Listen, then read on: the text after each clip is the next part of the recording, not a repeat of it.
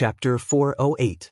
Xia Jinyuan laughed involuntarily as he looked at the slender figure who was even more hurried than him. The corners of his mouth curled up slightly as he pondered whether he should come over at night or wait for her to finish her class. If he waited for her to finish her class, it was only 5:30 p.m., and it would take a few hours to reach 9 p.m. Why did he feel like a wife-gazing rock? The slender figure quickly met up with a boy. Then, the two of them hurriedly walked side by side into the school grounds. Xia Jinyuan, who had been watching the whole time, narrowed his eyes dangerously. They were getting a little too close. Should he mention it at night? The boy was immature, but the little fox he had his eyes on was immature as well. They were both still young and inexperienced. If they accidentally fell in love, he wouldn't even have a chance to cry. He didn't even dare to taste the little girl he had raised for more than 2 years. If another boy not only tasted her freshness, but also plucked the forbidden fruit that was not yet ripe, he would vomit blood. Thinking back to his high school life, the young masters in the capital all matured early. There were a few who had some money at home, and as soon as the fertility function was put to use, they would immediately find a clean and pretty lady and play with her happily. The boys nowadays were much more daring than before. They weren't even fully grown, yet they already had the bad habit of getting physical. No, he had to remind the little fox to set her sights higher. She couldn't be blinded by a little boy who was still wet behind the ears. In the school grounds, Lu Xen saw a camphor leaf fall into Yi Qian's shoulder-length black hair. He raised his hand to remove it, but Yi Qian moved sideways faster than he could raise his hand. He dodged to the side and laughed. "There's a leaf in my hair?" "Camphor leaves. Our school has a lot of camphor leaves, and leaves often fall into the hair of girls." Lu Xian, who was able to become the class monitor despite not having the best grades, immediately thought of something and explained, "Us boys often help girls remove leaves from their hair because of this." "Don't mind." Yi Qian smiled and said naturally, "I thought it was a bug and got a fright." This was how she interacted with her students. She couldn't directly say that she didn't like anyone to be close to her or have any intimate contact with her. There are insects too, but it's spring now. In the future. Lvxian didn't take it to heart. Everyone was getting to know each other, and he was indeed a little rash just now. Moreover, a beautiful girl like Yi Qian with good grades would more or less have her own principles. Xia Jinyuan saw this scene and his sexy thin lips curled up into a smile. His little fox was quite principled. At the very least, she was still not used to having even the slightest bit of intimate contact with other boys under normal circumstances. Xia Jinyuan glanced at the school gate, where his little fox was nowhere to be seen. He was about to wait outside the school when he received a call from Xia Yiwei. He continued to stand under the shade of the tree and answered the call with a smile. "Do you have any orders for me again?" In the principal's meeting room, Principal Chao gestured for the teachers to circulate the photocopied documents in his hand. There were many teachers' meetings during the start of the school year, and this time, the teachers attending the meeting were the form teachers of the 2nd and 3rd years. Social practice activities will be fully implemented this year.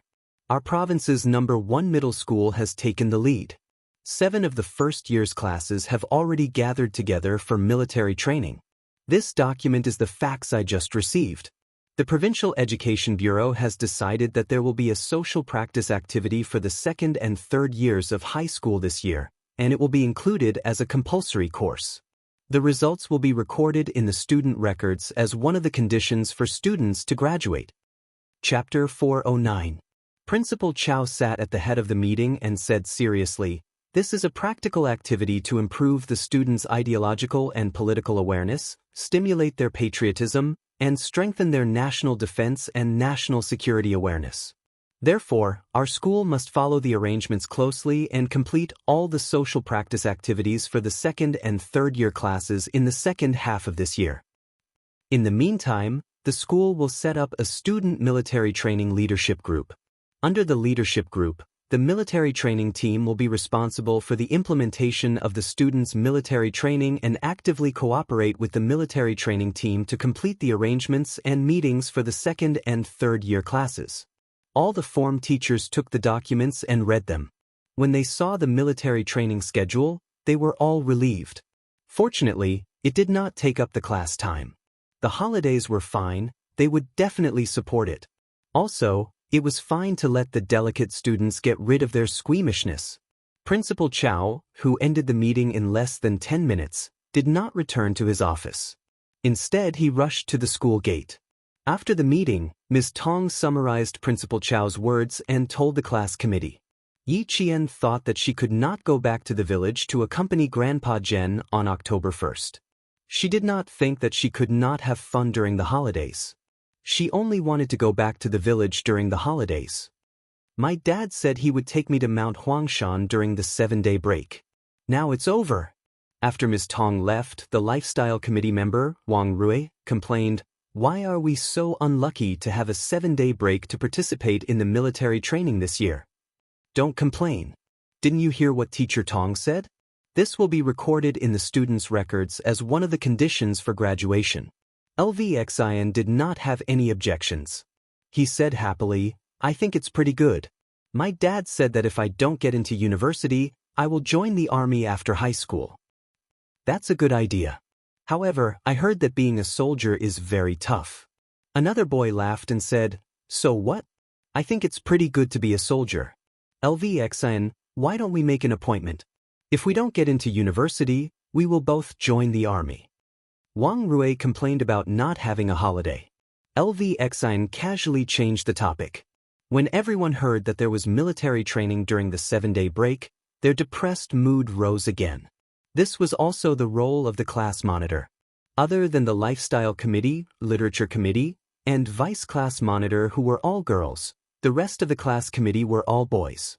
When it came to joining the army after graduation, the boys were quite interested. Yi Qian saw that they were in a heated discussion. When he packed up his textbooks, he said with a smile, "If one's a soldier, the whole family will be glorious. It's worth it to join the army for the glory of your family."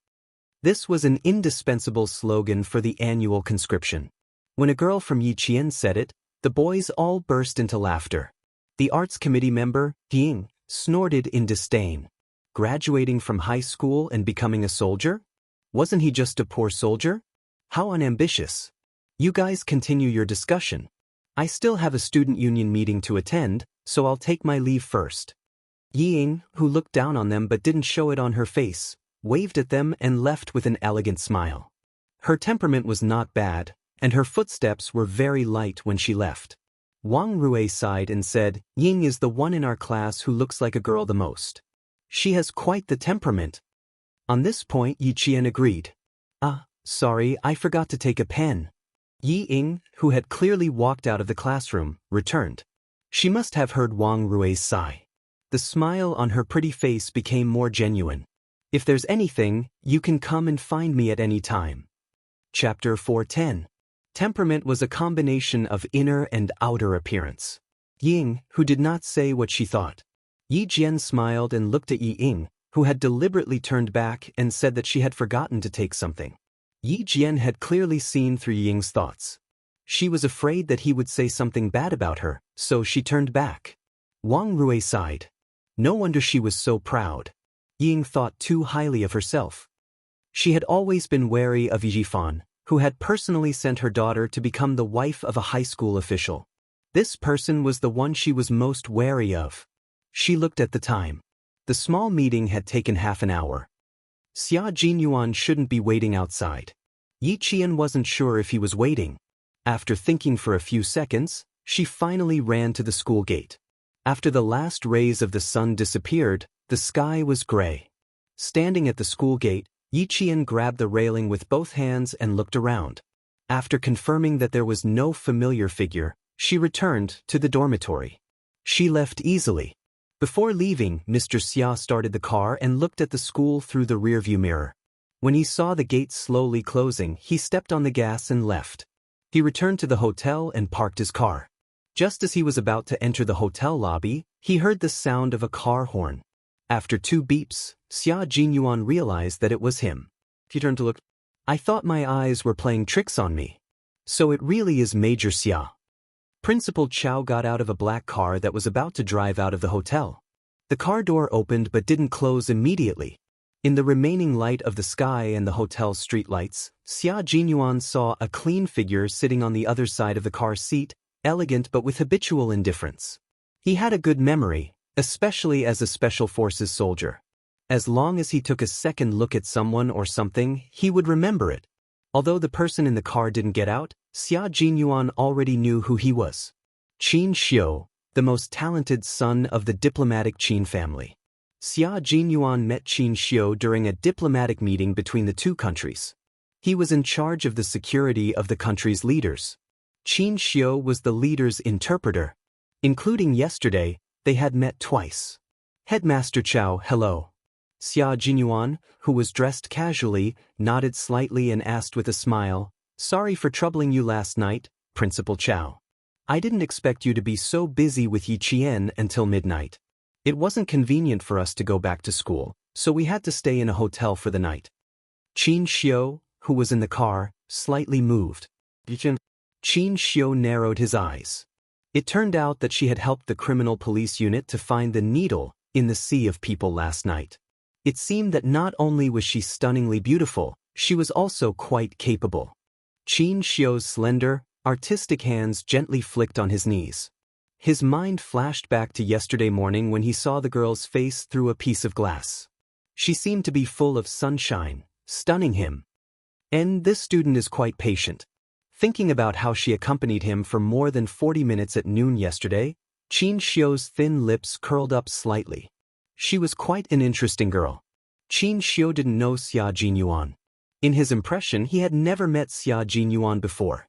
He, who didn't get to know people easily, sat in the car leisurely, enjoying the air conditioner and waiting for the greetings to end. I won't be joining you tonight, I still have something to do here. Next time, I'll have dinner with you as a token of my gratitude. Xia Jinyuan didn't have any intention of befriending Qin Xiu. He said a few words politely and watched Headmaster Chow get into the car. Tonight, he would look for his little fox. Other than the mission, he wouldn't talk about anything else. Chapter 411. After returning to the car, Principal Chow, who had come to pick up his nephew for dinner, sighed. Your generation in the capital is really full of talented people. If I'm not wrong, that Major Xia just now is the youngest major in family Xia. It's a pity that you two don't know each other. Otherwise, you could have chatted with him tonight. He continued, you two are staying in the same hotel, but you didn't bump into each other during the day? The youngest major in family Xia? Oh, so he's Xia Jinyuan. I stayed in my room all day. It's a pity that we didn't bump into each other. Qin Xiu, who was originally indifferent, tilted his head with a hint of interest. Although he said it was a pity, his handsome face did not show any signs of regret. He said calmly, my mother really wants to get to know him. Every time I return to the capital, she wants me to go out and set him up. Unfortunately, I'm in the civil service, and he's in the military. We even have different social circles, so how can we get to know each other?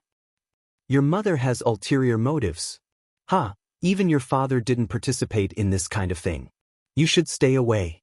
Principal Chow laughed and exposed his sister's intentions. We're flying to Germany the day after tomorrow. Uncle is free tonight, so I'll take you to a place farther away to try the real specialties of Southern Province. Qin Xiu smiled. I'm not very particular about food. You can arrange it. Not long after the car left, Xia Yiwei entered the hotel. Xia Yiwei walked in her high heels, and the hotel staff was about to ask her about it when Xia Yiwei gently raised her hand. She did not say a single word and expressed her intentions clearly, causing the staff to keep quiet. It was the peak hour of the hotel, but even so, Xia Yiwei still saw her cousin, who was often talked about by the noble ladies in the capital. He was only 23 years old, but his temperament was as reserved as her uncle, Commander-in-Chief Xia. His calm and reserved expression was as cold as a sword. He looked gentle and elegant, but in fact, he was also a master who would turn hostile at any moment.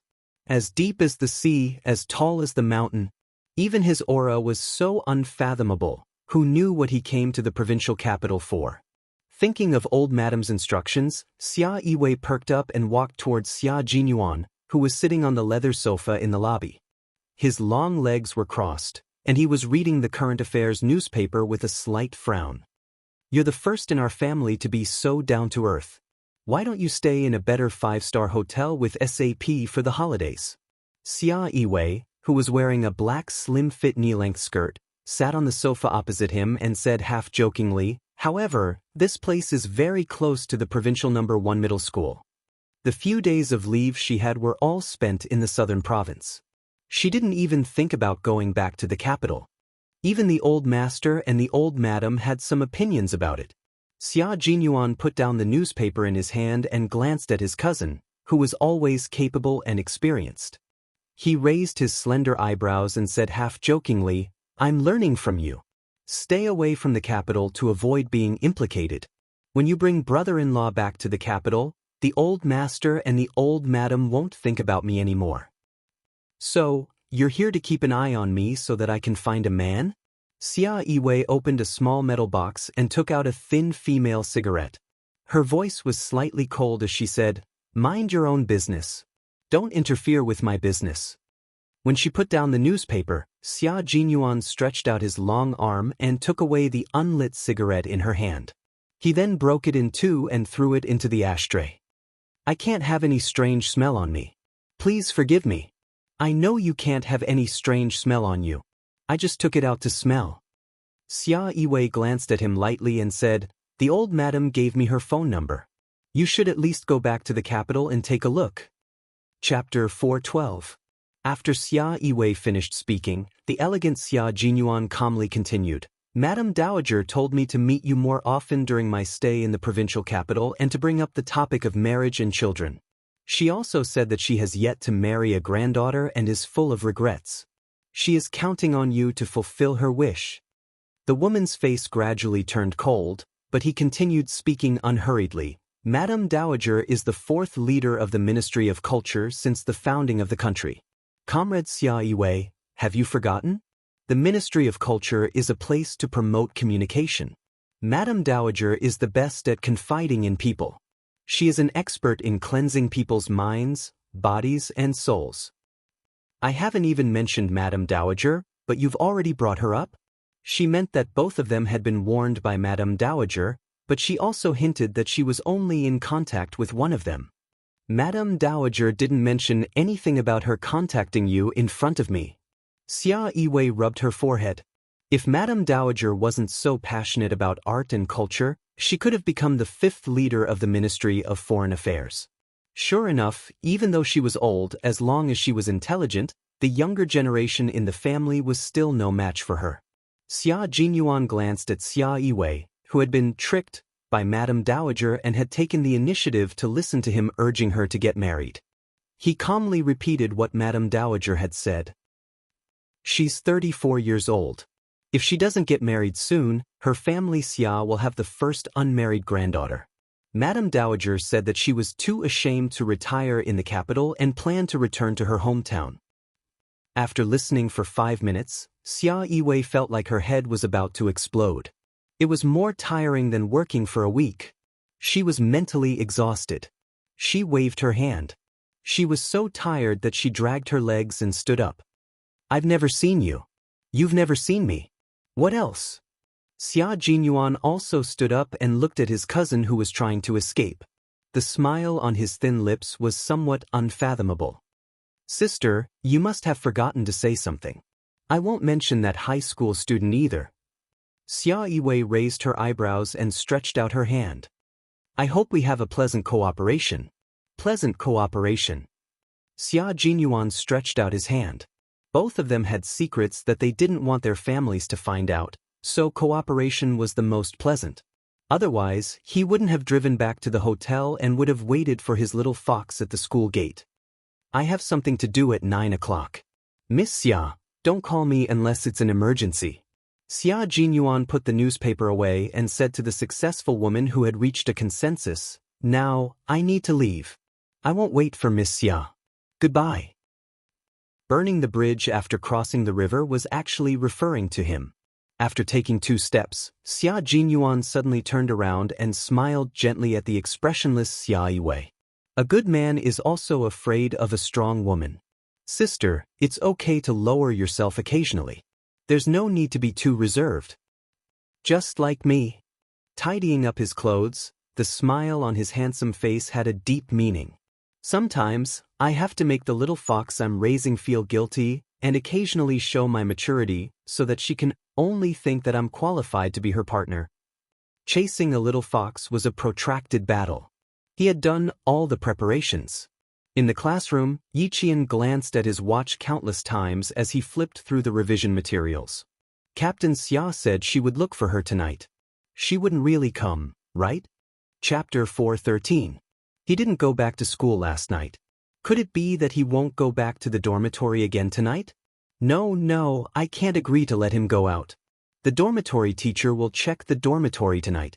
But since he said he would come, based on my understanding of him, Captain Xia, who was a man of his word, will definitely come.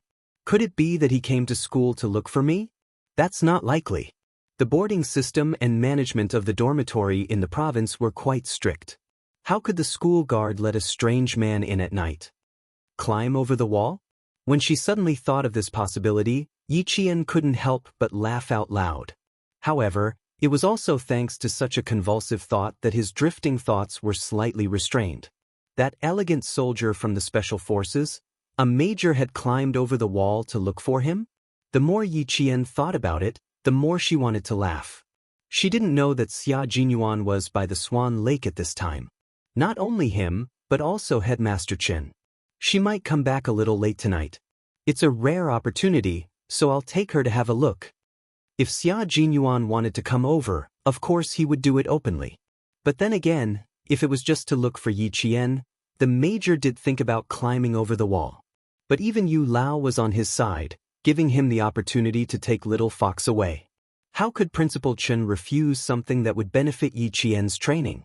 He smiled and said, I can leave you a back door, but Captain Xia, the girl still has to come for her morning self-study tomorrow morning. She can't get special treatment. Uncle Chen, don't worry. I'll bring her back before 1:30. Xia Jinyuan smiled calmly. Faced with the scrutiny of a world-class sniper, he said calmly, this training is for her replacement and will last for half a year. If it's possible, Uncle Chen, can you see if you can arrange some time for her to practice at night? Headmaster Chen looked at the young major in front of him, who was fighting for opportunities for the little girl, and joked, Captain Xia, you're investing, right? Investments are risky. Be careful that you don't lose everything. In the no man's land, he remembered the young major's words. He said that he wanted the little girl to not easily fall in love during the few years she was studying. He wanted her to reach a standard that only he could meet when it came to choosing a boyfriend. However, love had always been unpredictable. Sometimes, the person you liked was not as good as the person beside you, but you just had to fall in love with him. After a moment of silence, Xia Jinyuan sneered, Uncle Chen, I don't think this is an investment. This is a pursuit. I'm pursuing a good girl in my own way. It's just that she's still young and doesn't like to accept help from others. As for me, I'll point out a clear path appropriately. The rest is up to her to explore and move forward. Don't you think that I've been holding her hand and walking forward? When she needed help, I would not leave her. When she fell, I would be there for her. When she soared into the sky, I would still be by her side. Uncle Chen, do you think this kind of pursuit is not good? Not good? It was so good that he was speechless. He was so affectionate. He was afraid that if the girl knew, would she run away? The girl was used to being independent. Suddenly, there was a man who could walk side by side with her, and he was also his comrade. Principal Chen seemed to see how hard the major's pursuit was. Chapter 414. He could foresee how hard it would be, and this young major would know as well. Uncle Chen patted him on the shoulder with a smile and said encouragingly, Perseverance is one of the qualities a soldier should have. Major, you've done well. I won't just do well. I will do so well that she will see me as a comrade who will walk hand in hand with her for the rest of her life, a comrade with double identities. Xia Jinyuan smiled and looked in the direction of the school building. The classroom was brightly lit. Yiqian didn't know that someone was waiting for her outside until a boy behind her asked her a math question. She suddenly realized she had laughed for half of the evening self-study because of a baseless guess like, Will Captain Xia climb over the wall to find me? Classes were classes. Even during self-study, she couldn't think about things unrelated to her studies. Not even Captain Xia. Soon Yi Jian, who had sobered up, adjusted her state of mind. During the second half of the evening self-study session, she had completely calmed down. She no longer let her imagination run wild, and she no longer thought about Major Xia, who had inadvertently disturbed her state of mind. The bell rang and the originally quiet campus became a boiling cauldron of voices. Yi Qian carried her revision materials and walked towards the dormitory with Jiasin and the 4 girls in her dormitory. They chatted and laughed. When they were close to Swan Lake, Yi Qian saw a familiar figure pass by under the dim street lights. She choked on her words and coughed. Even though he only passed by under the street lights, Yi Qian knew very well that the person she saw was Major Xia, the person who made her unable to study properly during the first half of the evening self-study period. Xia Jinyuan. He really entered the campus. He didn't really climb over the wall, did he? Yi Qian coughed even harder at the thought of this possibility. You were fine. Why are you coughing? Did you catch a cold? And Jiasin asked nervously. My mom prepared some cold medicine for me. I'll take some when I get back to the dormitory. Last night. You didn't come back last night. Did you catch a cold last night? Yi Qian, who had finally managed to stop coughing, felt his heart pounding because of her words. Last night, she had slept with Captain Xia in a hotel and had almost hit him. He hurriedly said, I'm fine. I didn't pay attention when I was speaking just now, so I choked. Oh right, I forgot to take the revision materials that I wanted to read tonight. You guys go back to the dorm first, I'll come back later. All right, go quickly. I'll get the hot water for you. You can take a shower when you come back. And Jiasin could tell that there was nothing wrong with her voice. She had always been carefree, so she didn't think much of it. She just frowned and reminded her, then come back early. Don't forget the time when you're studying. After saying that, he pulled the girls in the dormitory and left while talking about some interesting things. There weren't many students strolling around Swan Lake at night. Only those students who were secretly in love would take the risk of being spotted by the patrolling teacher's flashlights. They would hide in a corner and talk about love while feeding mosquitoes. Yi Qian obviously didn't think much of it, but when he saw a flashlight suddenly shining from the darkness, he was so scared that his heart jumped and his scalp instantly tensed up. What are you afraid of? Xia Jinyuan, who was standing in the dark, asked in a low voice. He was quite far away, so his voice sounded weak. His voice, which was much lower than it was during the day, was like the charm of the night. It was so low that it was full of magnetism that made people blush. It was like a lover whispering in his ear, waiting for him to say even sweeter words of love. Chapter 4:15. He didn't walk out immediately. Instead, he admired her cautiousness and observed her sly, fox-like side. He let the dark night become his natural cover, allowing his eyes to admire everything about her without any scruples. Captain Xia, why did you really come? As soon as he spoke, Yi Qian could find him accurately even though he was hiding in the dark. An excellent sniper was able to accurately pinpoint his target while observing his surroundings. Yi Qian was an excellent sniper who had entered the military academy as a special forces soldier. It was a piece of cake for him to find Xia Jinyuan, who was only 2 meters away from him. Xia Jinyuan, who was in a good mood, curved his sexy thin lips. As she got closer, his eyes flashed with a dark light. It was a dangerous light that made people wary, but it was also a light that attracted women. Didn't I say that I would look for you tonight? I will never go back on my words. The corners of his lips curled up as he stared unblinkingly at Yi Qian, who looked a little unnatural. Xia Jinyuan felt like a cheetah waiting to pounce, patiently sharpening his claws as he waited for the beautiful little fox to come over. When Yi Qian heard this, she looked up to ask him how he got into the school compound. Suddenly, a flashlight swept past her head, illuminating Xia Jinyuan's handsome face for about 3 seconds. She saw the faint smile at the corners of his mouth. She saw a man with elegant features staring at her with a dangerous gaze, as if he was staring at his prey. Yi Qian's heart suddenly tightened and she instinctively took a step back. Even in the dark, This man exuded elegance from head to toe. She saw danger emanating from him. Alarmed, Yiqin only wanted to escape at this moment. When she took a step back, Xia Jinyuan instantly understood that something had happened when the flashlight flashed.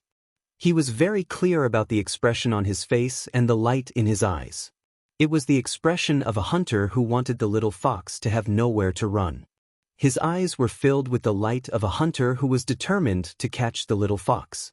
Xia Jinyuan muttered in his heart, "Bad news." He instantly adjusted his expression and said in a low and hoarse voice, "Let's go out tonight. I'll take you to a better place.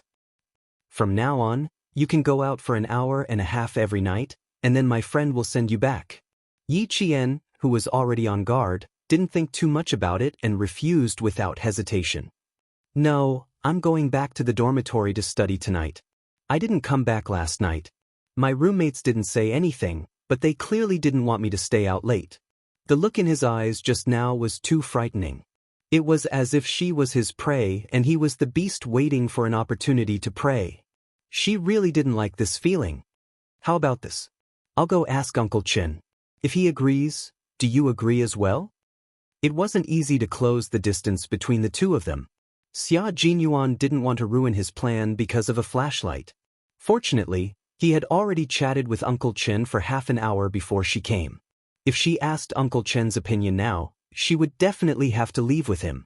Principal Chen's dormitory had a phone installed, so he could contact him anytime. But why did it sound like he was so sure that Uncle Chen would agree? Could it be that he was brought in by Uncle Chen? Yi Qian thought to herself. Since he dared to call Uncle Chen, the place he was taking her to must have something to do with training. As long as it was something related to training, Uncle Chen would agree. Chapter 416. Headmaster Chen, who had been waiting for the call, picked it up and said, "Girl, Captain Xia is here to bring you there. Since our target is a special forces soldier, you have to know how to fly in the sky and run underground. The way back is to run underground. Go, you won't be at a disadvantage." He even told Yi Qian to come back later. "Girl, this is a good opportunity. Go with Captain Xia. It doesn't matter if you come back later. Just give me a call before you come back, and I'll pick you up from the back door." Wasn't the training for motor vehicle soldiers in the army a good opportunity? The training for motor vehicle soldiers is different from ordinary motor vehicle soldiers. This batch of motor vehicle soldiers isn't just motor vehicle soldiers. After they got into the car, Xia Jinyuan briefly mentioned the training to Yi Qian. The regiment commander of Fujian town is also there. He'll be very happy to see you. Their identity wasn't just motor vehicle soldiers.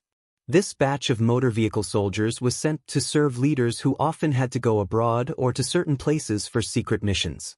They were both motor vehicle soldiers and bodyguards. The types of soldiers in the army weren't only known to the general public. What kind of responsibilities these soldiers might have in the dark were not known to the public.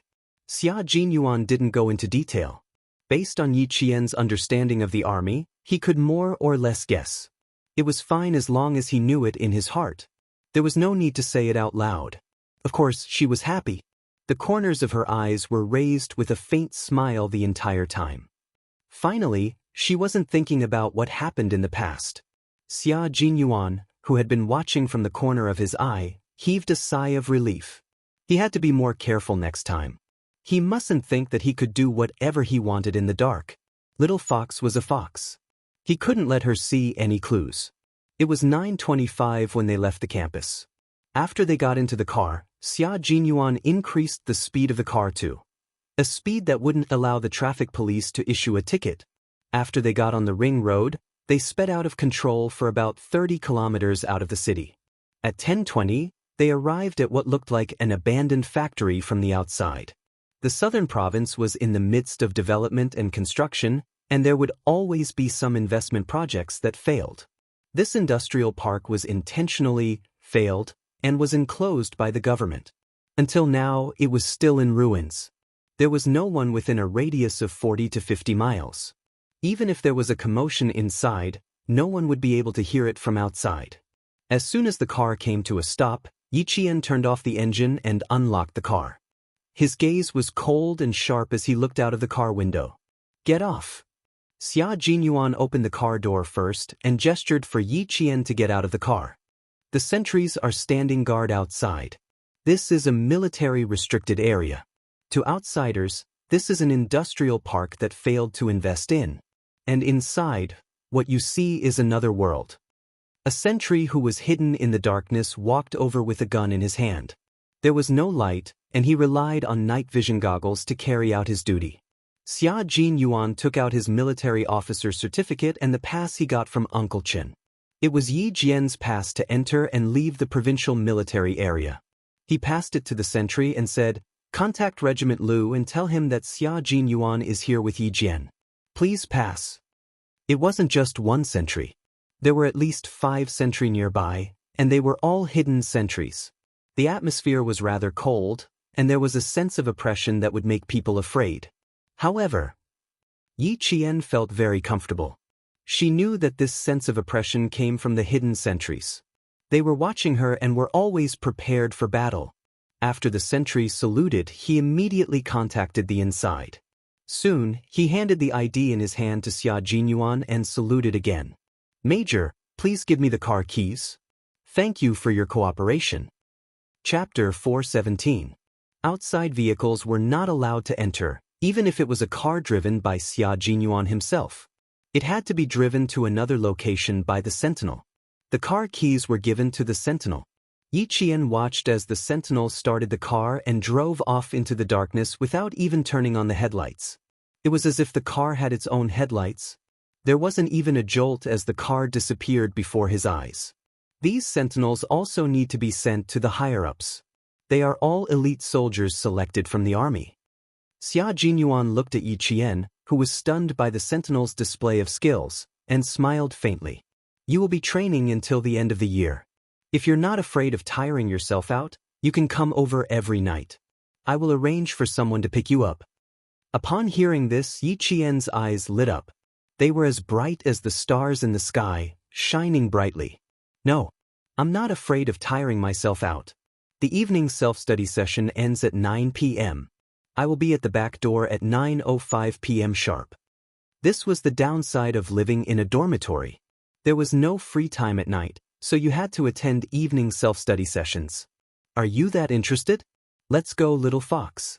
The training is from 10:30 p.m. to 12 p.m. I need to send you back to school before 1:10 p.m. In the dark, Xia Jinyuan naturally held Yi Jian's hand and led her through the dark industrial park that was surrounded by steel bars and scrap iron. Step by step, they walked towards another world that Yi Jian was not familiar with. He had said that he would hold her hand and lead her to a path where they could walk side by side. Then, he would let go of her hand when the time was right, so that she could have her own space to explore and explore her own world.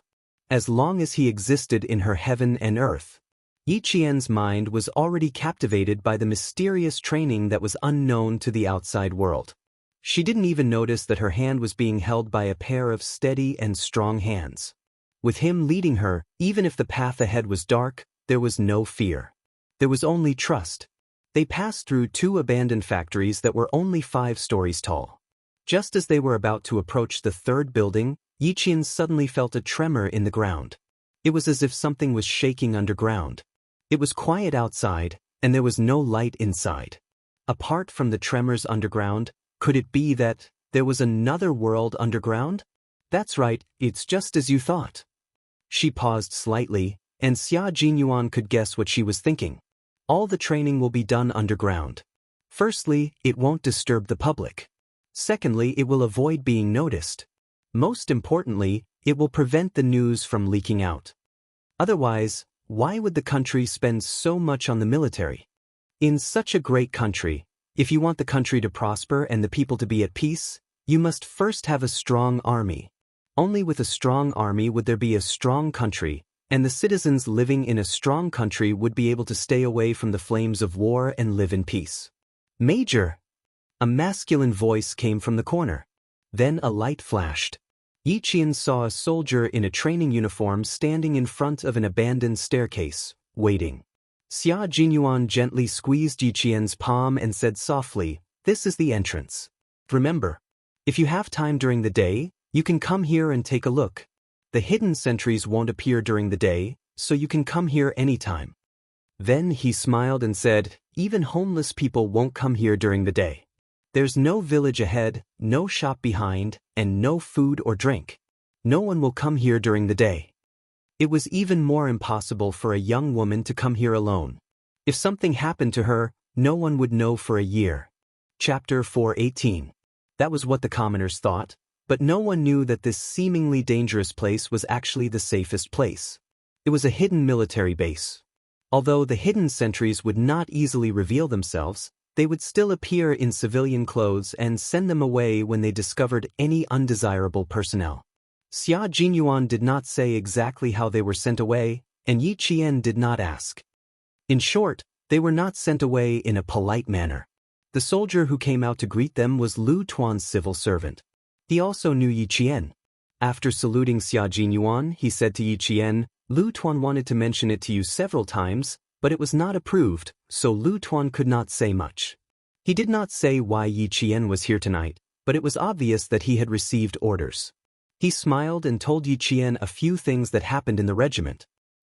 After you left, those troublesome soldiers wanted to know the address of your school, but the political commissar scolded them and told them not to harm young girls.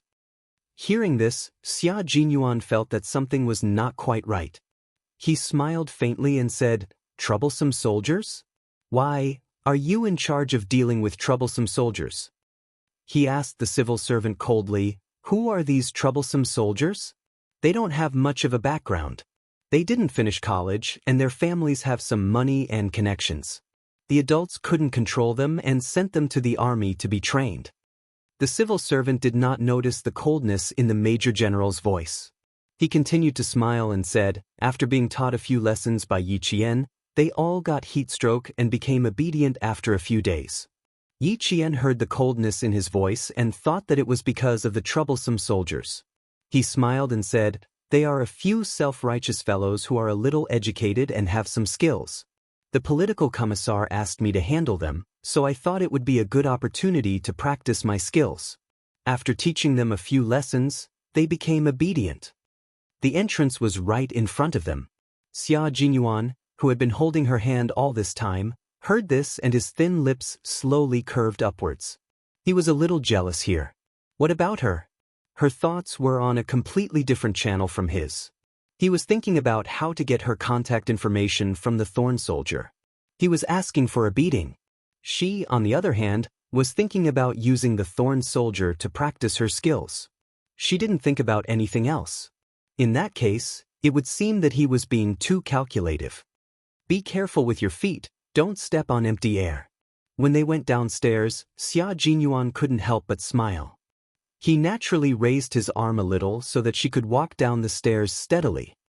Go inside, there's no railing outside. There was a staircase that led to the basement. The steel bars in the cement were exposed. Stepping on them would cause dust to rise. Yi Qian wiped the mottled wall with one hand. It was covered in dust. He couldn't help but whisper, is there only one entrance? Are all the soldiers going in and out of the same place? I don't think it's possible. A cunning rabbit has 3 burrows. Wen Ji, who was walking in front, laughed. In their eyes, Yi Qian was a little girl. She was very capable, but also a little girl who was curious about everything. You're in a hurry. You have to go back to school later. This road is only open to you. Yi Qian also laughed. Then I have to thank Colonel Lu properly. Colonel Lu is waiting for you to thank him. Come this way. As Wen Ji spoke gently, he turned on the searchlight on his helmet. Since they were already on the first floor of the basement, there was no need to worry about the light source from outside. It was still pitch black in front of them. It was as if they had walked into the belly of a giant beast. The towering structure was not even filled with cement. The rusty steel bars swayed in the darkness, leaving behind a gloomy and cold atmosphere. Chapter 4:19. Yi Qian wasn't afraid at night. When she was chased by Yi Ying's men, she had even crawled through underground gas pipes and sewer pipes. She could still feel the tremors beneath her feet.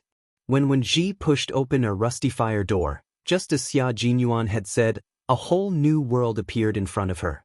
The roar of the engine was so loud that it made her blood flow faster. It was so loud that her eyes were drawn to the huge and complicated training ground. She couldn't take her eyes off it.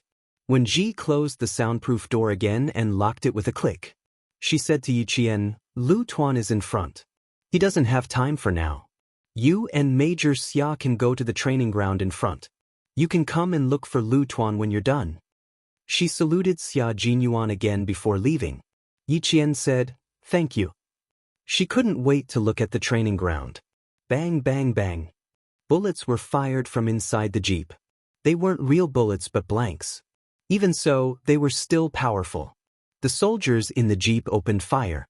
No one was allowed to stand within range of the blanks. Used 3 minutes and 4 seconds. Failed. Bullet hit rate. Passed. Even though she was so fast, all she got was a failed. Xia Jinyuan saw that her eyes were fixed on the screen, and the word admiration was written all over her face. He leaned forward slightly, and his thin lips were almost touching her earlobe. He chuckled and said, "You need 2 minutes and 50 seconds to pass." Yi Qian blinked in amazement. He didn't realize that Xia Jinyuan was standing so close to him. He turned around and looked at Xia Jinyuan with eyes as bright as stars. His usually calm voice trembled slightly. "Can I practice with them tonight?" Xia Jinyuan raised his eyebrows and curved his sexy lips into a half-smile. "Yi Qian, your expectations are unusually high. Would he practice with them tonight? The Autobots here are all elite soldiers. There are elite scouts, elite fighters, and elite soldiers who have been selected by the army. My military experience is no less than 2 years, and my driving training is no less than half a year. Just like that, I train day after day. In the process of training, I get injured at best, and in the worst case, I die. Little fox, do you know what it means for you to take this step?" Although he was speaking with a faint smile, his deep eyes were cold. His gaze was fixed on Yi Qian, as though he wanted to see into the depths of her soul. He wanted to imprint every word of his into her soul. Yi Qian gradually calmed down from her excitement after hearing his words. Her racing heartbeat also began to calm down. Looking at his serious expression, Yi Qian took a deep breath and replied, "I know very well. Similarly, I know even more clearly what kind of hard work it takes to become a Special Forces soldier. You will have a brush with death, and you will see the magnificent beauty of life and death. And I need this kind of life. I like this kind of challenging training." Now that she was reborn, she only wanted to seize every opportunity and live to her heart's content. She wanted to enrich herself and feel the beauty of being reborn under the sun again. Chapter 420. She absolutely wouldn't allow Yi Zhifan and his family to just casually move their hands and make her live like a street rat once again.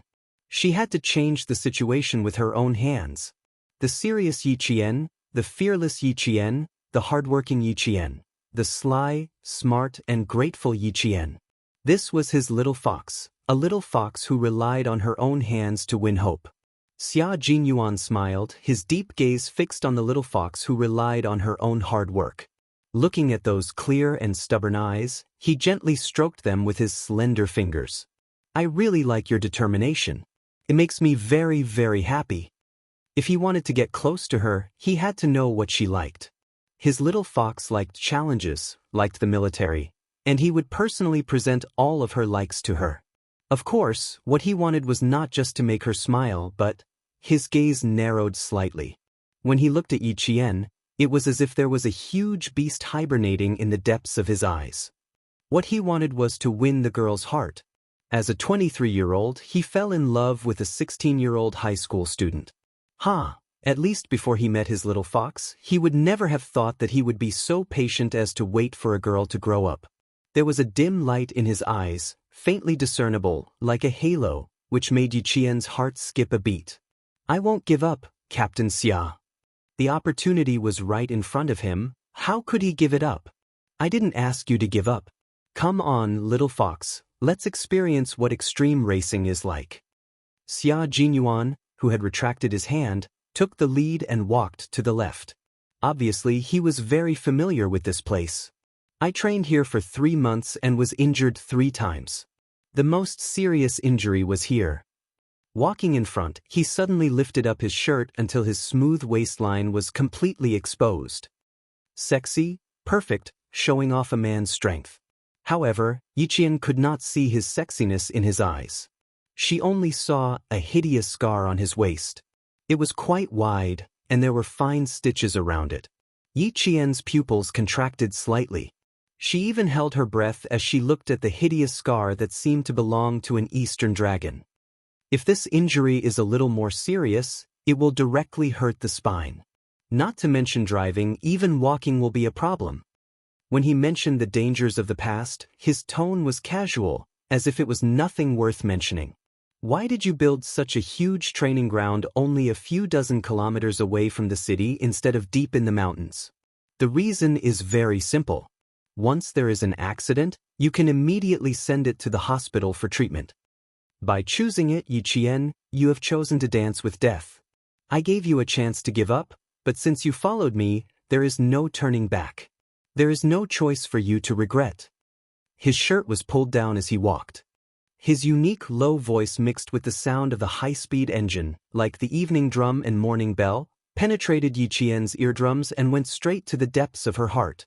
Xia Jinyuan's handsome face was cold, and even his eyebrows were stern.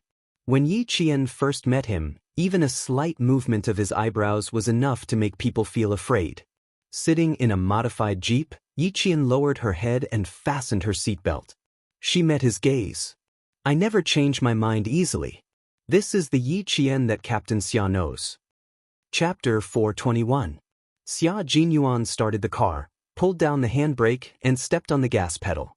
Amidst his laughter, the car was like a ferocious beast that had been released from its cage, heading straight into the darkness. The training grounds you saw just now are not suitable for a newbie like you. Now, I'll take you to see a suitable training ground for you. Xia Jinyuan smiled amidst the rumbling of the car. His eyes were fixed on the front as he rushed out of the training ground with Yiqian. He even took out a pistol from the car and gave it to her. Hold this. Shoot when you see a target. On the spectator stand, Lu Tuan was looking at the recorded results. He pointed at the results marked with a red pen and said in a deep voice, "So far, only 12 people have a 100% passing rate. Are these the results you're showing me? Have you calculated how many months there are left before 12 people pass? Do you think that there are still a few more years and a lot of time for you to train? All you talk about is training every day. Where are the results? Where are the results?" The political commissar was looking at another report form beside him. When he heard Lu Tuan's angry rebuke, he knew that he had vented all the anger he had suppressed for the entire night. He closed the file and gestured for the battalion commander who was criticized to leave. "You're always so impatient. There's still time. Look at the results from September to the end of December. Combined with the time, I think they'll definitely pass. You're so angry the moment you come. No wonder sister-in-law doesn't like to come to the base at this time of the day." The political commissar was the only one who dared to provoke the regiment commander when he was angry. He took the report form from Lu Tuan and stuffed it into the hands of the soldiers who were not even out of breath. He smiled and said, "Let's go and take a look. Yiqian, that little girl, really has the guts to come. I just saw Major Xia driving his old jeep to basement 1. They were at basement 3, and basement 1 was the base level. We'll go later. That girl is very smart and learns everything quickly. I'm afraid she'll have finished her apprenticeship by the end of December. Old Yen, go and take a look at the front. We'll strive for a 100% passing rate by the end of October." At the mention of Yiqian, platoon leader Lu's angry face softened a little. He then mentioned the training. There will be a few leaders from the provincial military region coming over at the end of the month. If we don't get the results, we will be too ashamed to face them. Yiqian was sitting in the front passenger seat. As the car came to a stop, the entire training ground fell into a dead silence again. The white lights illuminated the potholes on the ground, allowing her to see the black tire marks left on the ground by the friction between the wheels during the intense driving. Her heart was beating with a thump thump thump sound, one beat after another, following the rhythm of her breathing. However, her complexion was extremely bright, as if the sky was filled with peach blossoms, gorgeous and boundless. Xia Jinyuan was driving, And she was shooting. At over 300 kilometers per hour, she aimed at the targets that appeared out of nowhere and fired one shot after another. The beast-like jeep only stopped abruptly when the 15 blanks in the pistol were all used up. The sound of gunfire and the screeching of brakes mixed together to form a magnificent melody. It was exciting, nerve-wracking, and made the blood in her body boil. This was Yi Qian's first experience of training other than sniping. Xia Jinyuan looked at her and slowly curved his thin lips. From tomorrow night onwards, you can continue training until December. It's only September now, little fox. You have enough time to climb to another peak. Special Forces? Little fox, since you want to become a Special Forces soldier, then you should start learning how to run underground from now on, then slowly learn how to fly in the sky. Chapter 422. Yi Qian didn't know about Xia Jinyuan's good intentions, but she knew that he admired her. She returned the gun in her hand, and the beautiful smile on her face faded as her heartbeat gradually calmed down. In an instant, the calm and indifferent Yi Qian appeared in front of her again. I like it very much, Captain Xia. Thank you for giving me this opportunity. Opportunities don't depend on others. You have to seize them yourself. Xia Jinyuan took the gun, which was still warm from her body heat. He put his hand on the steering wheel and put the gun back in its original position. The modified jeep had a special position where the gun was placed. Get out of the car. Let's see how high the hit rate is. The car door opened, and Xia Jinyuan got out of the car first. There was still a hint of coldness in his eyes, and he looked at Yi Qian with a sharp gaze. I haven't seen you for more than a year. Let's see how much you've improved. If you don't improve, you'll fall behind. With Little Fox's ability, there was no such thing as falling behind. The car maintained a speed of 300 kilometers per hour. Standing beside the black and white circle, Xia Jinyuan raised his head slightly. His exquisite and handsome side profile was cold under the white light, and Yi Qian couldn't help but take a second look. After he saw the results, his smile spread from his eyebrows to his dark eyes. You fired 2 shots here. Both blanks hit the same spot. Interesting. Yi Qian looked at the results, raised his eyebrows, and asked, How is it? Are you satisfied? Quite satisfied. I'm even surprised. I didn't expect Little Fox to be so good. He lowered his head, and his smiling black eyes were like ripples in the water. They contained a magical power that would make anyone who looked at him throw away all the impatience in their hearts. Surrounded by his gaze, Yi Qian's heart trembled slightly. This man's eyes were too seductive. If she wasn't paying attention, she would be distracted by them. She looked away in panic and said softly with dissatisfaction, What do you mean by Little Fox? You sound so familiar. That one sentence was enough to calm Yi Qian down. After that, she immediately raised her head and looked at the man who was smiling. She said seriously, Captain Xia, I'm not a fox. You don't have to be like this. After all, he was inexperienced and had never interacted with the opposite sex. Even though he had calmed down, his words still sounded immature. He had the instinct to be ruthless, but his words were still immature. These were 2 extremes that shouldn't be combined, but they were both present in Yi Qian. They blended together without any contradiction, creating a dazzling and gorgeous sight. He was like a blooming orchid. The more one looked at him, the more beautiful he was. The more one looked at him, the more one couldn't bear to part with him. Xia Jinyuan was like that. The more he looked, the more he felt that his taste was extraordinary. When he heard what Yi Qian said, he smiled and said, Our focus is not on what you said, but... He pointed at the targets that had not been checked yet. Our focus is on these. There are still 13 bullets. Let's go see if the results are as outstanding. He took a step forward with his long legs and walked toward the next target. Yi Qian had no choice but to follow behind him. She felt every bullet that she fired. She didn't need to check to be sure that every bullet was as good as the one she fired. She maintained a distance that was neither too close nor too far. She was far away from the mint smell on his body, and she was able to speak calmly. Yi Qian thought that he was calm and collected, but he didn't know that Xia Jinyuan had already seen through him. Chapter 423. If he wanted to get close to Yi Qian, no matter how smart he was, there was nothing he could do. Even though the 16-year-old Yi Qian was older than Major Xia in both lifetimes, he had grown up in a different environment, so he still needed to be sharpened.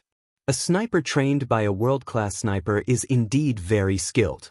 Even in the army, he would be a sharpshooter. After looking at the last target, Xia Jinyuan smiled and sighed. Every shot is like this. Yi Qian, when you go to the army, where do you think the male soldiers will be able to hide their faces? He was telling the truth, not exaggerating at all. If it were him today, he might not be able to shoot as well. 300 miles per hour, the wind, the power, the bullet's speed, the trajectory of the target. All of these required precise calculations to shoot. He was very surprised. He could not imagine how she could shoot so accurately. Yi Qian bent down to pick up a bullet and looked at him with a faint smile. Intuition. My intuition has always been good, and it's the same for shooting. With calculations and intuition, I rarely miss. Xia Jinyuan was silent for a moment before he slowly said, "This is talent, and you didn't waste it. You allowed it to be used to its fullest potential. Little fox, you were born to hold a gun. On this path, you will walk faster than anyone else." Talent?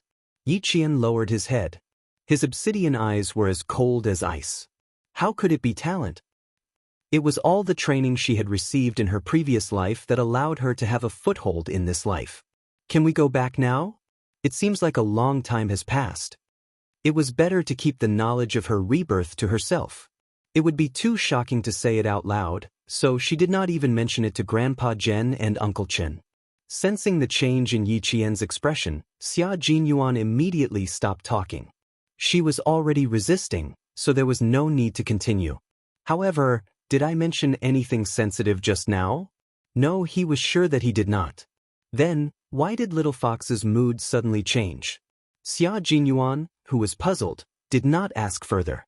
He looked at the time and said, "We've been here for 25 minutes. The training is not over yet, so we can watch for about half an hour. Their training will start at 10:30. If you come early, you can find a soldier to teach you."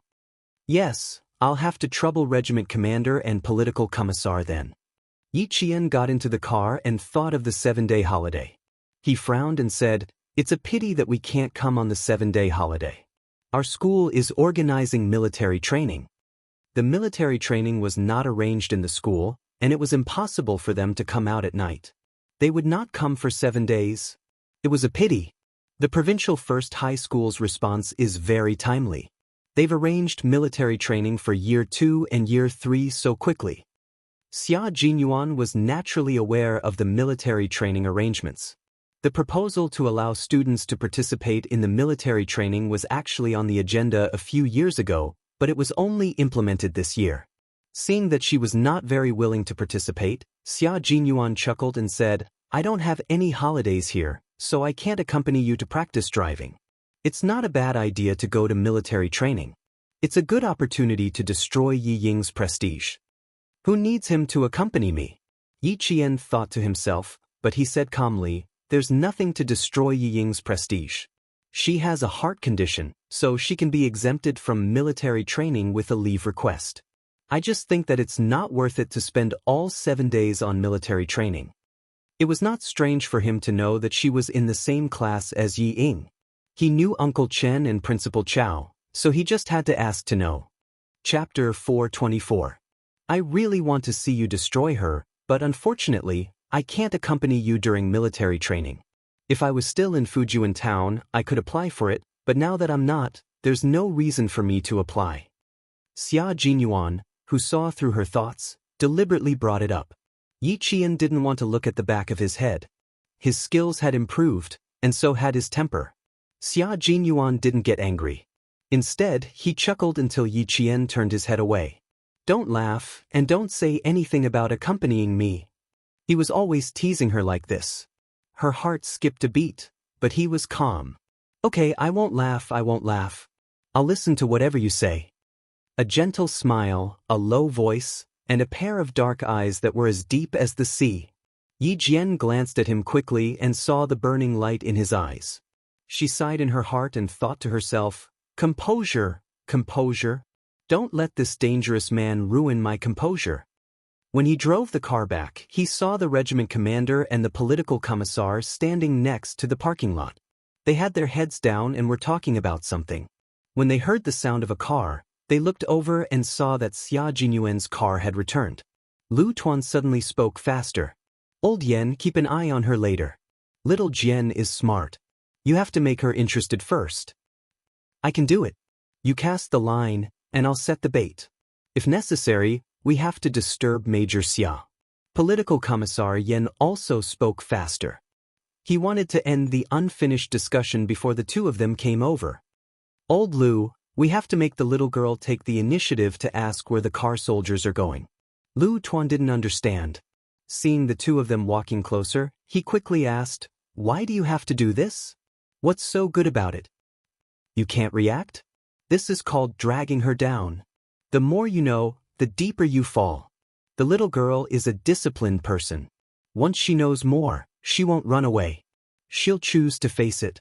Lu Tuan patted his head and pretended to be afraid as he listened to his old partner speak. "I'm very lucky that we've always been partners and on the same side. Otherwise, he wouldn't even know if he had been tricked to death by his old partner." When they were about a meter away, Lu Tuan walked up to her with a smile and asked, "What do you think, Miss Jian? Isn't it spectacular?" There was a smile on his face, but there was a flicker of fire in his dignified eyes. "You have always liked challenging, difficult training. This is not bad, right? Do you like it? Why not give it a try? I think you can do it." Yi Jian did not dare to boast about this kind of thing. She was absolutely confident that she could win a sniping competition or mixed martial arts. But when it came to driving, she had only touched the steering wheel once tonight, even in both her lives. Furthermore, why did she feel that when she came over, the regiment commander and the political commissar seemed to have discovered a treasure? Their eyes were shining. She pursed her lips and said honestly, "I've really disappointed you.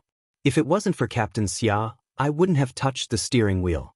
I can't be like the car soldiers here. They drive like they're walking. They can do whatever they want." This was the good thing about the little girl. She was honest. Lu Tuan laughed. His anger from the whole night seemed to have been extinguished by her. He said gently, "I'll give you a month. See if you can master it." As long as she was willing to work hard, she would definitely succeed. Chapter 425. Seeing that Yi Qian seemed to be thinking about it, he added, "The military training in your school will be conducted by our soldiers. You don't have to participate in the military training like standing at attention and singing military songs. As long as you can pass, I promise to bring you to a good place." Go to a good place? The National Day military training was indeed child's play for her. When Teacher Tong announced it, she wanted to apply for leave. Unfortunately, it would be recorded in the school records, so she could only give up. Now there was an opportunity to not participate, but Lu Tuan also mentioned his conditions. It would be a lie to say that she was not tempted. The military training was indeed a challenge for her. Lu Tuan's sharp eyes saw that Yi Qian was hesitating, so he added fuel to the fire. "And you definitely won't lose out. Regardless of whether you meet my requirements or not, don't you have to come every night? Even if you don't meet my requirements, you won't lose anything. At most, you will participate in the military training for 7 days and let the instructor invite you to be a model soldier for your classmates." Indeed, she wouldn't lose out if she didn't meet the requirements, but if she met the requirements, she would gain. Not only could she compete with the military soldiers, but she also didn't have to participate in the military training. No matter how she looked at it, it was a good thing. Seeing that there was some progress in this matter, Lu Tuan secretly gave a look to the smiling political commissar. Then, political commissar Yen, who was always good at persuading people, stepped forward. As expected of a political commissar who used to be an instructor, he was very focused on persuading people. He smiled and said, "Not much, just 7 days of leave. Once the 7 days are over, you can come back. Also, I promise that it will definitely not affect your military training results from being recorded in the school records. On the contrary, when you apply for the military academy, your political score will be higher." This moved Yi Qian, but Lu Tuan was a tiger who ate people without spitting out the bones. Political Commissar Yen, who was talking to him with a smile, was also a smiling tiger. Yi Qian's gaze fell on Xia Jinyuan, who was silent. He took a step back and gently touched Xia Jinyuan, who seemed to be thinking about something, and said softly, "Captain Xia, do you think I should agree?" For a regiment commander to say that he could bring the little fox out for a trip and even gain political points, this was no small matter. And little fox chose to let him be the one to check. Xia Jinyuan, who had gained her trust, gestured for her to calm down. He smiled and asked Lu Tuan, "You have always discussed things with the soldiers. We are not used to you suddenly discussing things with us. How about this, Lu Tuan? Yi Qian doesn't know what you're talking about, nor does she know what level you need her to reach before she can go with you. Why don't you let her see what kind of level she needs to be before she can work for you?" Lu Tuan glanced at Yi Qian, then looked at Xia Jinyuan. His eyes flickered, then he smiled and said, "Great, there's a chance.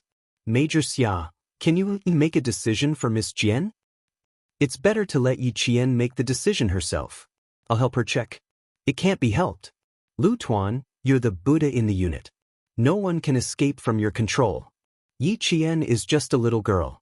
Look, you've only given her a little benefit, a benefit that she hasn't even tasted, and she's already believed you. I'm just helping her check and see what kind of level you want her to be at. Then I can make a rough judgment of what you want her to do." Xia Jinyuan was an expert when it came to beating around the bush with his superiors. He always had the initiative in his hands and would not easily let others lead him away from the topic. Chapter 426. Yi Qian laughed when he heard what he said. He really was a capable major. "No problem. Let's have an appetizer first. Let's show Miss Jian." After Lu Tuan finished speaking, he walked in front of a battalion commander and said a few words to him. The battalion commander nodded and replied with 3 simple words, "Okay, right away." Then, Yi Qian saw an inconspicuous car suddenly rush into his line of sight.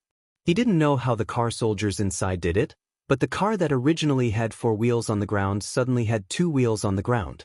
At the same time, rows of bullets rained down from the back of the car. The bullets rained down, and after a few cracking sounds, several targets were directly broken in half. Is it possible to reach such a level? Lu Tuan, who had already walked over, said half-truthfully. His gaze fell on Yi Qian with a hint of anticipation. "If you can, I'll take you to a very good place. How about it? Do you want to give it a try?" Xia Jinyuan's expression was a little serious. What kind of place would require a young girl to go? Moreover, she had to have this level of driving skills. Regiment commander, political commissar, it's difficult to reach this level within a month. Also, it's too risky to let a young girl take such a big risk just to get some political points in the military academy. He was more worried that with this level of driving skills, the place she would go to might be a good place, but at the same time, it would be full of danger. Yi Qian also thought about it, but he didn't reject it immediately. Instead, he smiled and said, "Regiment commander, political commissar, may I know which organization these car soldiers will be sent to?" She didn't want to reject it, but she also wanted to know how dangerous it would be. She could only use where they would be sent to determine how dangerous it would be for her to make a decision. After all, the more capable a person was, the more likely they would be sent to a place. Her words made the smiles on Lu Tuan and political commissar Yan's faces fade a little. This girl was honest but also smart. She was thinking of ways to get information out of them. They weren't afraid of her trying to get information out of them, but they were afraid that she wouldn't. The 2 tigers in the army secretly exchanged a look and revealed a meaningful smile. Jian Yiling was smart, but she couldn't resist this seduction of the 2 of them. Xia Jinyuan's expression also changed slightly. He even raised his hand to grab Yi Qian's shoulder and said in a low voice, "Little fox, you've crossed the line." Then, as if he had thought of something, his eyes suddenly darkened. "Regiment commander!" He wanted to stop Xia Jinyuan, but to his surprise, Captain Lu acted quickly. He took a step forward and grabbed Xia Jinyuan's wrist. He laughed and said, "Captain Xia, don't touch a girl in front of us." While they were chatting, political commissar Yan chuckled and said something completely unrelated to the topic. "Have you watched the movie Bodyguard of Zhong Nanhai? It's not bad. You can watch it. It's very educational. He understood everything that he heard. Yi Qian also understood. His expression became serious and he immediately said, "I'm sorry, Captain Lu, political commissar. I said too much." After a slight pause, he said, "I will do my best to become a part of them." Captain Lu, who had deliberately sabotaged the conversation, laughed softly. He whispered to Xia Jinyuan, who wanted to stop him after realizing that he had done so, "It's too late, Major Xia. Political commissar and I both know Major Xia's ability. We can only make the first move." Chapter 427. Xia Jinyuan raised his eyebrows and smiled. He sighed and said, "No matter how capable I am, it's hard for me to fight against the traps set by the two leaders. Yi Qian still thinks that he knows too much and can't escape, but he doesn't know that this is all planned out by the two leaders. Lu Tuan, you and the political commissar are indeed a pair of tigers who eat people up without spitting out their bones. I'm impressed. You flatter me, you flatter me. Once you do something, you'll naturally get used to it. Why is Major Xia so protective of Yi Qian?" Lu Tuan was in his early 40s and had a daughter who was about the same age as Yi Qian. He took care of Yi Qian like a father would. He patted Xia Jinyuan's shoulder and sighed. "I've heard about Sun Xueqing's situation. Her mother was also a soldier in our team. Although I don't know how powerful martyr Sun Xueqing was, I can tell from Yi Qian's performance that she's inheriting her mother's legacy. Perhaps she's even more outstanding than her mother. Our country's leaders are going abroad for an official visit during National Day. The political situation there is a little sensitive. The military has already considered Miss Jian going as the student representative. Her English is good and she's good at adapting. More importantly, she can protect herself and the leaders around her. During the meeting, Miss Jian's name was placed at the top of the list. I can't tell you which leader is going, but I'm sure you know which country he's going to. So, it's not unreasonable for us to consider letting Miss Jian go. The military would know in advance if a leader was going abroad to promote an exchange between two countries. Xia Jinyuan was the same. Lu Tuan's words weren't considered a leak. Yi Qian was so serious that there was no expression on his face. He listened to the political commissar's instructions calmly. Since she agreed, everything would be easier to discuss. Political Commissar Yen said gently, "Don't be so nervous. The military already had this idea. There are some who agree and some who disagree. Lu Tuan and I hope you can agree. Not for others, but for myself. I know that you and Lu Tuan are taking care of me, and I will do my best to live up to your expectations. But if you only come here to train at night, I'm worried." Yi Qian's concern was not that he could not learn well, but that he did not have the time. As long as she made the decision, time was not a problem at all. Political Commissar Yen laughed and said, "We will arrange this. Tonight, you can ask Major Xia to send you back first. It's already past 12. Go back and rest early." If there wasn't enough time, the army would naturally come forward to solve it. There was no need for Yi Jian to worry at all. It is indeed a very good opportunity. I also wanted to accept it on your behalf. At that time, I thought too much about it. I didn't expect you to directly step into the pit dug by the two tigers. You can't climb out even if you want to. When they got into the car, Xia Jinyuan joked, "I wanted to give you a hand, but Lu Tuan stopped me." Yi Qian rubbed his brows and smiled bitterly. Actually, after I asked, I knew that I had crossed the line. I also knew that I had fallen into a trap.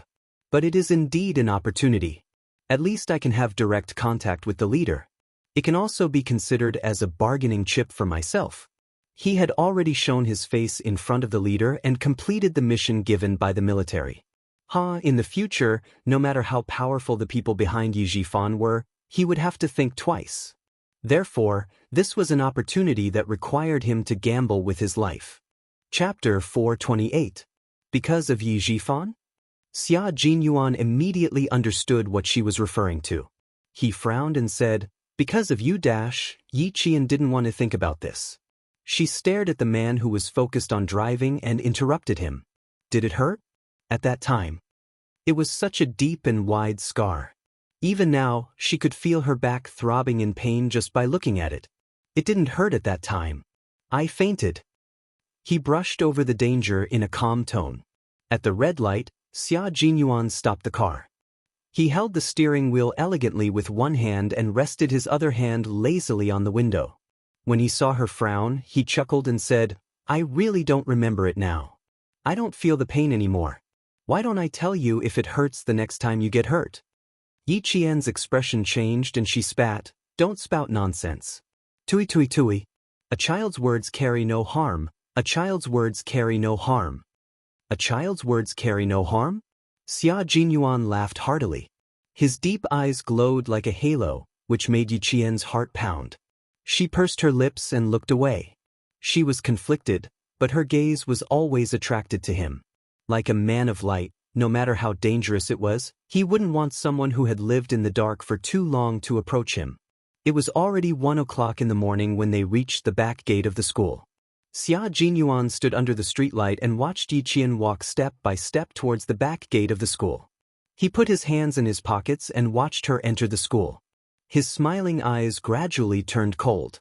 Little Fox knew very well that the person she needed to be wary of was Yi Zhifan. Since she knew this, it was the right thing for her to win the chips for him. His heart ached that she had to face someone like Yi Zhifan at such a young age. Her life was much harder than her peers. Who was the person behind Yi Zhifan? It seemed that he had to find out. The car drove very fast and flew directly to the hotel.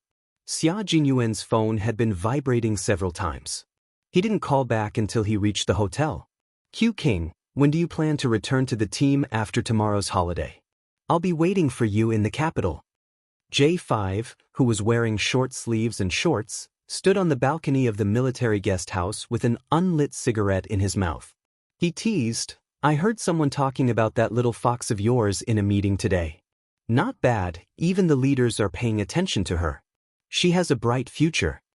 Xia Jinyuan turned on the lights in the room and put his phone on speaker mode. As he took off his shirt, he said lazily, "Of course. This is the little fox that I have my eyes on. I even wanted to fight for her, but unfortunately, I have no place to show my talents." "Are you being cocky?" J5 couldn't stand it. His buddies were all single, and he was the only one who had his eyes on a high school student. "Remember, our future is still in your hands. Don't just focus on your love life. Put our buddies aside." Everyone in the Snowfield Brigade knew that Q King had his eyes on a high school student named Yi Qian. Even Z7, who was a man of few words, said that she was a good girl. She was just a little young and was still in high school. But it was also fortunate that she was young. Otherwise, how could these 26-year-old old buddies endure it? They had to let Q King only think about her and not have any physical contact with her. "Tell our buddies to wait.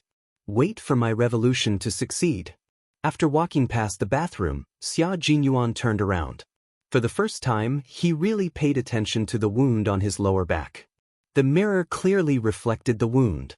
It wasn't that bad, but little Fox seemed to be frightened. Chapter 429. After taking a look, he walked out of the bathroom and picked up a pair of short sleeves and shorts that could be used as pajamas. "How many of you have arrived in Beijing tomorrow afternoon?" 5 came, and the other 5 left in advance. September in Beijing was much colder than September in the south. Standing on the balcony and enjoying the night breeze, J5, who had not slept, felt even more sleepy. "There's a layout meeting with Zhang Nanhai tomorrow night. You must come back." Xia Jinyuan, who was about to take a shower, turned on the shower. Amid the sound of running water, he said indifferently, "Okay, see you tomorrow afternoon. I'm hanging up."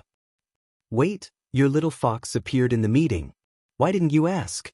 J5 asked before hanging up. "Don't you care?" Hey. Damn, he really hung up. Something was wrong. Why didn't he care? It didn't seem like the style of this wolf. There must be an inside story. There must be an inside story that he didn't know. Wait, just now, he heard the sound of running water. He picked up the phone very late, and then heard the sound of running water in the middle of the night. J5's expression suddenly became tense as if he had discovered something big. Did Q King already put his little fox on the bed? It shouldn't be, but he still felt uneasy. No, he had to find someone to talk to. He couldn't sleep tonight if he didn't. It was the aftereffects of working as an instructor. If he didn't understand everything, he would lose sleep. G3, who had already fallen asleep, didn't have any other reaction after being woken up. He directly threw J5, who hadn't slept in the middle of the night, into the corridor and closed the door to continue sleeping. Through the door, he heard J5's cold reply. I didn't sleep for 3 nights. I rushed to Beijing today to finish the meeting. If you knock on the door again, I'll throw you directly from the 3rd floor. The next day, J5, who had not slept, was waiting for Xia Jinyuan to arrive in Beijing. At noon in the provincial capital, Yiqian received a call from Xia Jinyuan in the dormitory manager's office. It turned out that he was already at the airport and specially called to inform her. Yiqian breathed a sigh of relief and pursed his lips with a smile. Okay, see you next time. It was better to avoid it. At the very least, before she lost her willpower, she had to avoid it. Xia Jinyuan, who was sitting in the departure lounge, seemed to have heard her long exhale. This little girl was probably dying to see him. However, how could he let her do as she wished? His thin lips curled into a faint smile. You're such a two-faced little fox. You don't want to see me again, do you? No, you misunderstood. Yi Jian straightened her back subconsciously and heard his deep voice again. So you want me to come often too? Okay, I'll come to see you as long as I'm on vacation. Be good and wait for me to come back at school. Yi Jian nodded and said, so you want me to come often too? Okay, I'll come to see you whenever I'm on vacation. It was very gentle, like a feather gently brushing against her heart. It was just one sentence, but it was so easy to stir up her emotions, making her feel his ambiguous presence following her like a shadow. Hurry up and go eat. I'm going to check in now. Goodbye, Yiqian. Believe me, little fox, we'll meet again very soon. This is something that can't be avoided. The plane soared into the sky, and the rumbling sound came from the azure blue sky. Yiqian, who was on his way to the cafeteria, stood under the shade of a tree and looked at the plane, which was as small as a matchbox, dragging a long white trail behind it. The plane headed north. Is he sitting in it? Yi Ying's voice came from behind him. During the first few days of school, she didn't forget to make friends with both old and new students. Moreover, she didn't care about their grades or their family background. Chapter 430. On the first day of school, she got along well with Jiao Hai. After all, he was the top student at the end of the first year of high school. However, when she found out that Jiao Hai's parents were just ordinary workers, she immediately showed a disdainful expression and no longer had the enthusiasm she had on the first day of school. Now, she knew how to make friends based on social status. Yi Zhifan had indeed taught Yi Ying everything he knew. I can't participate in the military training, so I'll have to look after you guys. Fortunately, I'll prepare water. You guys can come find me if you're thirsty. Yi Ying said with a smile, full of gentleness and generosity. If you guys are tired, I can give you a shoulder massage. One of the girls laughed. No, I'm afraid that someone will hit me. So, did you promise him or not? Yang Heng can play basketball, he's quite handsome, his grades are good, and his family background is good too. What are you hesitating for? When Yi Qian heard this, she couldn't help but laugh. Could it be that Yi Ying's high school life was the same as her middle school life? Yang Heng, then she had to be careful. She couldn't let it be another Gao Yang. No, Gao Yang just didn't know how to judge people. Later he turned over a new leaf. She quickened her pace and soon left her voice far behind until it was no longer tormenting her ears. The sun was high in the sky. After passing through the green shrubs, she arrived at the cafeteria. She heard a lot of discussion about the military training. Some people were very excited, while others were frowning. Everyone had their own opinions about the military training. I don't want to go. I really want to take leave. The sun is so hot. It'll make me tan. Forget it if you don't want to go. I heard that the soldiers in the army will be our instructors. It'll be great if they're handsome. Even if they're tanned, I'll be happy. 2 seniors were whispering as they lined up. When they found Jiaxin and the others, they were discussing the military training again. Seeing her sit down, Yang Yi, who was in the same dormitory, asked her, "Do you want to go? The entire high school will be participating. I heard that you'll have to sleep on the field." Won't you be fed to mosquitoes every day? It has to be recorded in the student records as a result. Everyone has to go, no exceptions. Yi Qian did not object at all. However, he felt that military training was child's play for him, so he said to Invincible and the others, it's a chance to train. There's no harm in giving it a try, right? Besides, I think it's quite interesting to spend all 7 days together.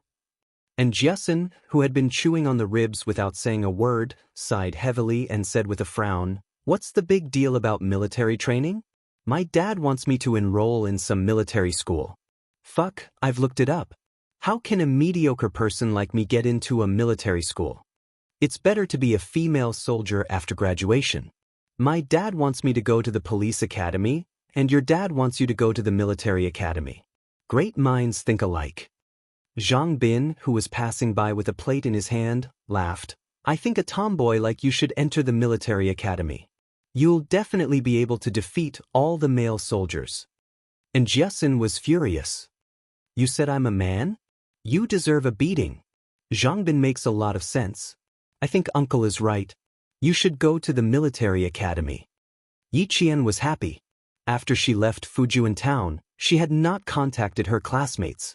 She did not know what Jiasun's future was, but if she also went to the military academy, it would be a good idea.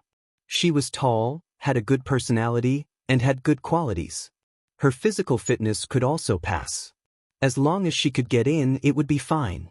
Chapter 431. You think so too? Then I have to think about it.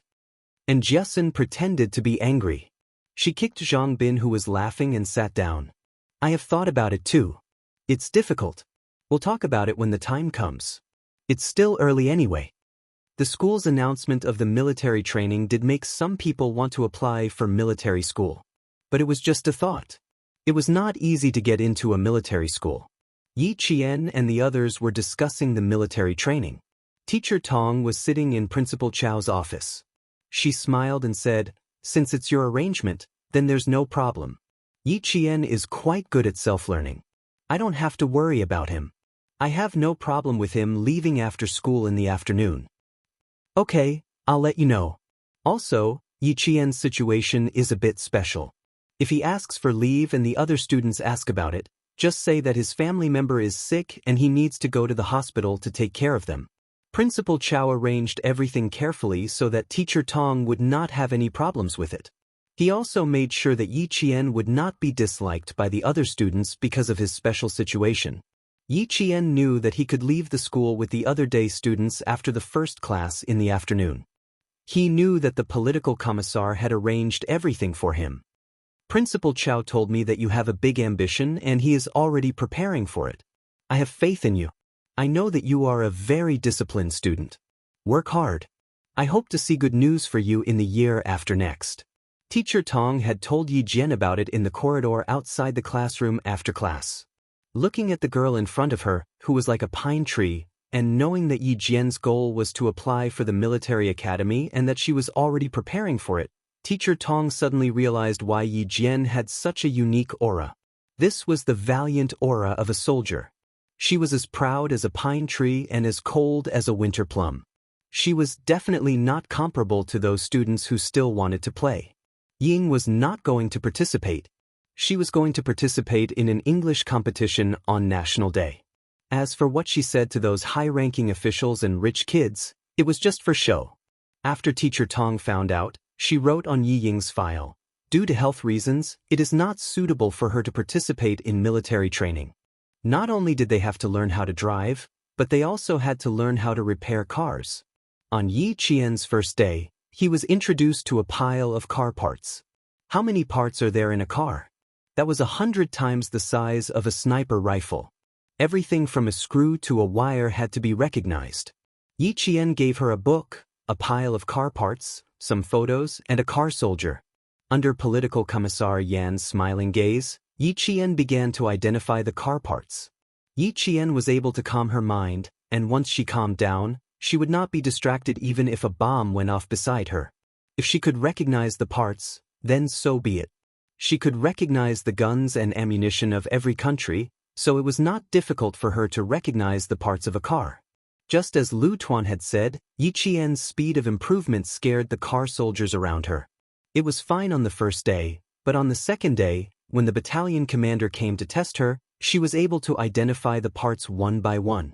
She even knew where they were installed. After that, when Yi Qian was teaching driving, the car soldiers were all terrified. Chapter 432. On the third day, the car soldier who was training with her was replaced by another car soldier who was heading to the capital this year. Identity: driver, special assignment, bodyguard. According to the changes in the mission situation, we will use a combination of indoor simulated driving and field driving. Normally, the most we need to use is flying. Watch carefully like this. A car soldier who was about to enter Zhongnanhai was teaching Yi Qian, who was sitting in the front passenger seat. As he finished speaking, the jeep rushed out with a boom and rose into the air again. She stepped on the accelerator and started the car at high speed. Yi Qian could feel the entire car rise into the air. After passing through the broken section, it landed with a bang. At the same time, the car soldier fired continuously with his gun. The obstacles on the left and right sides were all blown away. Yi Qian, who was sitting in the front passenger seat, felt what it was like to see a bunch of bullets fly past her eyes. Exciting! Absolutely exciting! Faint smoke swept past the tip of her nose. She couldn't see the bullets, but she could feel their power. Even if they were empty bullets, there was still some residual power. Whether it was the car soldier's driving movements or the way he fired the gun, the car soldier was so cool that Yi Qian had the word respect written all over her face. She had no choice but to accept it. She had to operate the steering wheel with one hand and look forward with both eyes. At the same time, she had to aim and shoot. She had no choice but to accept it. There was always someone better than her. Yi Qian had always known that the reason why she improved so quickly was because of her 2 lifetimes of experience. As for them, they had relied on their own abilities to get to where they were today. Yi Qian was so focused on training that she almost forgot to eat and sleep. Especially from Friday afternoon until Sunday, even the male soldiers couldn't help but tremble in fear when they saw her ferocity. She started from touching the steering wheel to speeding around the circle at over 200 kilometers per hour. Bullets were fired continuously from both the front and back seats. The targets outside the circle fell one by one. The engine roared so fast that it covered the sound of the bullets. Yi Qian, who was driving, had a cold expression. She changed gears and stepped on the accelerator to the max. After coming out of the circle, she rushed directly to the broken bridge. Maintain speed 10, 9, 8, 7, 6, 5. The instructor's stern voice came through the earpiece, reminding Yi Qian that she was close to the broken bridge and that she was about to complete her first flight across the broken bridge in half a month. Amidst the instructor's stern voice, the jeep's engine seemed to have reached its limit. The engine roared like a fighter jet. Yi Qian, on the other hand, did not notice that she was about to fly the jeep over the broken bridge. The car soared into the air and landed on the ground with a loud bang. After changing gears, the car shot off from the bridge like an arrow leaving the bow and rushed straight to the finish line. There were already people waiting at the finish line. One of them was holding a timer, while the other was waiting for the car to arrive. The car door was opened from the outside. Political Commissar Yen stood outside with a warm smile, clapping his hands. The results will be out in half a month. Girl Jian, we can see your results and we are very happy. Passing in 3 minutes. You used 2 minutes and 46 seconds. Passing. The soldier keeping time recorded Yi Qian's results in the scorebook. The scorebook recorded all of Yi Qian's training results, from failing to pass, to passing, and then to passing. Chapter 433. Her progress was so fast that even the veterans were full of energy. If they were beaten by a high school student who didn't even know how to drive, even if they entered Zhongnanhai, they wouldn't feel good about it. However, some people were born to be worshipped by others. Yi Jian, who had only made one mistake in her previous life, had been reborn. She was like a golden scale in a pond, which would turn into a dragon when it encountered a storm.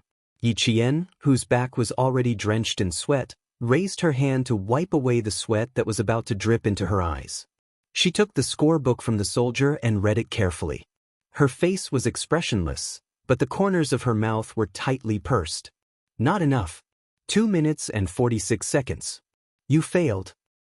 Little girl, if I remember correctly, tonight is your first time flying over the broken bridge. How can you say you failed with this result? Commissar Yen knew that the girl in front of him, whose eyes were as bright as stars, was strict with herself after every training session, but he didn't know that she was this strict. Commissar Yen, who was afraid that going too far was as bad as not going too far, immediately comforted her.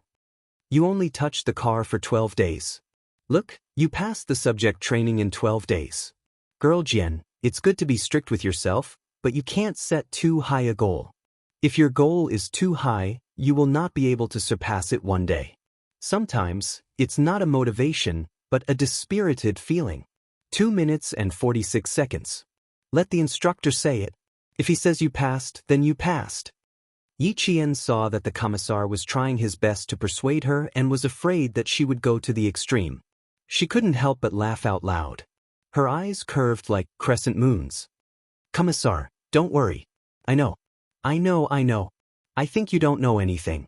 Take a rest first. If you continue to train like this, I'm afraid of you. Soldiers were too outstanding. As a leader, there was a lot of pressure. He was afraid that something unexpected would happen during the training. Yi Qian saw that he was really worried about her, so she didn't refuse. She obediently followed him to the side to rest. The instructor who taught her jogged over and answered the commissar's questions one by one. You're improving very fast. You have a strong sense of direction. You have a fierce spirit that's not afraid of death. That's why you're practicing very fast. The instructor's evaluation of Yi Qian was based on the fact that she was not afraid of death. She had no fear of death, so she could easily pass through the door of life and death. Even the male soldiers did not have her guts. But political commissar Yen was afraid. He couldn't let anything happen to such a good seedling. He said seriously, remember to put safety first during the training. She is stubborn. You can't be stubborn with her. After reprimanding the instructor, he sternly swept his gaze over the two of them and said in a deep voice, you two better remember this. We have to produce results, but we can't lose our lives. If I lose my life, what's the point of having a pile of results? The instructor was simply being lectured by Yi Qian. After the political commissar left, the instructor from Xiang province laughed and said, you little girl, when you worked hard, even I was motivated to work hard. This time we were all lectured. However, what the political commissar said does make sense. We have to produce results, but no matter how good the results are, if we lose our lives, it will just be a pile of dead results. Yi Qian felt bad for implicating the instructor. He said softly, how about this? In the future, when political commissar and regimental commander Lu are here, we can relax a little. After they leave, we can work harder. What do you think? No way. I'm scared of you, Yi Qian. Even third brother Daredevil would not work as hard as you. The instructor rejected directly. Although he said that Yi Qian was the kind of person who could easily inspire soldiers on the battlefield. When she worked hard, the other male soldiers did not dare to fall behind. When she worked hard, they also worked hard. Everyone's results were on the rise. Chapter 434. After receiving the results, Regiment Commander Lu said to Political Commissar Yen, whichever battalion this girl is placed in, the standard of the battalion will rise like a rocket. Her results in the past 10 days are almost as good as the results of an automobile soldier for half a year. Friday night happens to be night driving. How about this? Assign a co-pilot to her car and let her try. Night driving was also part of the training. It was an essential training for every bus station soldier. Driving on mountain roads? Political Commissar Yan's face showed a trace of seriousness. After a long silence, he gently shook his head. No. Driving on mountain roads is unpredictable and risky. It is all winding roads with 180-degree turns. There are no railings on the sides. She also has to maintain a certain distance from the cars in front. Old Lu, I don't agree with her driving on mountain roads. After all, it had only been 10 days. Practice on the training ground was like practice making perfect. Practicing a few more times and completing a series of actions under the instructor's instructions was a layer of protection. But it was different on mountain roads. It was all about experience. It was not just about courage. Not enough experience. I don't recommend night driving. Regiment Commander Lu sighed. After a moment of silence, he replied, "You're right. She does lack experience. Let's see how her results are in the next 2 weeks. If possible, she should try it before going to the capital. She still has to try. If she doesn't try, she doesn't know what to do." The leader's itinerary will be out soon. Once there is night driving, as one of the accompanying bodyguards, the girl must pass the night driving training. Otherwise, we can't assign her to the leader's side. Regiment Commander Lu's concerns made Political Commissar Yen finally nod in agreement. Okay, let's test it before going to the capital. Yi Qian didn't know that she had become a frequent topic of discussion between the regiment commander and the political commissar. It also made Political Commissar Yen hesitate to talk to her a few times. Until Friday of the 3rd week, Yi Qian didn't know that she might need to undergo night driving training. She steadily started the car, changed gears, changed speeds, and turned. Her movements were as smooth as flowing water. There was not a trace of strangeness. There's a bumpy road ahead, a single-sided bridge, and a double-sided bridge. Yi Qian, maintain your speed and cross it quickly. The instructor's cold voice came through the earpiece, instructing Yi Qian to complete the training test. Yi Qian drove forward, made a right-angle turn, and crossed the single-track bridge. Yi Qian maintained the speed and drove the car as if she was walking on her own. She passed the bridge smoothly. Political Commissar Yen looked at the jeep on the training ground, which looked like a veteran driving a jeep. She finished the entire training course only 20 seconds later than an outstanding veteran. What training will there be later? He walked over to Yi Qian's instructor and said in a low voice, "It's already 4 o'clock in the afternoon. She still needs to catch up with the evening self-study." The instructor flipped open the training chart and said softly, "This is a subject that we started practicing last night. Cross a one-sided bridge and move forward in 2 wheels." Moving forward in 2 wheels meant that one of the wheels moved forward quickly and completed a drift. Okay, let her rest for a while after this. I saw her take a bandage from the hospital just now. Her palms must have been rubbed until they had blisters. Yes, from Friday to Sunday, she practiced until 1 o'clock in the evening. She woke up on time at 6 o'clock the next day to train. The young lady's skin is tender. Plus, she had to turn the steering wheel quickly during the past 2 days of training, so she developed blisters. The instructor's explanation was still a little vague. Yi Qian's palms not only had 1 blister, but both of his hands had blisters as well. It just so happened that the blisters formed a line between his fingers and his palms. Chapter 435. A few blisters popped, revealing a layer of pink skin tissue. After spraying anti-inflammatory medicine, she wrapped the bandage around her hand and continued to practice. The political commissar asked the instructor to inform Yi Qian through the headset and then went to discuss with Lu Tuan. After a week, Jian Yiling's driving skills had improved. This could make up for her lack of experience. It was time to rest. Other than Yi Qian, who was still training, all the soldiers, including the soldiers who were in charge of maintaining the vehicles, had already rested. There was only one vehicle rumbling on the field, which was particularly eye-catching. Where did this little girl come from? She's training so hard every day as if she's going to the battlefield tomorrow. Just looking at her gives me the creeps. Maybe she's some leader's daughter who joined the army in winter. Otherwise, she wouldn't be training so hard. Nonsense. That little girl isn't even 18 years old. She's still a high school student. Why would she join the army? Besides, which leader's daughter would be willing to suffer with us soldiers? Didn't one of the leaders bring his daughter here last time? I saw that she even had to ask the guards to bring her water. Lower your voice. Do you want to be punished? You even dare to talk about your leader behind his back. A few soldiers in the resting room sat together and chatted softly. When they saw that the training vehicle had not stopped, they looked over and more or less talked about it. Most of these soldiers were soldiers who joined the army last year and were assigned to the vehicle company in June of this year. They weren't in the same position as the soldiers who were going to Zongnanhai immediately. They were in charge of repairing and maintaining the vehicles in the company. They arrived on Friday, and Yi Qian happened to be here for the next few days. Those who didn't know would inevitably talk about it secretly. But more of them were envious. The soldiers who touched the vehicles directly in the company were all elite soldiers. When they started training here one day, they would really be able to make a name for themselves. "You guys are sitting here chatting like gossips, aren't you?" A powerful baritone voice came from behind them. The male soldiers stood up in a row and turned around. "Regiment commander!" It was Lu Tuan, who walked past them. He stood in front of them and glanced at them with a serious expression. The male soldiers immediately felt a burst of pressure. Even so, they had to raise their heads and stick out their chests. They couldn't move. "Do you all have nothing better to do? Repair all the wheels in front of me. Paint the wheels for me. Do you hear me?" Lu Tuan's prestige in the unit was extremely high.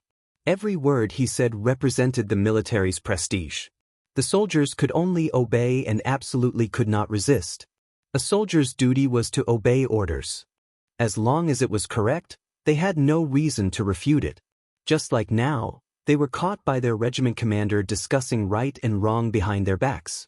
He only told them to do what they were supposed to do. Who would dare to say they didn't want to do it? If you don't want to do it, then wait for your punishment. The soldiers did not dare to utter a single word as they replied in unison, "Yes, sir." Then, they immediately jogged to the front of the mountain-like wheel and started doing maintenance on it. The tires were neatly stacked one after another. They needed to be taken down and carefully maintained. Some tires were worn out and needed to be scrapped. For newbies like Yi Qian, it was easy for the wheels to wear out when they first started driving. If they braked too quickly, they would leave tire marks on the ground. But not now. The steering wheel was like an obedient child in Yi Qian's hands. It would move no matter how she moved it. Chapter 436. Yi Qian, get ready for a one-sided flight. Accelerate, rush onto the one-sided bridge, and complete a one-sided drift. The instructor instructed Yi Qian to complete the last exercise. He stood not far away and waved a flag. "Ready, begin." With a wave of the flag, Yi Qian began the last training exercise of the day. Driving onto the one-sided bridge, the center of gravity of the car shifted to the driver's seat. Yi Qian stepped on the accelerator and quickly changed gears. The car, which was originally four-wheeled, suddenly shifted to two-wheeled and began drifting at high speed. Driving diagonally from one side, it drifted forward in an arc. Lu Tuan, who was observing from the side, laughed and said to his old partner, "This level of skill can make up for her lack of experience to a certain extent. In the fourth week, arrange a car for her on Friday and Saturday nights. Let her drive during the day on Sunday. Treat it as a break for school on Monday, and leave for the capital on Tuesday." "This time, I didn't mean to." Political Commissar Yen, who was still smiling a second ago, suddenly changed his expression and rushed towards the car. Lu Tuan was next. His expression changed as he threw away the scorebook in his hand and ran a few meters away. A will came out of nowhere and rolled directly towards Yi Qian's drifting car. Yi Qian's field of vision was very limited due to her lowered vision. It was impossible for her to notice such a sudden appearance and rolling towards the right side of the car. The instructor also noticed the danger, but he didn't panic. Instead, he spoke quickly and calmly, "Abnormality on the right side, avoid it." There was no time to tell him how to avoid it. It was all up to Yi Qian to deal with the situation on the spot and resolve the danger. Abnormality on the right side, draw a wide arc and accelerate to avoid the danger. However, if the arc was drawn out, the rear of the car would inevitably hit the barriers on both sides. But it was better than losing both the car and people. Inside the car, Yi Qian, whose eyes were cold, sped up and dodged the rolling wheel at lightning speed. Then he turned the steering wheel. Bang! A loud sound was heard, and the car that was drifting to one side was forced to land on all four wheels. He didn't step on the brakes in a hurry. Instead, he slowed down rhythmically, and the rear of the car drifted backward. Under everyone's tense gaze, the car once again made a loud crash sound. In the capital, Xia Jinyuan, who had taken off his military uniform and was dressed in a suit and leather shoes, was memorizing some foreign culture and customs that he needed to remember during the exchange between the two countries. Suddenly, his heart started to panic. It came so suddenly that his face turned pale. He couldn't help but press his hand against his chest. His back arched as he pressed down on the dozens of pages of information with one hand. Cold sweat broke out on his forehead. What happened to you? J5, who was also memorizing the information, frowned and said softly, "You have gastric problems? Is your stomach acting up?" K7 raised his head and glanced at him. He said emotionlessly, "Is your stomach in your chest? Have you ever seen a man with a stomach in his chest?" Then he looked at Xia Jinyuan and frowned slightly. "Stand up and take a walk. Drink a glass of cold water to calm it down. It's nothing serious. It's just a normal heart palpitation. Normal heart palpitations don't need to be treated. Let's take a walk and get some fresh air. Also, Q King, are you afraid that you can't finish memorizing all this information?" The panic came and went quickly. It had already disappeared while K7 was talking. Xia Jinyuan looked at the dozens of pages of information he had memorized and frowned. "No, it's just that my heart skipped a beat. It's very uncomfortable and flustered." Chapter 437. It was as if something big had happened and he was panicking. Suddenly, Xia Jinyuan seemed to have thought of something. He stood up and said to the two of them, "I'm going out to make a call. Go ahead and take a look. I'll be back in 5 minutes." After rushing out of the meeting room, Xia Jinyuan immediately called Lu Tuan. As soon as the call went through, he quickly asked, "Lu Tuan, how's Yi Qian's training?" He did not hide his anxiety at all. He was anxious to know the situation. You don't usually call. Once you do, you run into trouble." Lu Tuan sighed heavily. With a gloomy expression on his face, he said, "A minute ago, Miss Jian had an accident during training. The military doctor is checking on her now. If she feels any discomfort, send her to the hospital immediately." In an instant, Xia Jinyuan felt as if his entire body had been plunged into a cold lake. He felt as if his heart had been ruthlessly torn in half and hung in midair. His deep, cold eyes suddenly darkened. The alternating cold and pain made his breathing become labored.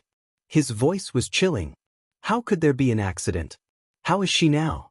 Are there any obvious and substantial external injuries? There are no external injuries. There was a wheel during the side driving training. Lu Tuan's expression became increasingly gloomy as he briefly explained the situation. There are no external injuries. Miss Jian was fearless in the face of danger. She minimized the danger and hit the barrier with the back of the car. He glanced at Yi Qian, who was cooperating with the military doctor. Apart from her slightly pale expression, she was calmer than everyone else present. A trace of a smile accompanied with a sigh.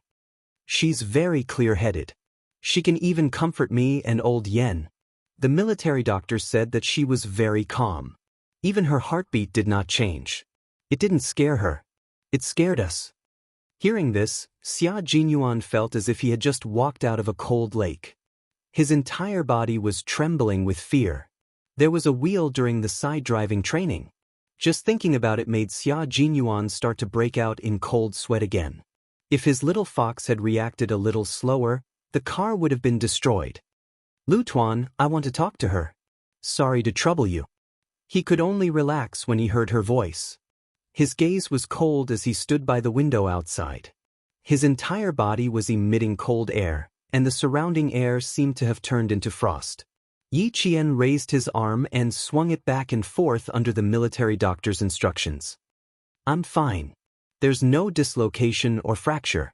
His chest didn't hurt, nor did it feel stuffy. Doctor, I think I should be fine, except for the abrasions on my arms." When the rear of the car hit, the front airbag popped out. The head hit the airbag, but the upper body was protected. Only his left arm had rubbed against the car door, and a large piece of his skin had been rubbed off.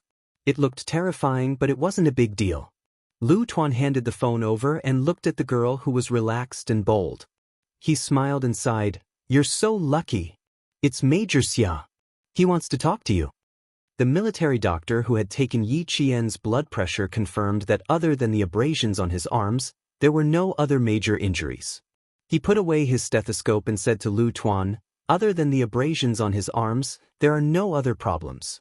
Spray some disinfectant and apply some purple iodine for 2 days. It should scab tomorrow." It was good that she was fine. Xia Jinyuan heard her gentle voice, like a wind chime swaying gently in the drizzle, gently knocking against his chest. "Your call is too coincidental. I've been fine for more than 20 days, but something happened today and you called." Yi Qian stood up and moved her wrists. Under the gaze of Lu Tuan and many soldiers, she coughed lightly and hinted, "Everyone is worried about me. Captain Xia, I'm fine. Don't worry, I'm hanging up." Chapter 438. Yi Qian really wanted to hang up the phone as soon as possible. She was completely not used to doing private things in public, such as answering the phone. After saying that, she felt a little uneasy. She pursed her lips and said softly, "How about I contact you when I get back to school? Is it convenient for you to give me your number? How about I contact you when I get back to school? Platoon Commander Lu and the political commissar are both there." She didn't expect her call to come at such a timely time. The coldness on Xia Jinyuan's face gradually faded as he chuckled softly. This feeling was actually really good. It was as if their hearts were linked. Even if they were thousands of miles away, he could still sense whether she was safe or not. The second he felt his heart palpitate and panic happened to be the second she got into an accident during training. It turned out that the mysterious feeling of having telepathy really existed, and it existed in his heart. "Little fox, where do you think you're going to escape to? Even if you were thousands of miles away, he would definitely be able to find you." Hearing his laughter, Yi Qian laughed as well. "I'm fine here. The military doctor has left. Don't worry." He really did care about her and was willing to help her. In short, she could only repay his kindness after she entered the military camp. As long as it wasn't against the military rules, she would definitely help him as long as he asked. In her previous life, Yi Qian had always used this method to repay those who had helped her and shown her kindness. She was such a girl. No matter how difficult life was, she still had kindness in her heart. Kind and magnanimous people could survive no matter how difficult life was. Yi Qian was like that. "Are you afraid that I'll be angry?" As she explained, Xia Jinyuan's lips curled up slightly. His gaze deepened as he looked into the distance. "I'm not angry. I just want to hear your voice, little fox. But I'm really worried about you. When I heard Platoon Commander Lu say that something happened during your training, I couldn't wait to be by your side immediately." His low voice was like the richest and most intoxicating red wine. Not only was the color rich, but the smell was also intoxicating. She felt intoxicated even through the phone. It seemed like she was a little drunk. It was so noisy all around, but she could only hear his voice. Because in her heart, only his voice existed. Every word was like a musical note, coming slowly with the rhythm of her heartbeat. It was too quiet. It was so quiet that she could only hear his voice whispering in her ears. However, there was a voice in her heart that kept reminding her, "Stay strong, stay strong. Bring out your determination. Alright, I won't tease you anymore. I have something to do here. Take down my phone number first." She seemed to be so nervous that she even held her breath. Xia Jinyuan, who was reporting a set of numbers, narrowed his eyes dangerously. "Are you nervous?" That's right, what he said just now was indeed a little over the line. His feelings for her were always somewhat uncontrollable, so he could only try his best to control it. Xia Jinyuan was a man with strong self-control. As a soldier, there were times when he had to cast aside his 7 emotions and 6 desires. He was also very clear that his feelings for Yi Qian were derived from admiration. He was still one step away from falling in love with her. Therefore, he had to be careful when he spoke. He couldn't make Yi Qian feel troubled, but he also had to let her feel that there was a hint of affection between him and her. What Xia Jinyuan wanted was this kind of ambiguous relationship that was faintly discernible, with a hint of affection that would never cross the line. Chapter 439. Fortunately, Yi Qian was already used to it. He repeated Xia Jinyuan's number again, and after confirming that it was correct, he smiled faintly and said, "Okay, I'll contact you when I get back to school." It was best to remain calm when interacting with Captain Xia. That would also improve one's composure. The fact that Xia Jinyuan was able to quickly regain his composure and reply indifferently made the corners of Xia Jinyuan's lips curl up into a meaningful smile. If this went on, those little boys would want to flirt with little Fox. In her eyes, they would be nothing more than clowns. But he was different. He was the one who held her hand and could walk side by side with her. They walked the same path, walked towards the same goal, and fought side by side. Therefore, he was destined to be different. You're still smiling after hanging up. Diske, that expression of yours is giving me goosebumps. J5's voice sounded lazily from the side. His eyes darkened as he looked at the phone line in the distance. Q King was still flirting with Yi Qian, and there was a hint of darkness in his indifferent expression. Brother, you have to remember what you said. For yourself and for Yi Qian. Now that you're in such a hurry to make a move, you might end up harming Yi Qian. J5 did not need to beat around the bush when speaking to his comrade. Instead, he chose to say it at the right time. Xia Jinyuan raised his eyebrows, and a smile spread from the corners of his eyes. When he spoke to Yi Qian, his elegant and noble demeanor did not fade away. The sharpness in his words was restrained. Standing in front of J5, dressed in a suit, he looked like a refined and gentle young master. Thank you for the reminder. Yi Qian is still young. No matter what, I can't end up harming her. After Xia Jinyuan finished speaking, the gentleness on his face faded and was replaced by a trace of coldness. J5, I will deal with my personal affairs. I know that you are still an instructor in the Snowfield Brigade, but I can tell you clearly that I will obey your orders for combat missions, but please don't pay too much attention to my personal affairs. In the unit, Xia Jinyuan rarely showed his cold and sharp side. He even consciously restrained his arrogance, because everyone knew that joining the Snowfield Brigade was equivalent to abandoning your previous identity.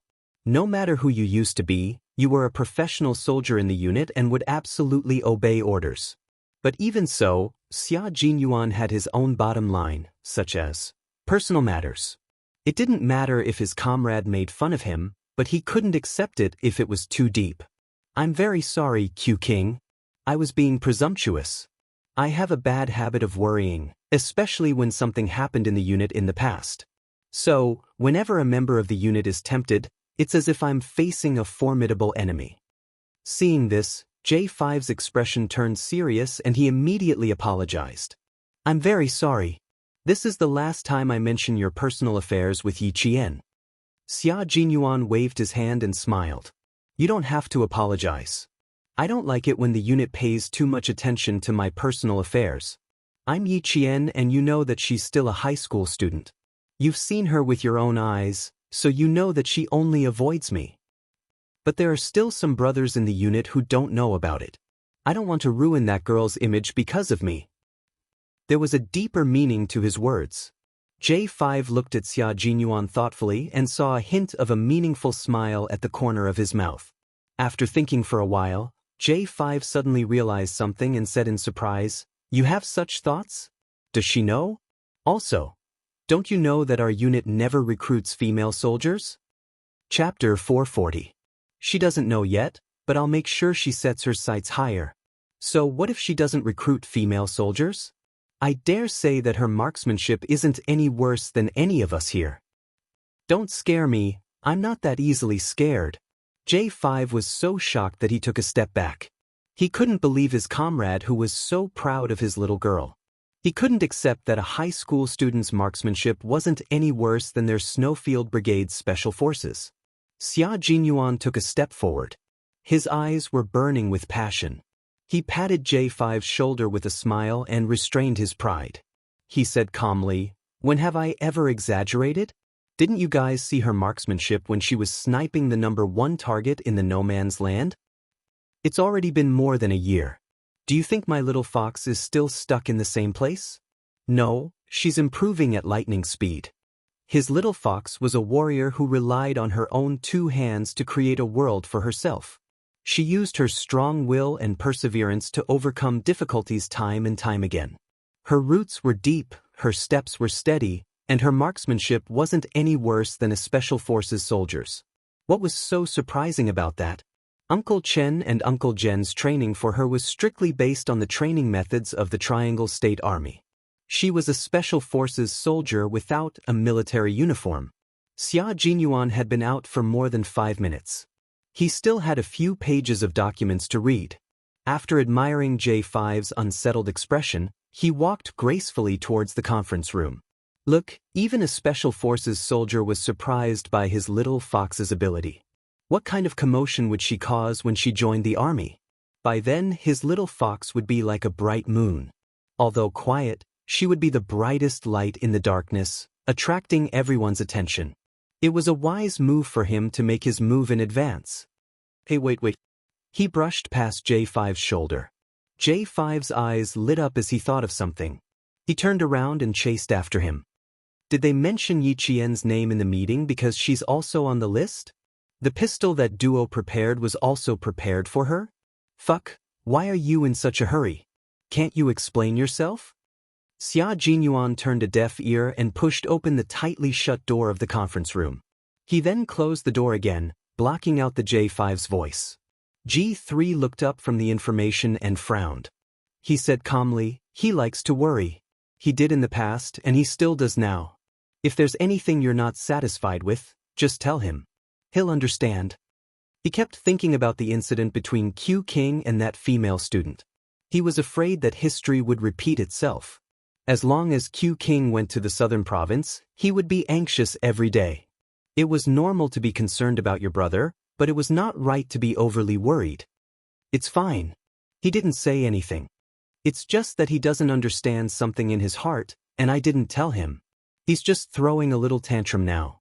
Xia Jinyuan sat down calmly and crossed his long legs elegantly. He concentrated on reading the information that he hadn't finished reading. His little fox was fine, and his reading speed increased. Life was indeed full of ups and downs, but it returned to normal in the blink of an eye.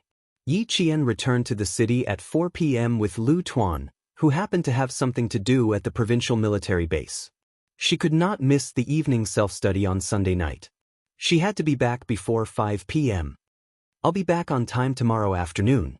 I've made you and the political commissar worry today. After getting out of the car, Yi Qian stood by the open car door and smiled at Lu Tuan, who was sitting in the car. I'll go in first. See you tomorrow. Chapter 441. Lu Tuan waved his hand at her and said with a serious but caring smile, as long as you can hold on, you're welcome to come at any time. Now, you're my soldier, so I have to be strict with you. You can't be lazy just because of a small injury. I won't be lazy. Don't worry. Yi Qian closed the car door with a smile on his face. He waved his hand and watched the car leave before walking towards the school gate. On the other side of the road, Ying quickly wrote down a license plate number on her notebook with a fountain pen. Looking at Yi Jian, who was walking towards the school gate, a sharp sneer appeared at the corner of her mouth. Yi Jian. No wonder her classmates said that she didn't go to the evening self-study class since school started. It turned out that she had a car to fetch her every day. This was a discovery. She had to tell her family the license plate number and find out who it was. Yao Jing, who was good friends with Yi Ying, walked over and patted Yi Ying's shoulder. Wasn't that Yi Qian? Who drove her to school? Yi Ying, who was deep in thought, was startled by the tap. She quickly closed her notebook, patted her chest, and turned around. With a look of lingering fear, she said angrily, "You scared me to death. Why are you here so early today? Don't you usually come when class is about to start?" My mom is attending a banquet tonight. No one at home asked the driver to send her to school early. I asked you a question. Did you see who drove Yi Qian back? Didn't they say her family is so poor that they can't even afford her school fees? Why would someone drive her to school? Yao Jing was a woman of her word at home. Seeing that Ying didn't answer, she urged, "Hurry up and say it. You're mute." Ying put her notebook back into her bag and smiled. "I don't know. My family doesn't have any relatives who drive her to school. Maybe she met someone outside." Met someone outside? Who would drive her back? I don't know. I was just guessing. Let's not talk about her.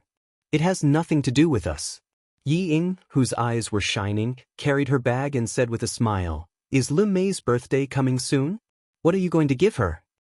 The topic then turned to the birthday gift for a good friend. After returning to the dormitory, Yi Qian was surrounded by her classmates, and Jiasin and the other girls. When they saw the hideous scar on her hand, they all gasped.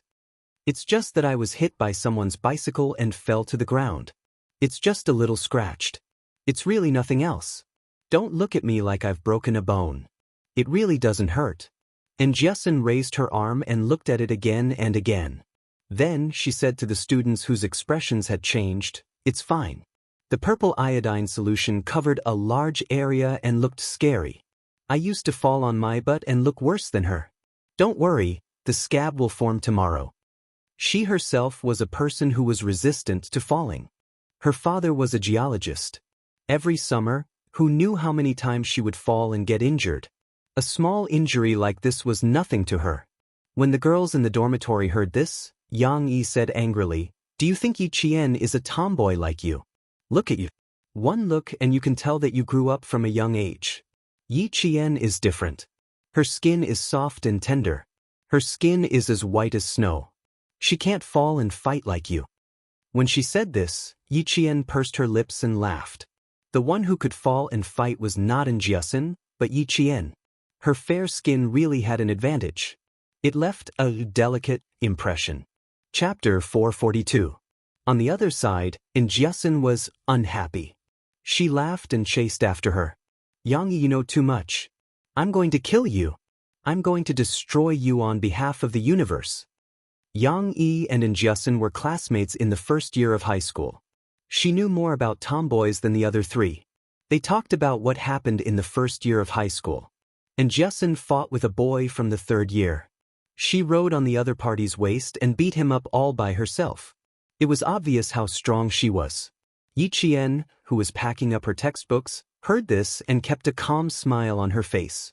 Her high school life was very comfortable, except for Yi Ying, who appeared from time to time. This kind of high school life was not in vain. When they were eating dinner in the cafeteria, Zhang Bin came over and invited them to watch a basketball game. The second and third years of high school had a basketball competition. Today, it was Zhang Bin's turn to play a warm-up game. Yi Qian had never watched a basketball game between students before. Hearing this, she agreed readily. Little girls loved to watch it, not because they liked watching basketball, but because they liked watching boys play basketball. Even Jiasin was excited. They're playing against the third year's second class today. The boys from the second class are playing basketball. Handsome. Hurry up and eat, we'll watch it after dinner. It was not because of Zhang Bin, but because of the other boys. This made Zhang Bin, who had not gone far, angry. He had not even played yet, but he was already angry. When Yi Qian and the other girls arrived, the front row of the basketball court was full of students. The first year of high school had returned to school 2 weeks ago. Once they came back, the school became more lively. Even the cheers were much louder. Over here, over here. Zhang Bin, who had been paying attention, saved a seat. When he saw the 6 of them, he immediately ran over from the court. The boy was tall, almost 1.8 meters tall. Standing in front of the petite girls, he was full of youthful energy and also showed off the charm of a boy. I saved a good seat for you guys. Tonight's self-study session starts at 8 o'clock. You guys have to watch until the end. As he spoke, his eyes kept glancing at Jiasin's face. She could see through the little boy's thoughts at a glance. However, Jiasin did not look at them at all. Her attention was completely focused on the boys who surrounded a few girls in high spirits. Then Yi Qian said, Look, it's that Yang Heng. It was that Yang Heng. He's my fucking Prince Charming. Yi Qian felt like he was being struck by lightning. Yang Heng was Jiasin's Prince Charming. Yang Heng is average. He looks skinny and not as strong as Zhang Bin. Yi Qian felt that Jiasin's Prince Charming had to be changed. Jiasin's Prince Charming, who liked Ying, it must be the Zebra Prince. His entire body was covered in flowers, and he was blind. When Zhang Bin heard that, he purposely puffed out his chest and directly blocked Jiasen's unbridled gaze of admiring Yang Heng. Look at how discerning Yi Jian is. You've known her for so long, why haven't you learned anything from her? Stop, make way. It was really difficult for a thick-skinned person like Jiasen to realize that something was wrong. She glared at Zhang Bin and wished she could run over to show her enthusiasm. He's so handsome, I like this type. Yi Qian, you haven't seen him in a school uniform before, right? Look at our blue and white striped school uniform. He's just like a model. He's so handsome. And Jiasen did not stop praising Yang Heng. She was not the only one. Yi Qian listened until the end and was full of praises for him. Chapter 443. In the eyes of other girls, Yang Heng was indeed a pretty good boy. His grades were good, and his name was definitely in the top 5 of the cohort. He looked delicate and pretty, and his frame was not bulky, which was exactly what girls liked. When he was thin and muscular, he looked skinny in the school uniform, but when he put on a basketball uniform, he looked strong. This type of boy was the best at winning girls' attention. But in Yi Qian's eyes, he was just a little boy who was still wet behind the ears. Was that what he called strong? It was thin, okay? Captain Xia's body was strong. Good-looking bones? The proportions were obviously not. Captain Xia's body was the real golden ratio. Was he good-looking? At most, he would act handsome from time to time to fool girls. Captain Xia's facial features were exquisite, like a jade carving. Was he handsome in the school uniform? She didn't see him. Only soldiers in the army would walk out with handsome and mighty soldiers in their uniforms. Every one of them was a good boy. In comparison, Yi Qian felt that Yang Heng was not good enough at all. She hadn't realized that her taste in boys was so high that she was using Xia Jinyuan as a template for comparison. She had to admit that Major Xia's strategy was indeed effective. Compared to Major Xia, the little boy was completely incomparable. There were still 5 minutes before the start of the game. The boys on the court were all warming up. While Jiasen was happily watching, Yi Qian saw Yi Ying and a few other girls walking directly to the court. Their target was very clear. It was Jiasen's Prince Charming, Yang Heng. Jiasen, look at who's on the court and who's walking towards. Don't be angry, you must stay calm. Yi Qian had just wanted to change the Prince Charming in her heart, and now the opportunity had come. Yi Qian gently reminded Jiasen, who only had eyes for him and did not see Yi Ying. At the same time, she braced herself for this person's anger. After taking a closer look, Jiasen felt as if a basin of cold water had been poured over her. Her eyes widened, and a loud "fuck" came out of her mouth, attracting the attention of countless people. How can this be? That little bitch Yi Ying knows Yang Heng. Not only do they know each other, but Yang Heng also took the water from her hand. It was rare for Yi Qian to take the initiative to pat Jiasen's shoulder.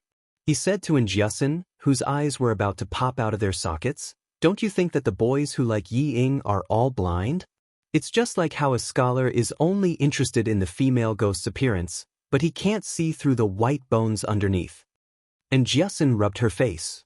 Her personality was like a boy's, so her way of dealing with things was different. After cursing, she wailed, "Are you kidding me? I always thought that I had good taste, but now it seems that I was blind."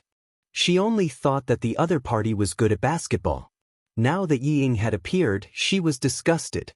Instantly, she had no other thoughts, let alone the Prince Charming in her heart. Zhang Bin only felt that the unhappiness in his heart was finally gone. It was resolved so quickly. He originally wanted to compete on the court. Yi Qian didn't know if it was an illusion, but he felt that Yang Heng and the other man's gaze had turned in their direction a few times. There was a group of people behind them, so he couldn't be sure who they were looking at. "Leave this to me. I'll make sure that she can't speak of her suffering. She won't be able to find trouble with us." A boy wearing jersey number 8 patted his chest and said to Yao Jing, "If I had known that Yi Ying would be taken advantage of by her, I would have dealt with her long ago." Chapter 444. Yao Jing laughed. Although her facial features weren't as delicate as Yi Ying's, she had confidence that made her seem radiant. Looking at the guy who stood up for Yi Ying, she raised her voice and said, As long as you stand up for Ying, we'll have fun next Friday night. Ying, can you say it yourself? Ying rejected directly. She was a little angry. This Yao Jing was the most scheming. She was the one who suggested it, but in the end, she blamed it on her. When Yao Jing heard this, the corners of her mouth twitched. She glanced at Ying and smiled. If you don't want to, then forget it. To think that I stood up for you. Forget it, she loved to save face. She was obviously angry, but she still had to suppress it. If I say it's okay, then it's okay. We'll start in 2 minutes. Go sit at the side. Luo Ran's family owned a furniture factory. His family had some money. He was interested in Ying, so he wanted to show off. He patted his chest and made the decision. Ying frowned and looked at Yang Heng. She did not want to offend Yao Jing, so she could only ask him for help. Luo Ran, don't mess around. Just play basketball. Don't make trouble. Yang Heng, who was playing with a ball, saw this and said lightly. He told Ying and the rest to go back to their seats. The whistle had already been blown. Yang Heng's gaze swept across the stage. There was a flicker of light in his eyes. So the girl he saw at the traffic station that night was her. At the beginning of the game, the girls screamed the loudest.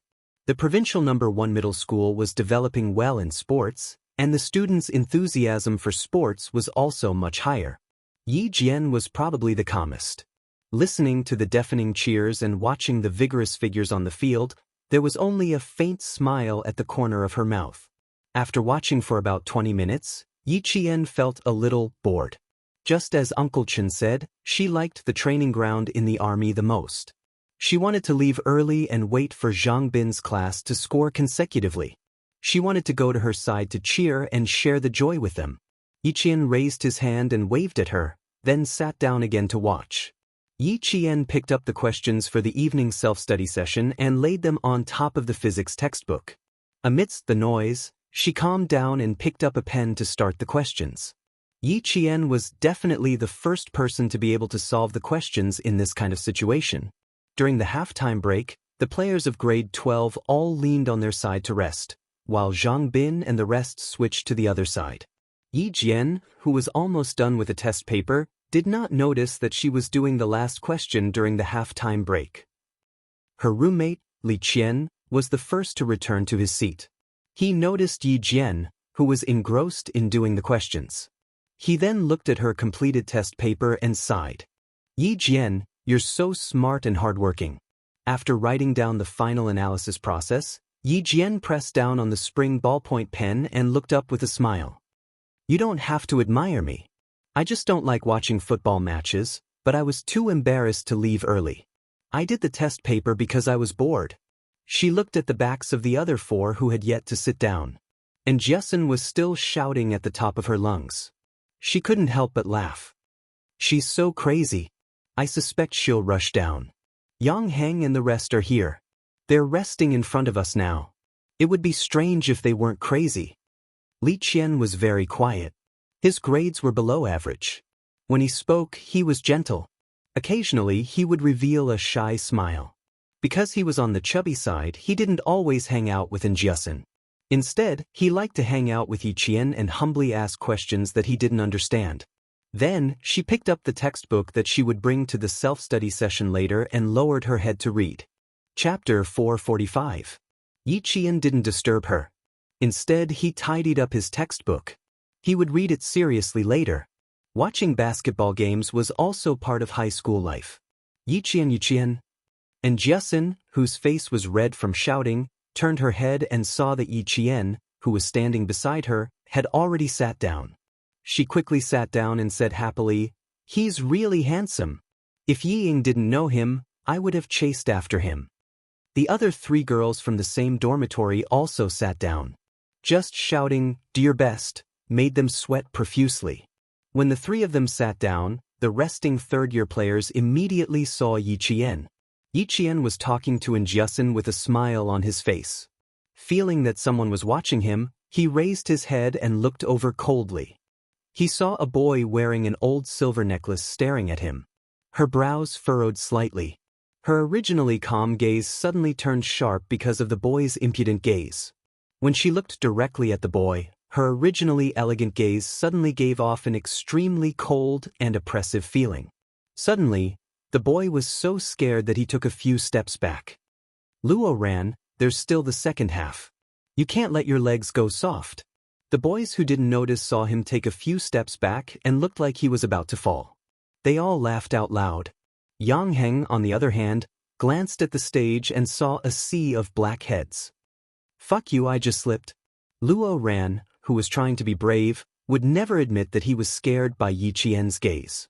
Although he was cursing in his heart, he didn't want to admit defeat. He straightened his neck and said, I haven't had my fill yet. Today, I'll definitely beat this group of second-year students.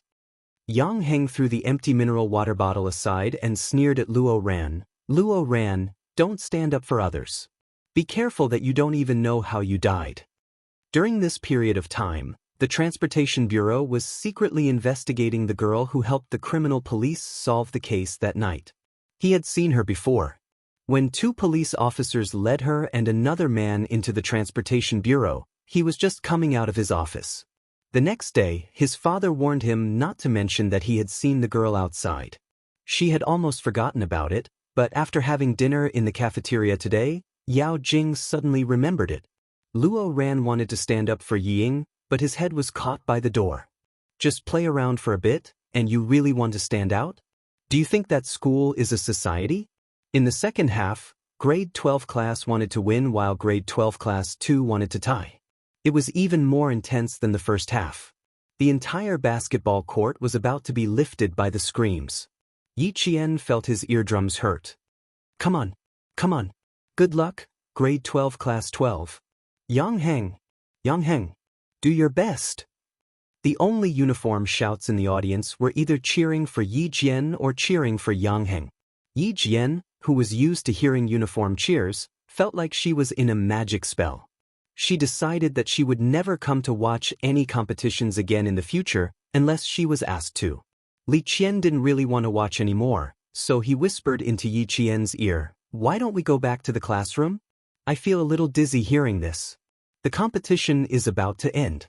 If we don't leave early, it will be quite crowded later. His words touched Yi Qian's heart. He said to Jiasin, who was so excited that it was as if she was playing the game herself, Look, I'm going back to the classroom with Li Qian. And Jiasin only reacted after he said it a few times. The competition is about to end. You're leaving now? Why don't? As she spoke, a black shadow suddenly came from below the stage. The students sitting in the front row were shocked and instinctively dodged to the side. Chapter 446. A few screams were drowned out by the cheers. The ball, which was supposed to go in, was snatched away by someone. It lost its aim and flew towards the audience. The students who saw it all knew to hide, while the students who noticed the situation all looked over. They didn't know who was the unlucky one to be hit by the basketball. It had happened before. Their faces were covered in blood. It was too horrible to look at. Yi Ying, who was sitting to Yi Qian's right, could see the situation. She subconsciously gripped the corner of her skirt and stared at Yi Qian. The corners of her mouth were slightly raised. She didn't need to do it herself. There would always be someone who would teach Yi Qian a lesson for her. This was what her father said, only the right person can use it. Yao Jing, who was sitting next to her, glanced at her. There was a faint coldness in her eyes. Yang Heng liked girls like her? Girls who could be killed with one slap? Were they that good? Yi Qian felt that she was indeed a basketball player. Her aim was quite accurate. The ball flew directly towards her face. If her entire face was hit, she wouldn't be able to face anyone tomorrow. Yi Qian, who had already stood up, caught the ball directly towards her face with both hands. Under the gaze of the surrounding students, the corners of her mouth curved into a slight smile. She weighed the ball in her hands in front of her opponent's stunned gaze. She definitely had to return this ball. Otherwise, how could she compete? This ball isn't very obedient. You should change it. As Yi Jian spoke, her eyes were bright and clear like the moonlight. They seemed clear, yet they were actually hazy, and they were separated by a layer of mist that couldn't be seen through no matter what. Her features were beautiful like water, and they were extremely elegant. But even if she wasn't elegant, her smile was a little cold. At first glance, it looked like a blooming flower. But if you looked closely, you would realize that it was actually a sharp sword. In Luo Ran's eyes, Yi Qian's smile was like a sword hanging over his head, about to fall. He couldn't help but take a step back. Unexpectedly, Zhang Bin, who was standing behind him, blocked him. He heard Zhang Bin angrily ask behind him, "Luo Ran, whose face did you hit with the ball just now?" "Whose face could I have hit?" Luo Ran roared. He used the volume of his voice to prove his innocence. "Who the fuck can control this kind of thing? Do you think I want to? Don't you know how to talk?" Boys were not good at quarreling. When they quarreled, they would settle it with their fists. Seeing that Zhang Bin was about to throw a punch, Yi Jian quickly raised her voice to stop him. She smiled and said, "Hey, the senior wearing the number 16 jersey, I know you were careless. I didn't blame you. Why are you angry?" As she spoke, she swatted the ball in her hand, as though she was playing a volleyball. Volleyball is so soft. 2. From the shock by the flying ball. Bai Yi. Does it hurt? And Jiasen asked blankly. The entire basketball court. It was a little quiet. Yi Qian looked at her sideways and smiled. "I'm not in pain. It's that guy who's in pain. I have to go down and apologize. After all, I slapped his nose full of blood." Yi Qian used both hands to support himself on the railing that separated the audience from the court. With a light leap, he flipped over the railing that was 1.5 meters high and walked in front of Luo Ran, who was looking up to stop the bleeding. "I'm sorry, senior. I'm a volleyball player. My hands are strong. When I got the ball, I unconsciously used it as a volleyball. I'm also standing high. I didn't expect it to hit your face. I'm sorry." She had hit his face with the ball. She had to apologize. Chapter 447. Yi Qian would never allow herself to be taken advantage of. If the other party had really been careless, she would have laughed it off. But the other party was obviously not.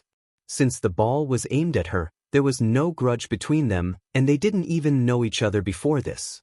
Only Yi Ying had been on the court. If this had something to do with Yi Ying, then sorry, she would return the favor the way you hit her. Yang Heng took a towel filled with ice water and placed it on Luo Ran's nose. Looking at the obediently apologizing, beautiful Yi Qian, he pursed his lips and said loudly, "It's okay, you can go back to your seat." When Yi Qian raised the basketball, Yang Heng felt something was wrong, but he never expected that the power of the shot would be so great. It made Luo Ran's nose bleed. Also, he couldn't cause trouble for her. After all, Luo Ran was the one who hit her first. The other party was just giving him a taste of his own medicine. He didn't even have the right to ask for an explanation. His answer made Yi Qian raise his eyebrows slightly. Could it be that he didn't know her? Or that Ying didn't mention her to him? Both were possible. Ying now wished that everyone didn't know her and didn't go against her openly. Compared to junior high, she was much more experienced. "Then I won't disturb your game. Sorry." Yi Qian apologized politely again. He didn't return to the spectator seats. Instead, he gestured for Li Qian, who was dumbfounded, to take her book and return to the classroom together. Luo Ran was hit by the basketball. Not only did his nose bleed, but his entire brain was buzzing. He was seriously injured. After using the towel filled with ice water to apply to his face, he heard Yi Qian's apology and left. He was like a little tyrant at home, so how could he let Yi Qian go so easily? He pushed away the man who was supporting him and stood with the towel in his hand. He glared at him fiercely. "Fuck, you hit me and you want to leave? No way. Luo Ran, do you think this is your fucking house?" Surprisingly, the one who was angry was none other than Yang Heng. He grabbed Luo Ran's arm and warned him in a low voice, "Luo Ran, don't fucking throw a tantrum here. You know what you've done. Who can you blame? A girl playing volleyball hit the ball over and you didn't catch it. You blew all over your face and you still have the face to shout." Yi Qian had already stopped. She was waiting for Luo Ran to say, "No way." After hearing Yang Heng's words, she narrowed her eyes. Why did it feel like Yang Heng was avoiding her? "Junior, you should go back. He's just being silly." We'll explain when the teacher comes. Yang Heng was indeed avoiding Yi Qian. He did not want Yi Qian to notice them. A group of students who pretend to be obedient in school but are no different from hooligans outside of school. This was a warm-up match organized by the students themselves and supervised by the student union. The teacher stayed in the first half of the match and only left in the second half. As soon as she left, she received news that a student had been hit in the face by a basketball and had a nosebleed, and it was a girl in the audience who was returning the basketball and had accidentally hit him in the head. This was the first time the teacher had heard of such a thing. Yi Qian brushed past the school doctor and the teacher, then met up with Jiasin, Li Qian, and the others outside. When they saw her coming out, they all gathered around her, their faces full of admiration. Chapter 448. The 5 people in the dormitory looked at Yi Qian with stars in their eyes. One hit of the basketball and someone's face was covered in blood. How valiant! Li Qian was about to take Yi Qian's textbook over when he saw her outstretched hand. He asked softly, "Does it hurt? It hurts quite a bit, right? Do you want to go back to the dormitory to get some hot water?" "It hurts. After all, it was a basketball and not a volleyball. It's all right. I didn't have any other thoughts when I hit it. I just wanted to return the ball. I didn't expect to make someone bleed." Yi Qian explained with a smile. She took the textbook and saw Yi Ying and the other girl walking over with dark expressions.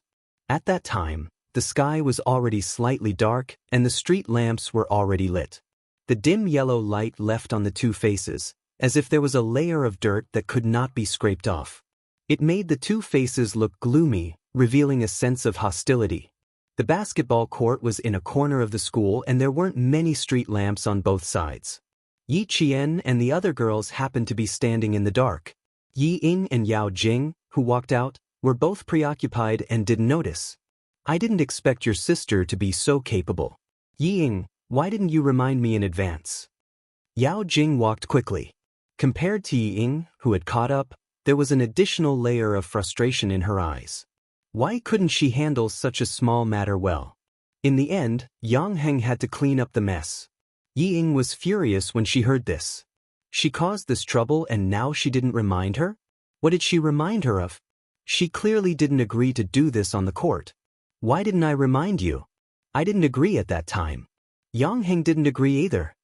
Yi Ying indeed gave in to Yao Jing, but today on the court, she couldn't do so. Yao Jing would take a mile after taking an inch. Hearing this, Yao Jing stopped and turned to glare at her. She sneered. "Huh? You mean it's all my fault now? Am I wrong? I'm just standing up for you. You were the one who told us that your sister bullied you. If you didn't say it, would I stand up for you?" In short, the fault was all on others. It had nothing to do with her. Even if she was wrong, she had thousands of reasons to explain herself. In the end, it was still someone else's fault. If others didn't do anything, she wouldn't do anything. If she wouldn't, it was a formula to find excuses for herself. Yi Ying had always been a meticulous person. She vaguely felt that there was something wrong with Yao Jing's attitude toward her, but she couldn't pinpoint exactly what was wrong. A dark light flashed in her eyes and she carefully probed, "Don't you know Yang Heng the best? Would he have agreed to such things in the past?" Yao Jing was still in a fit of anger, so she let Yi Ying sound out a little. "I went to the same school as him since we were young. He's never liked to do such things, so it's normal for him to stop it." Suddenly, Yi Jianjian understood why Yao Jing had been treating her differently. It turned out that she liked Yang Heng. She pursed her lips and smiled. "Look at you. You know him so well, but you still said those words to Luo Ran in front of him. How about this? When Yang Heng comes out later, I'll explain to him that I was looking for you and wanted Luo Ran to stand up for me.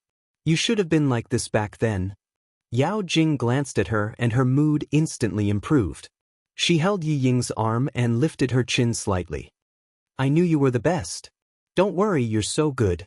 Yang Heng will definitely write you a love letter soon." Chapter 449. If Yang Heng really wrote a love letter, Ying would be in trouble. Ying cursed in her heart, but she said, "Don't tease me. How could Yang Heng write a love letter to me? I got to know him because of you. In the future." As she spoke, she saw Yi Qian and her classmates standing not far away.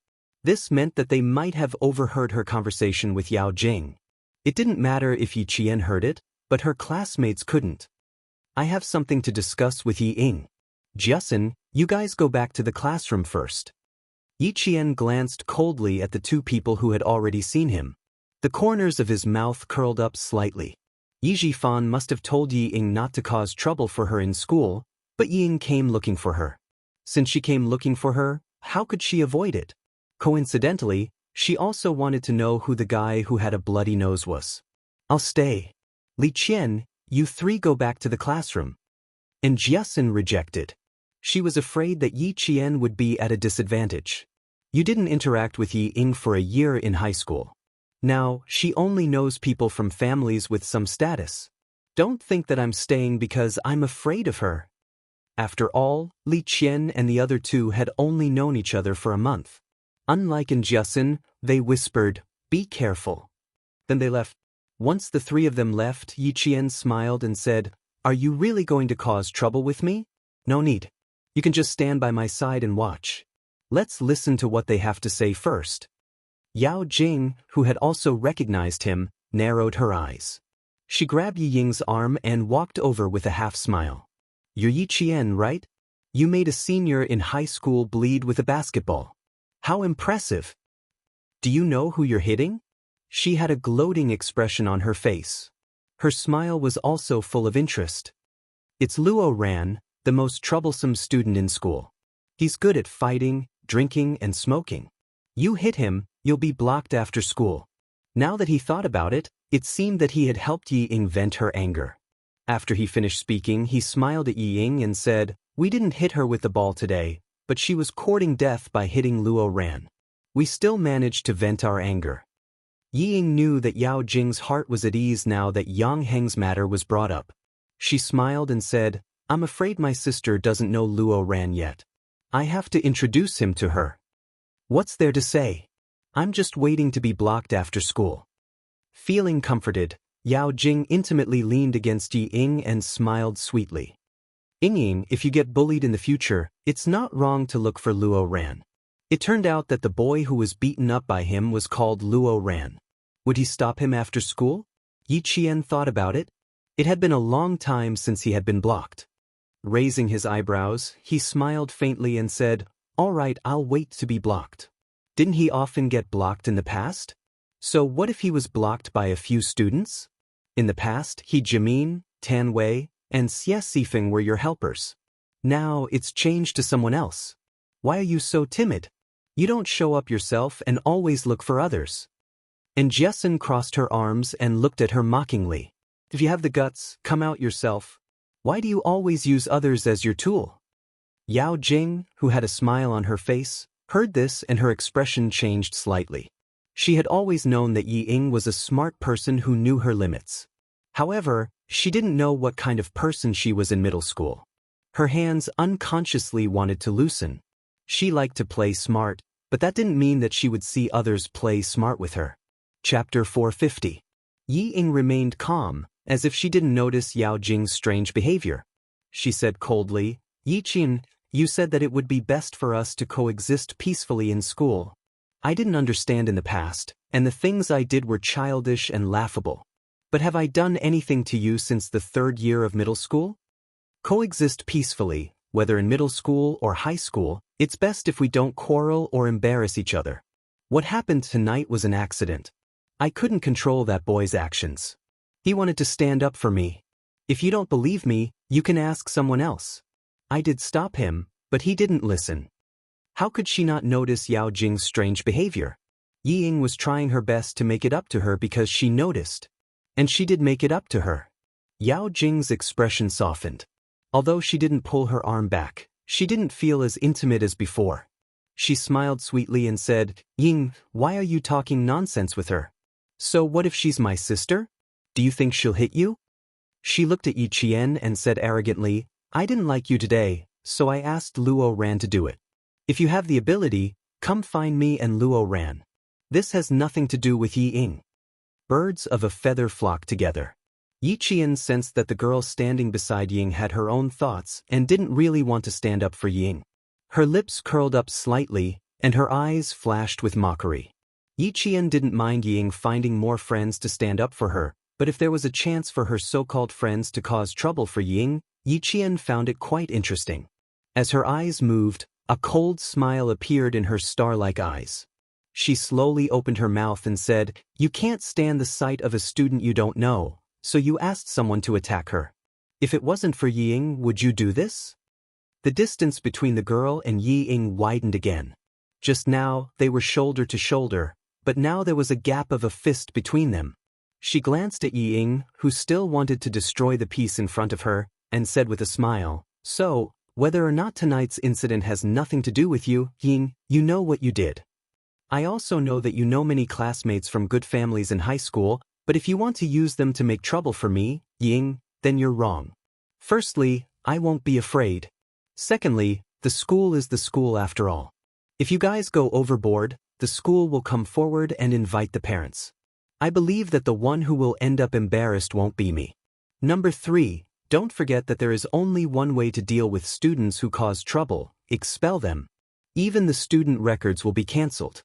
Ying still had a smile on her face, but when she heard the last part, her heart skipped a beat. She instinctively looked at Yao Jing, who was beside her. When she saw that Yao Jing was expressionless, she glared at Yi Qian and said sternly, "Yi Qian, how dare you threaten me?" Just as she said, once her family found out that they were causing trouble at school, they would definitely not tolerate it. Threat? These are the school rules. Didn't you read the school rules? Yi Qian laughed. All of them were just trying to intimidate others. In the end, they still had to rely on their parents. "Yi Ying, if you want to cause trouble for me in high school, be careful that you don't implicate your friends. They won't be able to get into university." When he said that, Yao Jing and Yi Ying's expressions changed. While they were talking, the game had already ended. The spectating students began to walk out. From a few people to groups, the quiet stadium instantly became lively. Chapter 451. Yao Jing took the opportunity to withdraw her hand from Yi Ying's arm. She studied Yi Qian for a while before saying, "You're right. Yi Ying and I would never violate the school rules. Naturally, we won't find trouble with you." She pointed at the boys in their jerseys and smiled. "Naturally, someone will find trouble with you." This Yi Qian was indeed smart and knew how to talk. He never faced her directly and only targeted Yi Ying. Yang Heng had said to never find trouble with a smart person who could distinguish between the severity of the matter. Thinking of Yang Heng's words, Yao Jing had no intention of standing up again. Yi Qian only raised his eyebrows and smiled at Yao Jing's threat. "I don't know any of you. I only know Yi Ying. If you dare to take the risk of being expelled to stand up for her, I can only say that Yi Ying has made the right friends. Classroom, cafeteria, platoon, such a simple life. If Luo Ran had the guts to bring people into the school and the platoon, she would definitely respect him as a man." Her indifference made Yao Jing's eyes darken, not because of Yi Qian's words, but because she knew that Yi Qian had seen through her intentions. Because she would never stand up for Yi Ying. Without another word, she ignored Yi Ying and walked away with a cold face. This time, Ying did not chase after her immediately. She looked at Yao Jing's back and sneered in her heart. Sooner or later, she would make Yao Jing not dare to treat her like this again.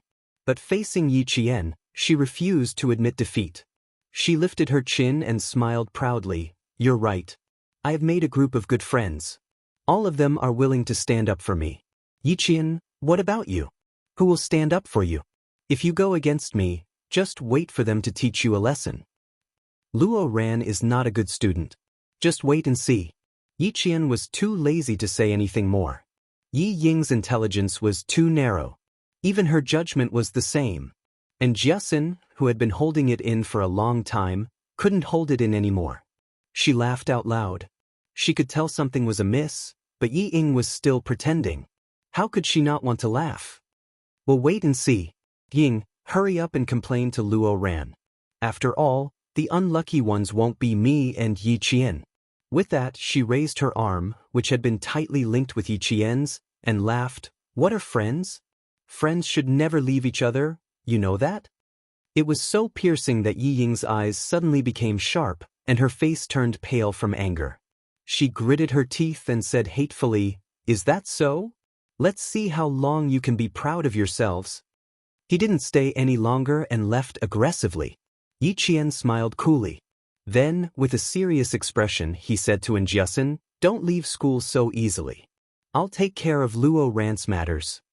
He didn't confront Yao Jing directly just now. Instead, he only mentioned Yi Ying time and time again because he wanted to let her know that the matter between him and Ying had nothing to do with friends. It had nothing to do with Injiasen, who was standing beside him. "Don't worry about me. But you have to be careful. Luo Ran is indeed not a person to be trifled with." Injiasen lowered her head and rubbed her forehead against Yi Qian's shoulder. "Zhang Bin told me that I must listen to you and can't make my own decisions. Don't worry, I'm not a day student. I won't leave school." Even so, Yi Qian still secretly kept an eye on things for the next few days. He found that Luo Ran didn't make any moves, and Ying also didn't make any moves.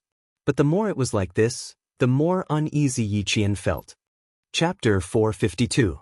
On Friday afternoon, Yi Qian went directly to the army for training. As soon as she walked out of the school gate, she felt a few malicious gazes coming from different directions. This made Yi Qian feel more at ease. At least, she knew that Luo Ran had not given up and was looking for an opportunity. Yi Qian walked forward with light steps with a slight smile in her eyes. Usually, she would leave at night for training. Since Luo Ran did not know, no one would come looking for trouble. However, on Friday, they only had to ask Ying to know that she would leave the school. The army's car was parked about 500 meters away from the school. Yi Qian walked quickly in her school uniform. She was agile and knew how to avoid being followed. It only took her 2 minutes to shake them off. "What? She's gone?" Luo Ran, who was sitting in the canteen and drinking a soda, jumped up and glared at the students from other schools. "None of you followed her?" Outside, there were a few young men from the underworld who were close to Luo Ran. Hearing this, one of the young men with yellow hair on his forehead walked in while chewing on a betel nut. "I told you to let us do it, but you didn't believe me and insisted on finding a few students. Isn't it normal that things didn't work out? How about this, we'll deal with it for you. Look at your nose. It's been a week and it's still bruised. How can you take it lying down?" Clang! A soda bottle cap was pried open. Yang Heng, who was leaning against the counter, said to Luo Ran, whose face had turned ashen, "I don't have any opinion if you want to make the trouble bigger, but to let outsiders bully your own female classmates, Luo Ran, I look down on your guts." He took out a $50 note from his shirt and put it on the counter. He said to the canteen owner, "Give them a soda bottle each to calm down." He picked up his bag and walked out leisurely, leaving Luo Ran alone with a pale face. He slammed his fist on the counter. After thinking for a while, he grabbed his bag and chased after him. The young man with yellow hair looked at the $50 note on the counter and then looked at the boy who walked out first. He whistled and said to his friends, "So he's also a rich student." The few young men standing outside all laughed when they saw this. "What are you laughing at?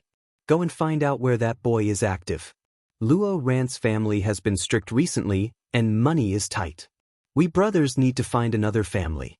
The yellow-haired youth held the 50 yuan between his fingers and said to the quiet shop owner, "3 packs of cigarettes and as many bottles of soda as you have left." There were only a few days left until National Day. The tiger of autumn was still showing its prowess. It was so hot that everyone wanted to drink a mouthful of ice. The soldiers all brought their own kettles. They didn't drink ice water, but tea with honeysuckle added in a large stainless steel bucket. They could drink as much as they wanted. After a bucket was placed on the training ground, it didn't take long for them to see the bottom. The basement was cool, but after a training session, it was still hot enough to make one sweat. When Yi Qian arrived at the underground training ground, he saw that all the car soldiers were packing up. They looked like they were about to leave. "Why are you all packing up? You're not practicing tonight?" she asked the soldier who drove her here in surprise. "Didn't you say that we'll be practicing every night until the end of December?" The car soldier who picked her up pursed his lips and smiled shyly. "The political commissar is here.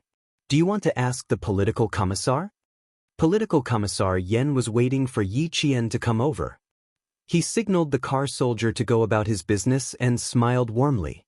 There's a special mission tonight. You've been practicing for almost a month. We've all seen your results. We all agree that you've improved very quickly. Chapter 453. Right now, you only have one night training course that you haven't started yet. I discussed it with Commander Liu, and we will start tonight. You will drive a car and be accompanied by your instructor. You will depart from your province for cross-province training. Yiqian was stunned for a few seconds. After hearing this, he said in disbelief, "Political Commissar, I don't even have a driver's license." He was worried that he didn't have a driver's license, not that he couldn't do it. Don't worry about that. We have our own arrangements. Go and see the car you will be driving tonight. The instructor is doing maintenance for you. Political Commissar Yan admired Yi Qian's confidence in himself. It wasn't arrogance, but a down-to-earth confidence. He wasn't exaggerating, nor was he overly modest. Yi Qian immediately had no more worries after hearing this. He responded crisply and walked towards the parking lot. At 11 o'clock p.m., the surroundings were cleaned up. After all the preparations were done, jeeps drove out of the underground parking lot one after another. They drove to the side of the road in an orderly manner before turning on their headlights and driving into the mountains. All the cars were jeeps instead of armored vehicles. From the outside, they looked no different from the jeeps in the city. Yi Jian followed in the middle of the convoy and began the night training that would last until Sunday. She would only be back on Sunday. At 3 o'clock a.m., Political Commissar Yan's voice came from the walkie-talkie. He asked the instructor accompanying Yi Qian, "How's the situation on your side?" Reporting, "Everything is normal." The instructor, who also didn't sleep, kept his mind awake and reported the situation of their car. Change at 4 o'clock a.m. The co-driver will take over. The co-driver was the instructor himself. At this time, they were already on the mountain road. The long mountain road seemed to spiral into the sky. The headlights shone in front of them. On one side was the vast mountain range, and on the other side was an unprotected cliff. The entire mountain road was bumpy and uneven. Yi Qian's whole body was shaking. There wasn't a single minute of silence. After making a 180-degree turn, they continued to climb up. One moment, they would make a 180-degree turn inward, and the next moment, they would make a 180-degree turn outward. They continued to drive forward until the co-driver took over. Yi Qian had already completed the 4 stages of basic driving, practical driving, long-distance driving, and graduation assessment. At 5 o'clock in the morning, all the motorcades stopped by the roadside. After resting for half an hour in the wilderness, they continued to move forward. At 6 o'clock, the motorcade no longer followed the mountain road. Instead, they turned into another section of the mountain. "Attention all vehicles, attention all vehicles. We will arrive at the simulated battlefield in half an hour. All vehicles, please prepare for battle." Even though it was Yi Qian's first time driving at night, she knew what the tests were. When the car turned out of the mountain road and headed into the mountains, she knew that they had arrived at the test area. There were a total of more than 10 simulated battlefields. The simulations here covered almost all the common situations that one would suddenly encounter while driving. The artillery blockade was the first simulated section. Amidst the sounds of explosions, Yi Qian drove through it. Flames rose in front of her eyes. She could feel the firepower even from inside the car. The steering wheel turned so fast that her hands turned into afterimages. After dashing out of the car, they arrived at the bullet hole road. The car was bumpy and the body was shaking. Like a newborn calf who was not afraid of tigers, Yi Qian courageously trained with the male soldiers on this completely unfamiliar training ground that was set up based on the terrain of the wilderness. There were dozens of wartime courses, and Yi Qian couldn't miss a single one. Under the conditions that were similar to actual combat, she trained her driving skills. This was also a foundation that no one could surpass when she officially wore the military uniform in the future. Chapter 454. After the assessment, the entire mountain was filled with thick smoke. When the walkie-talkie said, "Over," even the strong-willed Yi Qian slumped over the steering wheel after the car came to a stop. The instructor sitting in the front passenger seat laughed when he saw this. He joked, "So you can get tired too. Some time ago, all of us male soldiers were shocked by you. Every one of us trained with all our might, afraid that we would be outdone by a girl who hasn't even graduated from high school. Many of the male soldiers were left in the dust by this young lady. As soldiers who were about to enter Zhanhai, they felt disgruntled when they saw the intensity of her training. Platoon Commander Liu and the political commissar had arranged for them to be her instructors. It was immense. Now that they saw her slumped over the steering wheel in exhaustion, it was really a first for them. They couldn't help but make fun of her for a moment. "Instructor, don't make fun of me. We were almost burned to ashes by the artillery just now," Yiqian said in a low voice. He wasn't afraid, but he was shocked. It was even more shocking than the gunfight in Australia. No wonder Platoon Commander Liu and the political commissar insisted that she take part in a night drive. It was obvious that they wanted her to participate in actual combat. They wanted her to experience the dangers of war. While she was shocked, she also understood why a country needed a strong military. Only a strong military could prevent you from being homeless, from being caught in the flames of war, and from having your family destroyed. The instructor sitting in the front passenger seat was also panting. When he heard this, he laughed heartily. "Yiqian, this is nothing. It's just a small-scale, team-based simulation of actual combat. It's only for our group of people." It was just a small-scale simulation of actual combat, but it made Yiqian truly feel what war was like. It could destroy heaven and earth. It could destroy all families, countries, and lives. It was a real feeling. It was a shock that went straight to the heart. It was as if she had walked into a circle of death and come into close contact with the Grim Reaper. This was Yiqian's first time taking part in actual combat training. Even though it was just a small-scale simulation of 20 people, it was so real that it shook her to the core. Compared to the gunfights she had experienced in Australia, the shock the artillery gave her was directly smashed into her heart. Just a small simulated battle had such a huge threat. The soldiers who were not afraid of sacrificing themselves on the battlefield faced death directly. Facing the smoke and gunfire of war, they bravely defended their country with their iron-blooded bodies. They were the most admirable people of this era.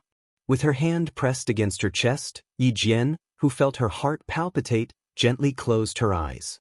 There was a faint smile at the corner of her mouth. No matter how fierce the artillery fire was or how dense the bullets were, she would walk in this direction step by step. She would not look back and she would not regret it. Yiqian, whose mental state had improved once again, exhaled a mouthful of foul air.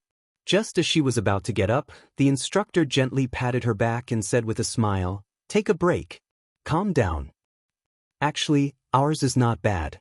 Take the brigade that specializes in training military driving teams, for example. The technical soldiers there are really well trained. Other than learning how to drive sedans and flat-top firewood transport vehicles, many of them also learn how to drive artillery tractors, heavy transport vehicles, and other special vehicles. Their training is strict and rigorous, and they have more actual combat experience than us. Every single one of them has godlike driving skills." Chapter 455. Seeing that Yiqian had not moved, the young instructor became a little restless.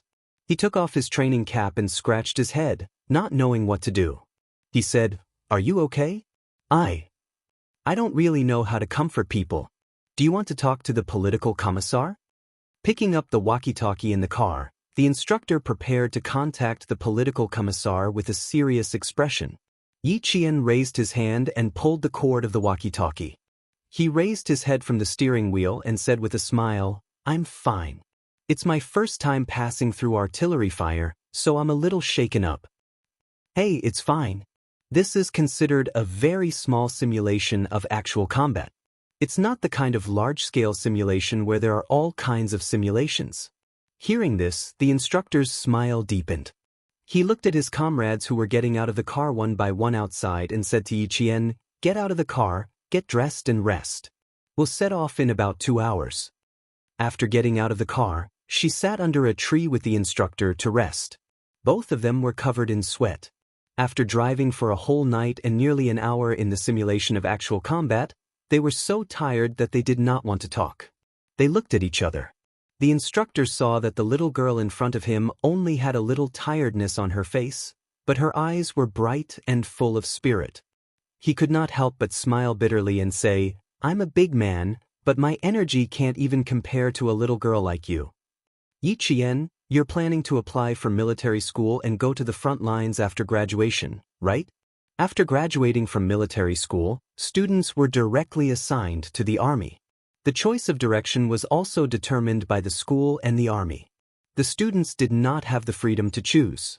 However, if the individual's professional qualities were good enough, under normal circumstances, the leaders would still inquire about the student's intentions before making the appropriate arrangements.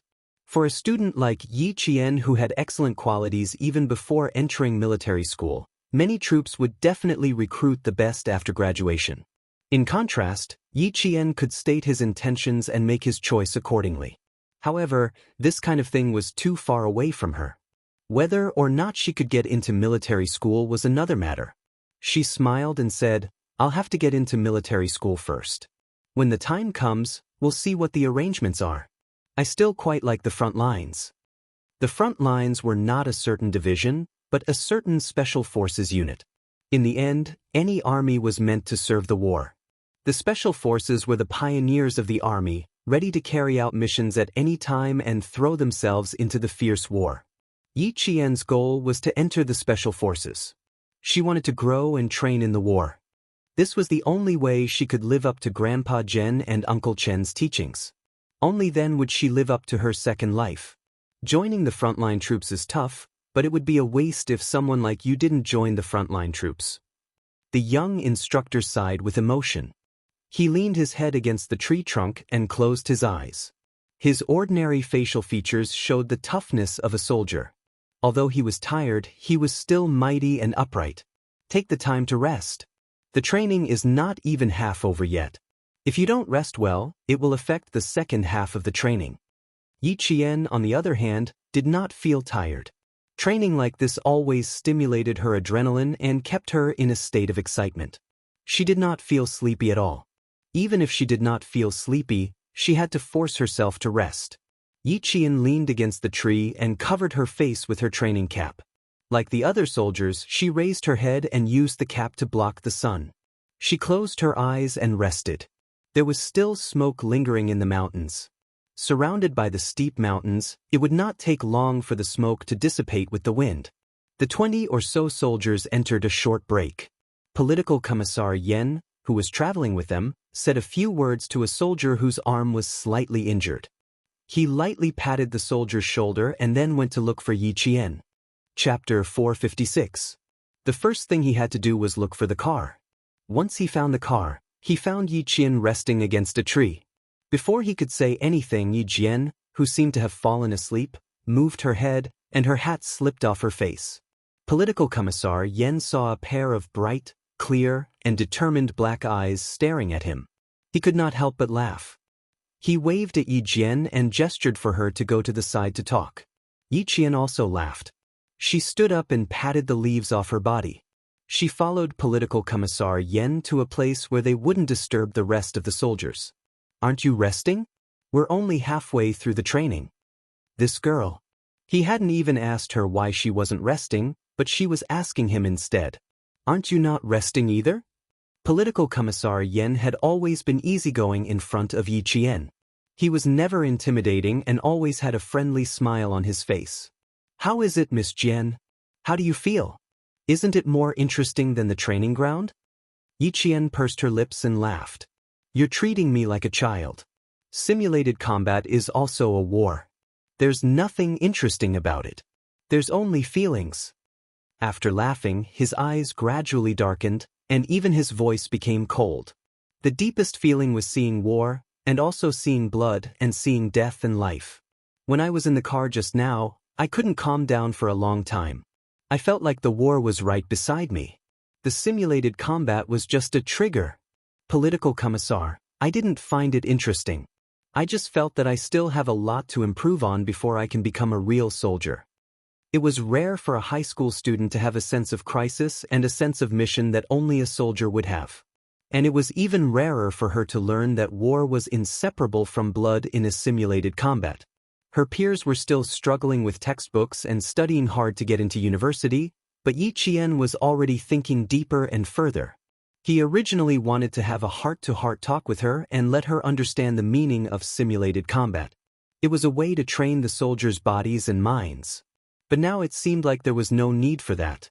After returning to the car, Political Commissar Yen contacted Platoon Leader Lu and said with great emotion, Yi Qian will be a bright star in the army in the future. Her existence will not only illuminate the other soldiers, but also push her unit forward.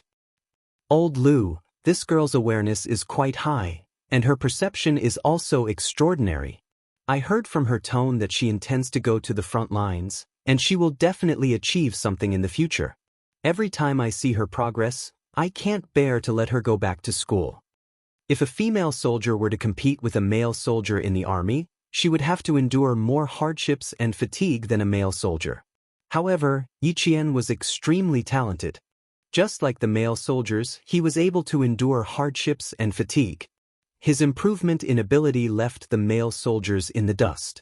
Faced with his old partner's exclamation, Lu Tuan laughed and replied, "Otherwise, why would she be chosen by a world-class sniper and a rank 1 sergeant major?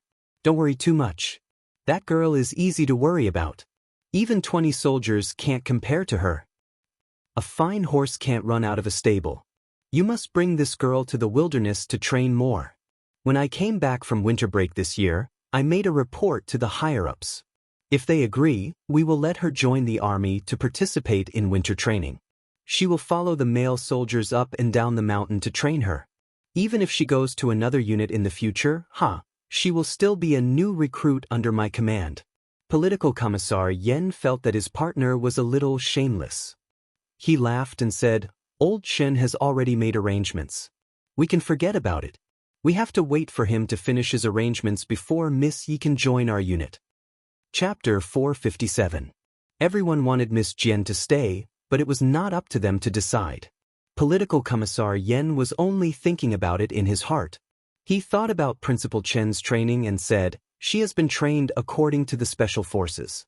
It would be a waste for her to come to our team. However, we can let her participate in field combat. After all, she will be fighting solo with Principal Chen."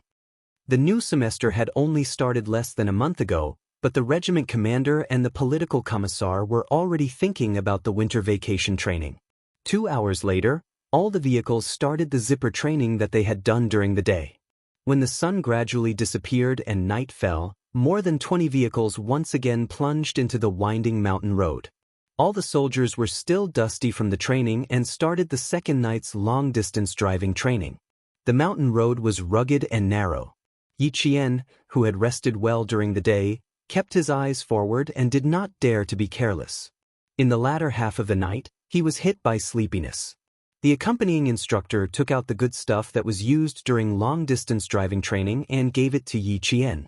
Yi Qian threw 2 raw chili peppers into his mouth and chewed. The spiciness made his grip on the steering wheel tighten. "Instructor, are your stomachs made of iron? This spiciness, will your stomachs hurt?" It was too spicy. Yi Qian, who felt like his mouth was spitting fire, tried to distract himself by talking. Eating raw chili, raw cooling oil, raw onions, these are all common. However, it's only for long-distance driving. It won't affect the stomach too much. We don't eat spicy food in our hometown. Now, I can't eat anything spicy. The instructor saw that Yi Qian's face was red from the spiciness. He glanced at him and immediately averted his gaze. Although the person beside him was a high school student, she was still a girl. It was embarrassing for him to keep staring at her. After passing the Death Valley, the winding mountain road, the steep cliffs and other dangerous roads, they continuously drove for hundreds of kilometers and successfully completed the long-distance driving mission at 5 o'clock in the afternoon on Sunday. The continuous high-intensity driving training tempered the driver's fighting style. It also made Yi Qian understand that every soldier was not easy. The night training also changed Yi Qian a lot. He stood in a row of soldiers and was like a growing eagle, rapidly and fiercely moving towards his goal. Yi Qian still had to rush back to school in the afternoon. After a simple freshening up, she immediately rushed back to school. This time, she came back a little late. The car driver didn't need her to remind him. He stepped on the accelerator and rushed all the way to school. To see a girl. Fuck, I couldn't tell. Another rich student. Brother Huang was the young man who was close to Luo Ran. He squinted his small eyes and looked over.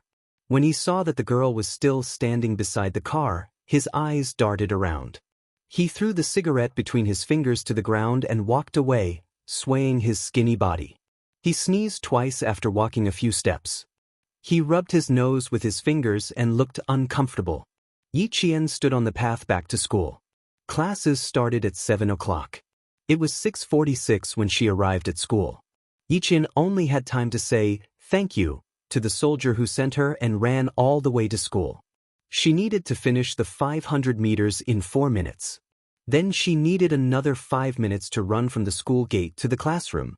Time was tight. She didn't have a minute to waste. Chapter 458. After running for a few meters, Yi Jianjian saw that the people who were leaning against the wall with cigarettes in their mouths had all walked out. One by one, they stood in the middle of the road and looked in her direction. Under the light of the street lamps, Yi Jian could tell that they were young men from society who always hung around the school. Seeing that they had blocked the sidewalk, Yi Jian turned to the road without changing her expression to avoid these people. She didn't have time to waste. She should hurry back to school. Brother Huang, who thought that blocking the way would scare the students, immediately ordered his men to get off the road and block the way. But how could they catch up with Yi Jian's speed? They could only watch her run past them. She was more than 10 meters away before Brother Huang and his men realized what was going on. Fuck. She ran so fast. Is she a sports student? How can we catch up with her? They were dumbfounded as they watched Yi Qian's figure disappear from their sight like a whirlwind. Brother Huang glared fiercely at his underling who was praising Yi Qian and belittling him. He scolded, "What the fuck are you all standing there for? Find Luo Ran and ask him what that girl's name is. That young guy can't block her, but that girl can." After scolding, he sneezed a few times in a row and then yawned again and again. His footsteps swayed as he left. The school gate was already closed. Yi Qian took out her student ID and rushed into the school while the guard nagged her. She ran to the classroom door just as the bell rang. Teacher Tong was already in the classroom. Seeing Yi Qian coming in on time, she didn't say anything. She gestured for her to return to her seat and continued. "The military training will start the day after tomorrow. Gather at 7 in the morning and set off from school. Everyone, remember to bring your own daily necessities. Bring all the necessities I wrote on the blackboard. The class will prepare some anti-heatstroke medicine. Students who go home can also bring some. If you need anything, you can ask me first. If the class can prepare it, we will prepare it for you." Just as they were talking about the military training, the holidays were getting closer and closer, and their expectations were also increasing. Previously, they thought that they were taking up the holidays, but now, they couldn't wait to go for the military training tomorrow. And Jiasun gently nudged Yi Qian's arm and said in a low voice, "Yi Ying's not going." "That's great. I'm not going either." "It's great too. You don't have to be envious of me. Train well and we'll meet again in 7 days." Yi Qian smiled at her and said softly, "I think you'll like military training." And Jiasun gritted her teeth and said, "I can understand if Yi Ying doesn't participate, but I can't understand if you don't. Principal Chen needs me to take care of him. I've already applied for leave." Yi Qian could not tell her that he was going overseas. He could only tell her that it was for Principal Chen. "The school has already agreed. It won't affect my graduation." As her deskmate, and Jiasun could accept this reason. Teacher Tong had finished her lecture. After that, there was only the sound of pages being flipped in the classroom. The occasional discussion was for the sake of learning. Yi Qian finished the evening self-study session with an empty stomach. After class, she greeted Jiasun and ran to the snack bar to buy some bread to fill her stomach. Since class had just ended, there were not many people in the snack bar. Only a few boys were buying soft drinks. Yi Qian walked in and saw Yang Heng holding 2 soft drinks from the fridge. When he saw her, Yang Heng took the initiative to ask, "Class is over. What do you want to eat?" "My treat. By the way, I have something to tell you." It's about Luo Ran. Chapter 459. Yi Qian didn't like boys who pursued Yi Ying, but when Yang Heng scolded Luo Ran on the basketball court, she couldn't bring herself to dislike him. She felt that the boy in front of her didn't seem like the type to be charmed by Yi Ying's looks. Of course, the biggest reason was that she wanted to know Luo Ran's exact whereabouts, so she didn't reject him outright. She raised her eyebrows and smiled faintly. It's a little strange. Why are you the one telling me about Luo Ran? It's not strange because I know him. What do you want to eat? Soda? Popsicles? Yang Heng followed her back to the convenience store and took out 10 yuan from his pocket. It's exactly 10 yuan. Soda or popsicles are fine. More students came in one after another. 2 girls even took a second look at Yang Heng before shyly lowering their heads and walking past him. They probably heard what he said and glanced at Yi Qian out of the corner of their eyes before going to the shelves to get something. Yi Qian, who had bread and milk in her hands, didn't respond to their stares. She paid for the bill and walked to Yang Heng's side. What do you want to tell me? Let's talk while we walk. Yang Heng put the money in his pocket and took a sip of his soda. His words made Yi Qian frown slightly. Yi Qian, I saw you at the Transportation Bureau. I see. No wonder I felt like you knew me. Yi Qian took a bite of her bread and said faintly, What do you want to tell me about Luo Ran? A warning like the one Yao Jing gave him? About being blocked by him after school? Yang Heng saw that she wasn't interested in how he met her at the Transportation Bureau. He couldn't help but look over. It's only been a month since school started. Haven't you heard about Luo Ran? I heard about him. He got into fights and caused trouble. He knows young people from the underworld. In short, he's not a good student. Yi Qian threw the plastic bag containing the bread into a trash can and smiled faintly at Yang Heng. If you're here to tell me this, you don't have to. The whole school knows about him. I won't tell you anything that the whole school knows. I have something to tell you about Luo Ran. Yang Heng reacted quickly. His straightforwardness made him not want to hide anything from Yi Qian. Luo Ran got a student from another school to wait for you at the school gate on Friday. The person who told him that you would be going out on Friday was Yi Ying. Be careful. Luo Ran holds grudges. You made him bleed with a basketball in front of so many classmates. He won't let it go so easily. Yi Qian stopped in his tracks when he heard this. He stood in the shadows of the street lamps that shone through the leaves. There was a hint of interest in his eyes. So he was the one who sent someone to follow me on Friday. Thank you. I'll remember that. If this guy really liked Yi Ying, he wouldn't have directly said that it was Yi Ying who reminded Luo Ran in front of me, and he wouldn't have stood out to remind me. He was a boy full of contradictions. Well, he couldn't be considered good. At the very least, he would also cause trouble outside and hang out in internet cafes. To put it bluntly, they couldn't do anything about it. After all, a school was a school and not a place for them to cause trouble. A boy who was neither good nor bad. Yi Qian's impression of him was neither good nor bad. You're welcome. I think it should be Luo Ran who can't afford to offend you. After all, you spent a few hours to find a suspect in the Public Security Bureau and allowed them to successfully arrest the criminal within 12 hours.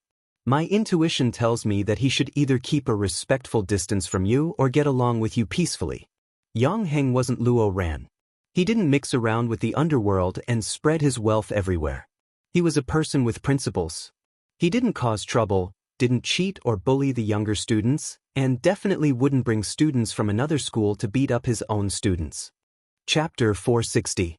Coupled with the influence of his family environment, he knew very well what his bottom line was and what kind of person he shouldn't provoke. In his heart, Yi Qian was someone he definitely shouldn't provoke. Yi Qian laughed. This little boy was quite interesting. No wonder so many girls in the school liked him. Even in Jiasin, who was thick-skinned, liked him. He did have some redeeming qualities. She reached out her hand and said clearly, Hello, I'm Yi Qian. I'm a junior from sophomore class 1. Please take care of me in the future. Yi Qian would never be stingy with people with principles like Yi Qian. Besides, Captain Xia once said, people need friends no matter where they are. Her intuition told her that Yang Heng was indeed a friend worth making. Yang Heng was stunned by Yi Qian's outstretched hand. After he recovered, He laughed and shook Yi Qian's hand. Hello, Junior. I'm a senior from sophomore class 1, Yang Heng. If you have any problems, you can look for me anytime. As long as I can solve it, I won't refuse. He smiled and said, I don't think you'll look for me if it's about your studies. But if it's about something outside, it's no problem at all. He was really interesting. Compared to girls like Yao Jing who looked cheerful on the surface but had a lot of thoughts on the inside, he was much more interesting. After returning to the dormitory, Yang Heng still had a smile on his face. No wonder all the boys in sophomore class 1 were full of praise for Yi Qian. When they talked about him, it was like they were good brothers. Yang Heng really liked him. During this week, Yang Heng had also secretly inquired about Yi Jian's affairs and more or less understood a little. Yang Heng, Luo Ran from class 6 has been looking for you a few times. He said you should go to his dormitory when you come back. It's urgent. When he heard Luo Ran's name, Yang Heng's eyes flashed coldly. He thanked his roommate and went out again. Well, even if he didn't come looking for him, he would have gone looking for him. Just based on Yi Qian's actions just now, he couldn't let Luo Ran mess around. 5 minutes later, the originally quiet male dormitory was suddenly filled with the sound of something being smashed. Then came Luo Ran's angry roar. Yang Heng, you fucking wait for me, wait for me. I won't let you go. Just you wait. Yi Qian only found out about the fight between Yang Heng and Luo Ran the next day. It was said that they were called to the sports field by the dean of teaching that night and were punished to run 3 kilometers before returning to the dormitory. Both of them are from the year 3 team. They seem to have a good relationship. Why would they fight? I don't know. Someone said that Luo Ran was looking for Yang Heng. While they were talking, Luo Ran started a fight. He even shouted that Yang Heng wasn't loyal. Yang Heng and Luo Ran's fight had spread like wildfire throughout the school after the morning self-study session. Luo Ran didn't come to class that day, but Yang Heng went to class as if nothing had happened. He wasn't affected at all. Yi Qian frowned. Did Yang Heng beat Luo Ran up because of him? It wasn't that she was overthinking things, but it was just too much of a coincidence. When the 4th period ended, Yi Qian knew that she wasn't overthinking it. The fight between the two of them was indeed related to her. Yi Qian, don't you have any shame? Don't you have any shame?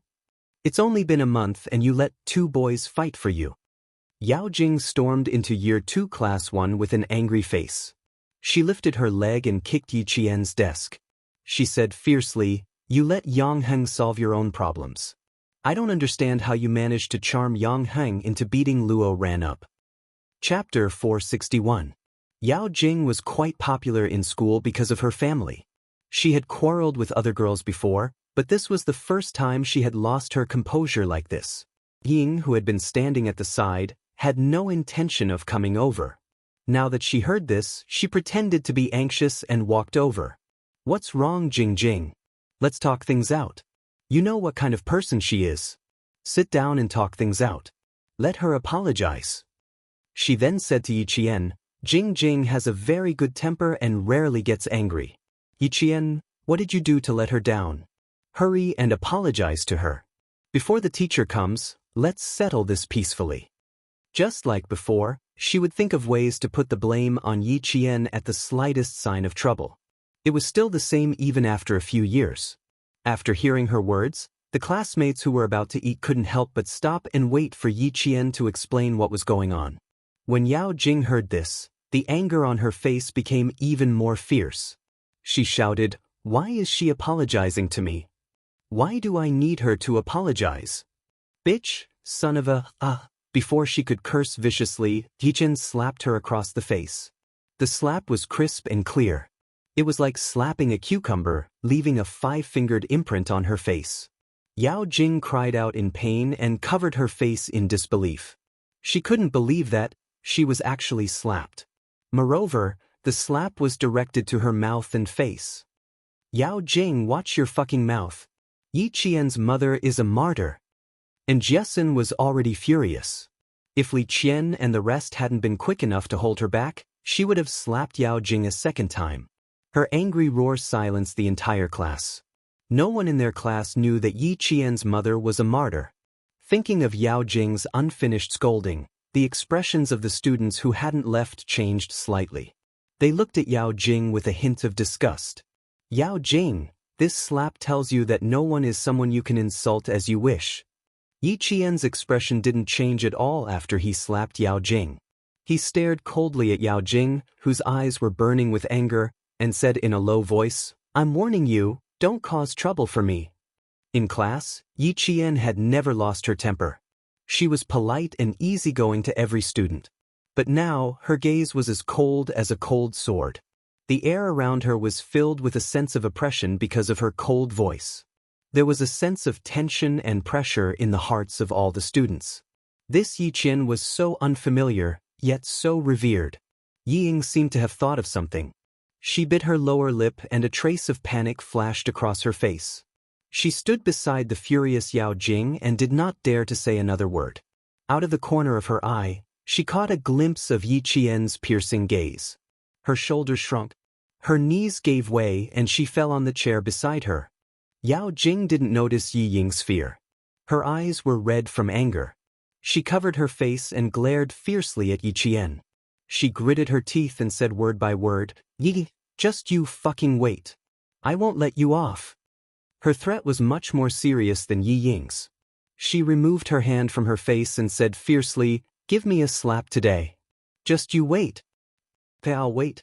Yi Qian didn't back down in the face of the other party's threat. He replied even more fiercely, "You insulted my mother first.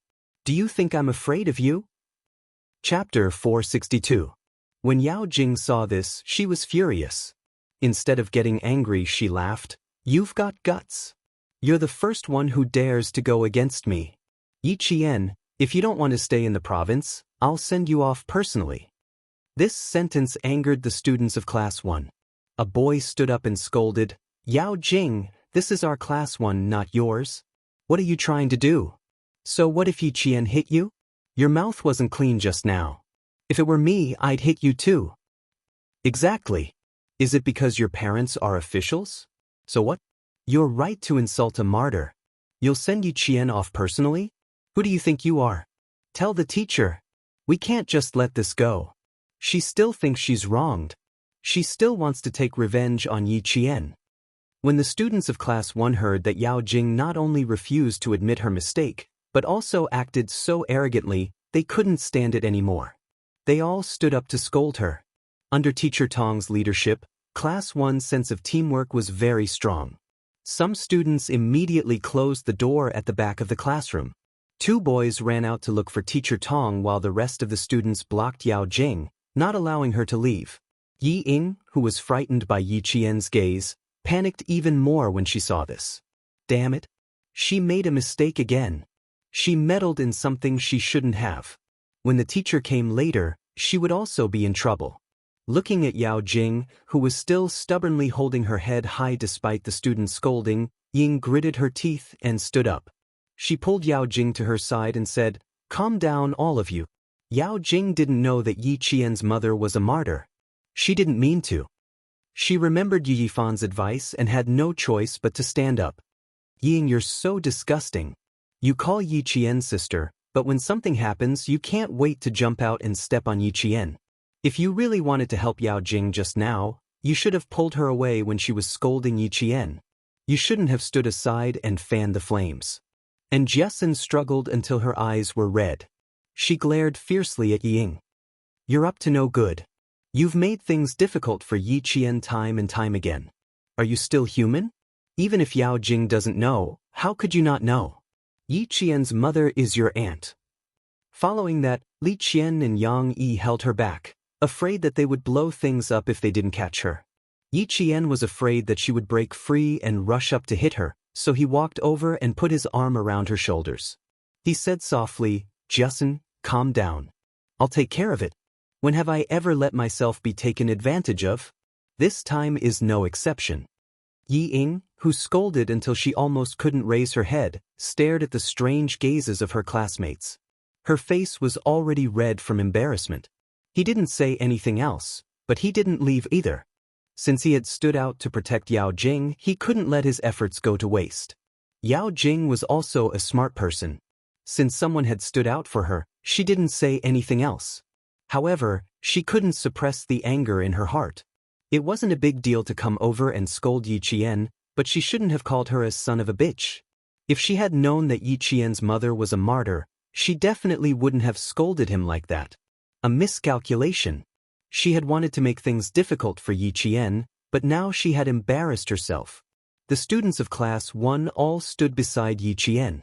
Before the teacher arrived, they couldn't speak again. Yao Jing should have been the target of public criticism, but Yi Ying had stepped forward and replaced her. Instead, Yao Jing was temporarily spared from the students' saliva. Teacher Tong arrived quickly. She had already heard the whole story from the two boys. When she walked into the classroom, she saw dozens of students gathered together. Just from their backs, she could feel their anger. Chapter 463. She was relieved that although the children were angry, they remained calm. There's no need to gather together. Let's all go for lunch. Yi Qian, Yao Jing, the three of you come with me.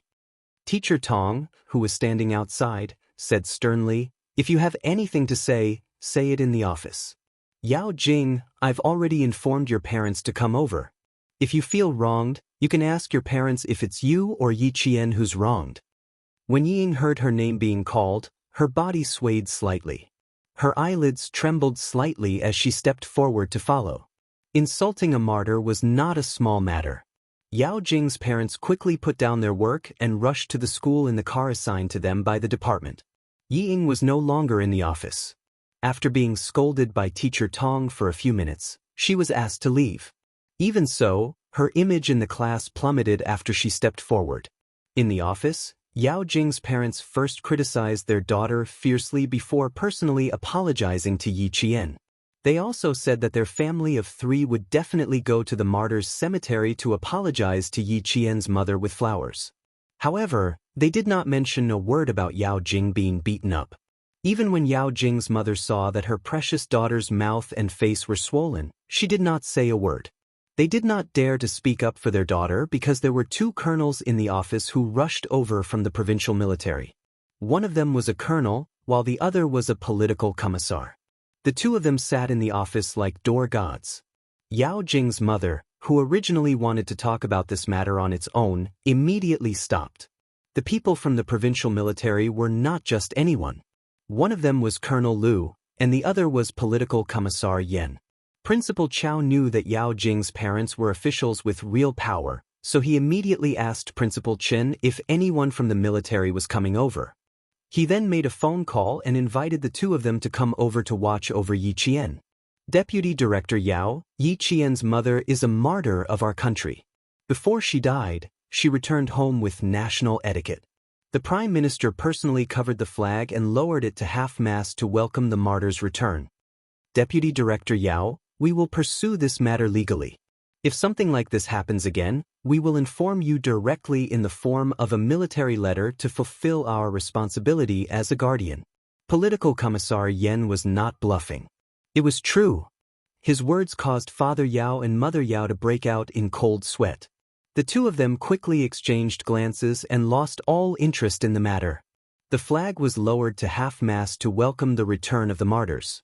Just what was the background of Yi Qian's mother? Even after being dead for so long, he was still able to honor his daughter.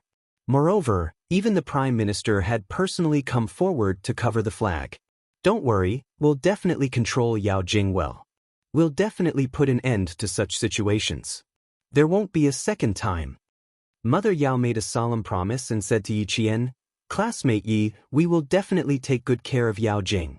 Please forgive her this once. Lu Tuan looked up and said calmly, This child has always been honest. We watched her grow up.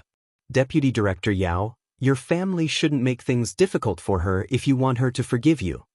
Do you want to get Miss Jian's forgiveness? He was already being merciful by not slapping the girl until all her teeth fell out. It was obvious that he would not forgive her. Father Yao and Mother Yao's expressions changed slightly. There was no way to get her forgiveness. It would be troublesome if it affected their daughter's college entrance exams. Yao Jing, who knew that she had kicked an iron plate, stood up. She could not even stand straight under the gaze of the two military officers. She walked over to Yi Qian and bowed deeply. I'm sorry, Yi Qian. I was too presumptuous. I'm sorry. Chapter 464. If Yao Jing hadn't apologized to Yi Qian, then Yi Qian would have just laughed it off and wouldn't have cared too much about what she had said. However, she had apologized and didn't say anything similar to Yao Jing's mother, asking for his forgiveness. This showed that Yao Jing was more scheming than Yao Jing's mother. She knew that she had to apologize immediately if she had done something wrong. She wouldn't let a single mistake get her into trouble, and she wouldn't make another mistake just because of a small mistake. She apologized because she knew she was wrong. She wouldn't force Yi Qian to accept her apology. However, as long as she apologized, no matter how angry Yi Qian was, would he still find trouble with Yao Jing? No, Yi Qian wouldn't find trouble with Yao Jing again. If he did, he would seem narrow-minded. On the other hand, Yi Ying's every plan and scheme was simple and crude. As long as she thought that she had the slightest chance, she would immediately jump out. In the blink of an eye, she would forget Yi Jifan's advice. She didn't know that she had to carefully plan after seizing the opportunity. Even though she had become more scheming over the years, she still failed because of her family background. She could be proud of herself for a while, but she would end up in a difficult situation afterwards. However, Yao Jing wasn't like that. Now that she had stood up, Principal Chao and Teacher Tong's expressions softened. Teacher Tong, who hadn't spoken, looked at Yi Qian and said gently, "Since Yao Jing took the initiative to admit her mistake, and she really didn't know your mother was a martyr, please forgive her this once." Yes. Yi Qian, Yao Jing has a bad temper, but she has never offended any of your parents. Please forgive her this once. Uncle and Auntie promise that something like this won't happen again. Yao Jing's mother was a kind mother. Her heart ached that her daughter's face was swollen after being slapped. However, she did make a mistake first and spoke arrogantly. She could only accept this slap. Commissar Yen glanced at the girl who was apologizing in the middle. He sighed softly and stood up. He walked to Yi Qian's side and patted her shoulder gently. With a heavy expression, he said, "Good girl, just forgive her this time. We all know that no matter how bad someone is to you, as long as they don't mention your parents, you will always be tolerant and magnanimous. Lu Tuan and I both know that it was indeed Yao Jing who hurt you. But child, you have to remember that the most hurtful thing in this world is the sword made of words. You have to protect yourself well and calm your mind. That way, even the sharpest sword made of words won't be able to hurt you." That was why it was said that it was difficult for children without parents to walk. Without the protection of an adult, they had to rely on their thin and weak bodies to resist those who wanted to harm them. If the army did not take care of her more, this child's days would be even more tiring. Yi Qian, who was sitting with her back straight, raised her head to look at Commissar Yen, who was concerned about her. She didn't say anything and only nodded lightly to show that she would remember it. Colonel Lu looked at Yao Jing's parents with a sharp gaze and said, "Little Jian is feeling terrible right now. I'm afraid she won't be able to accept Deputy Commissioner Yao's daughter's apology in such a short period of time. You guys should calm her down and let her vent her anger. She will naturally accept her apology." In the army, the regiment commander and the commissar always played the role of good cop and bad cop. When the mother and daughter cooperated, the two of them also cooperated tacitly. Chapter 465. Political Commissar Yen tried to persuade Yi Qian while Regiment Commander Lu defended Yi Qian. The two of them sang the same tune, making Father Yao and Mother Yao's expressions a little awkward. The words of these two military officers made it seem like a family of three was forcing Yi Qian to forgive Yao Jing. "Yao Jing, sit back down." Father Yao's face darkened as he reprimanded, "Do you think your mistakes can be resolved with an apology? You don't know your place and you need to be taught a lesson. If you don't teach you a lesson today, you'll only make it worse in the future." "Dad, I'm apologizing to her. I know I was wrong." Yao Jing didn't listen and stood stubbornly beside Yi Qian. She lowered her posture and said again, "I'm sorry, Yi Qian. I won't ask you to forgive me. I only hope that you can hear my sincere apology." If she didn't get Yi Qian's approval today, she would become the target of all the students' sympathy and she would become the villain in the eyes of all the teachers and students. He wanted to step on Yao Jing's shoulders and help himself. No way. Yao Jing, when Injiasen told you that my mother was a martyr, if you had immediately apologized to me instead of threatening me, I would have chosen to forgive you. Yi Qian, who hadn't spoken since Regiment Commander Lu and Political Commissar Yen came to the office, finally spoke. But to Father Yao and Mother Yao, it was better not to speak. You don't have the sincerity to apologize. From insulting my mother to threatening me, Yao Jing, you don't have the sincerity to apologize to me or my mother. Even if you're standing in front of me now, you're only apologizing for your mistakes.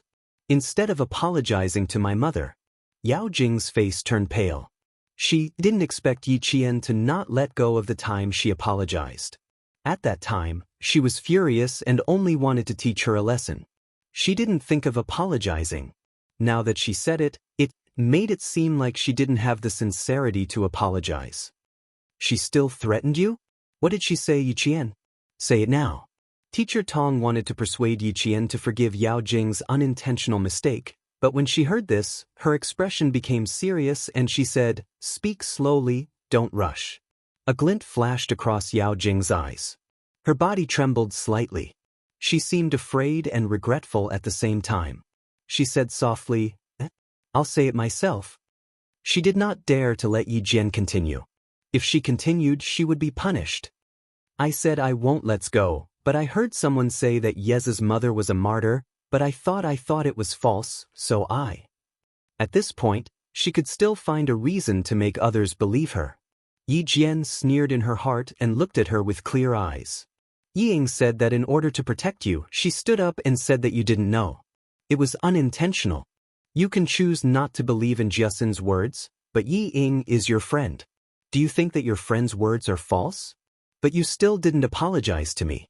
Instead, you remained silent when you saw my classmates standing up for me. Yi Jian's voice was very clear, and her words were very clear.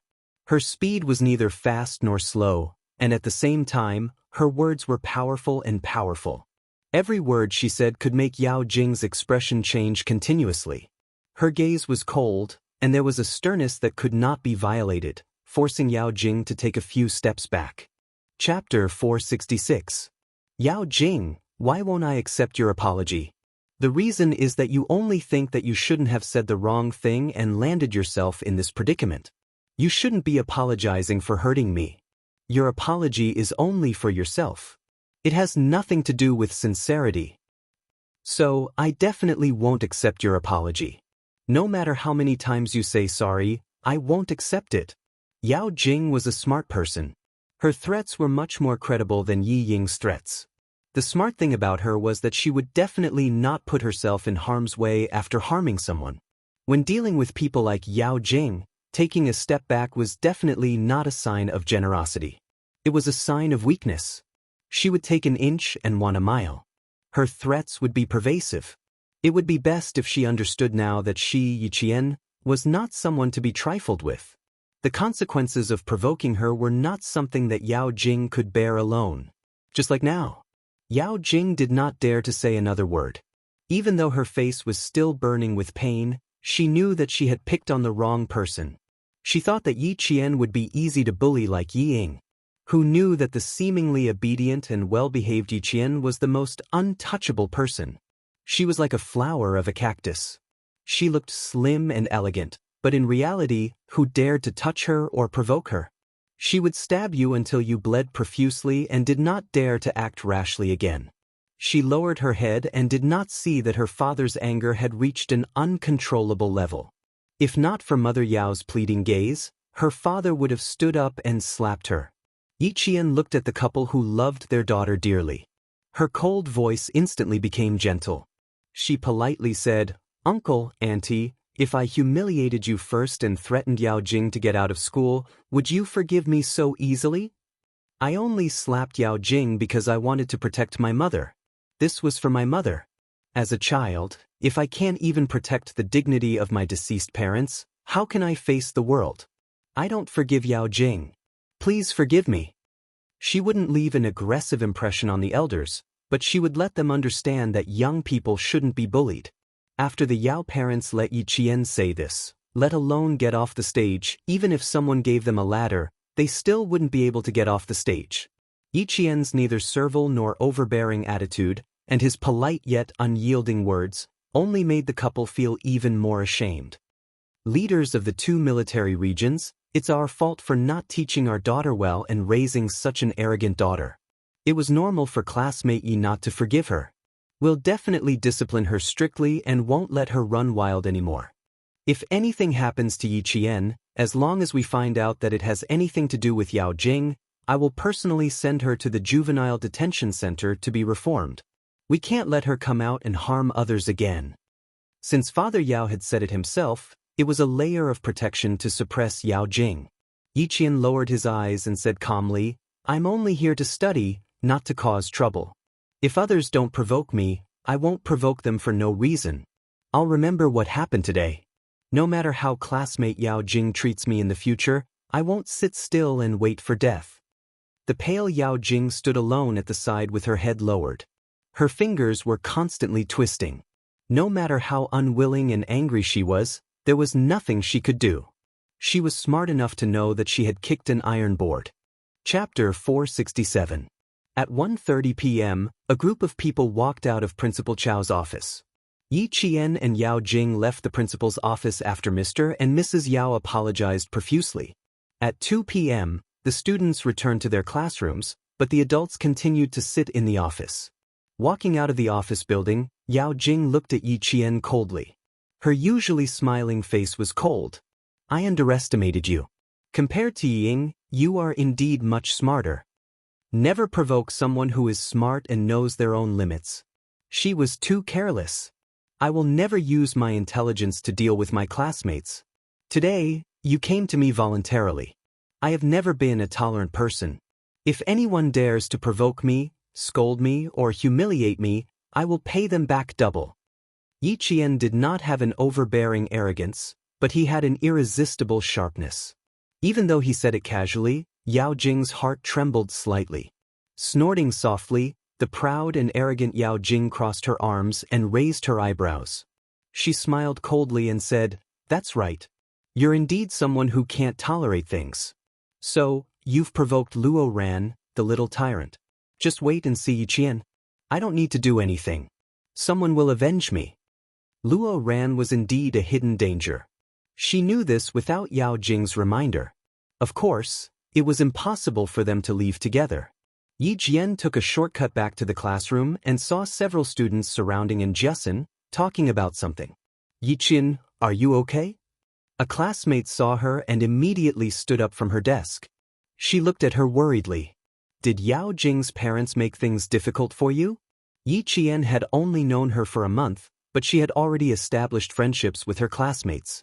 Although they were not very deep, at least when she was in trouble, her classmates were willing to help her. The corner of her mouth curved into a beautiful smile. She looked at her concerned classmates with a smile. It's okay. Yao Jing was in the wrong first. With Principal Chao and Teacher Tong here, I am fine. But I didn't accept Yao Jing's apology because I'm still angry with her. I don't want to forgive her so easily. Rather than having Yi Ying misinterpret the facts and spread rumors of her being petty, it was better to make things clear in class so that even if Yi Ying found out something from Yao Jing, she couldn't make sarcastic remarks in class. From today's confrontation, it could be seen that Yao Jing was far smarter than Yi Ying. Perhaps she had already seen through Yi Ying's true colors, but the two of them were just using each other. After all, when they were in the same class, Yi Ying's grades were there for all to see. Yao Jing's intelligence lay in the fact that she would never jump out like Yi Ying after harming someone. She was afraid that others wouldn't know how powerful she was. She would hide and stand behind the scenes, letting others do the dirty work. She wanted to use Yi Ying, and Yi Ying wanted to maintain a good relationship with Yao Jing. Even if she was unwilling, she could only be used. Once the two of them wallow in the mire, it was absolutely possible for them to spread some rumors. This was not a baseless guess by Yi Qian. It was an experience that he had exchanged with his life in exchange for seeing Yi Ying's true colors in his previous life. The classmates agreed with Yi Qian's actions. If it were them, they wouldn't forgive Yao Jing so easily either. Yi Ying applied for sick leave, saying that she had a chest ache and needed to go to the hospital. The whole class knew that she had a heart disease, and they had never seen her apply for sick leave. Who would believe that she had applied for sick leave after today's incident? Chapter 468. The last physical education lesson in the class was not held. Everyone surrounded the field and received their camouflage uniforms for military training. The rest of the classes in class received their camouflage uniforms in the classroom. When school ended, Teacher Tong reiterated that the military training would start tomorrow. All students had to bring their daily necessities to school before 7 p.m. They could not forget their camouflage uniforms. Whoever forgot would have their marks deducted. The bell rang. All the first-year students on the 7-day break were like birds released from cages. They went home happily from school. And Xianxia watched as Yi Qian stuffed her clothes into her small camouflage travel bag. She gritted her teeth and said, "What should I do? I really want to take out all your clothes. Dang, dang, dang. Does it look good? Does it look good? Does it look good?" Yang Yi, who was hiding behind the door to change his clothes, was wearing a camouflage uniform with long sleeves and trousers. He walked out happily and said, "So handsome. I already like military training." Li Qian and the other girl, Lu Li's hen, also changed into camouflage uniforms and walked over. They put on their hats of the same color and the three of them stood in a row and laughed. How is it? How is it? Handsome, right? Add me. The girl sleeping on the upper bunk of Yi Qian, Zhang Yuan, ran over. The four of them stood in a row and raised their chins. Before Yi Qian and Xianxia could speak, they were already laughing. I don't know if I'm handsome or not, but I know that if you wear these clothes, you won't have to walk with your breasts in your mouth, especially Li Qian. And Xianxia blinked. The meaning behind her words was to make everyone laugh. Meanwhile, Li Qian took off her hat and threw it at Xianxia with a red face. Li Qian was slightly chubby and had developed very well. She was also shy, so she would walk with her face in her mouth, as if she was afraid that others would see her breasts. And Xianxia had said this countless times. She directly said, "What a waste." The five of them were in a mess. Yi Qian had also packed her luggage. The military car was waiting outside. The flight to the capital was at 8 p.m. tonight. She had to take the car straight to the airport after school. Everyone in the class knew that Yi Qian couldn't participate in the military training because of her patient. The five of them walked her to the school gate before returning to the dormitory. Commander Lu and Political Commissar Yen were already in the car. They did not need to accompany their leader abroad, but they needed to go to the capital to report on the training of the automobile soldiers and attend a large military conference. Therefore, they could take the same plane as Yi Qian to the capital. Deputy Director Yao's comments on the political scene are not bad. He's not so muddle-headed as to protect his own daughter without any principles.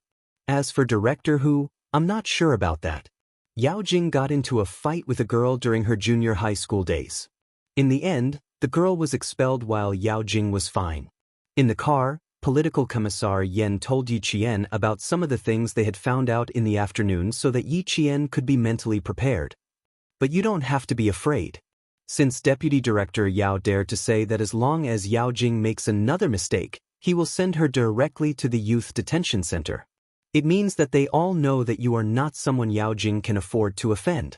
We also said that if something similar happens again, we will send a military letter to the city's political commissar. For the sake of Deputy Director Yao's future, Director Hu will not dare to act rashly. So, Jian Lass, just focus on your studies in school. If anything happens, Commander Lu and I will take care of it for you, understand? Chapter 469. This was the military's concern for Yi Qian. It was also the military's high regard for her, and more importantly, it was training her. As the orphan of a martyr, in the hearts of Commander Lu and Political Commissar Yen, she was like a sun that was heading in the right direction. That place also had the faith left behind by her mother, and it also influenced Yi Qian.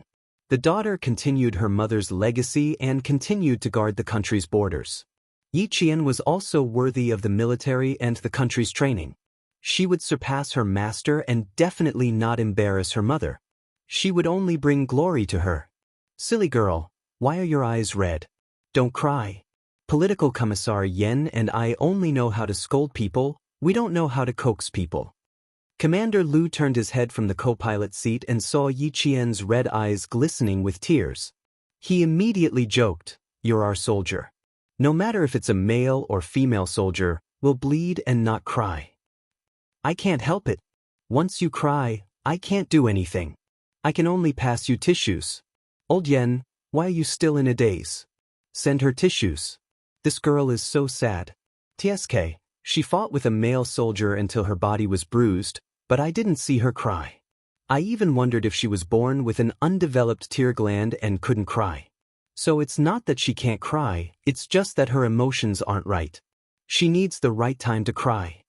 Yi Qian, whose heart was filled with gratitude, was teased by Commander Lu. She was no longer in the mood to cry. Instead, she laughed out loud. The plane rushed into the starry sky and began a 3-hour journey from south to north. The weather in the capital was not bad. Similarly, the stars were twinkling, and the moonlight was clear and cool. Individual weapons and equipment: 1 American-made carbine G. Sauer handgun, 4 magazines, 1 MP5 submachine gun, 3 tear gas grenades, and 3 smoke grenades. In a certain armory in the capital, Xia Jinyuan, J5, G3, and Z7 counted the weapons they carried with them. These were all guns and ammunition that had to be prepared when going abroad, just in case. And because the country they were visiting this time happened to be a country that needed to be rebuilt due to war, the risk factor was greater, and the weapons they had prepared were more abundant than before. From the equipment of the entourage, it could be seen that in addition to the soldiers sent by the Ministry of National Security and Zongnanhai, there were also soldiers from the Special Forces of the Snowfield Brigade as personal protection. Special Forces are the trump card of every country in the world when it comes to emergencies. They are the dagger of the country, and also the guardian of the country, especially Special Forces like the Snowfield Brigade. As long as they show up, it means that they are the highest level of security. Complete, correct? That's right. That's right. 3 similarly cold and hard voices rang out one after another. They put away the weapons that had been placed on the table and confirmed that there were no problems with them. They were the accompanying staff, wearing dark suits and ties. Their meticulous image was very much in line with the image of accompanying staff going abroad. The guns and ammunition were placed on their bodies, and then they put on the suits that were ironed to the point that there was not a single wrinkle. Each of them were 1.89 meters tall, and in an instant, the rigorous and formal suits were the temptation of a uniform. The well-ironed suits were tailored according to their height and physique. Years of training made their muscles extremely well-proportioned. Their chest muscles rose and fell slightly in the shirts, and they were exceptionally strong. But when they put on the jackets, each of them stood tall and straight. Their wide shoulders and narrow waists showed a sense of strength and thinness. Chapter 470. The 4 of them were dressed in the same way. Even the way they tied their leather shoes was exactly the same. They were clean, neat, and mighty. Each of them had their own merits. Visually, it was already a feast. Coupled with their fierce auras, they could become a shining point just by standing at the side. J5 was scholarly and had a slight smile on his face, which suited his identity as an instructor. He also looked more like a civilian staff member. On the other hand, K7's gaze was cold. His handsome face was thin, and his facial features were 3-dimensional like those of Westerners. When he wore a formal suit, he looked like an attending doctor who had just walked out of a conference room.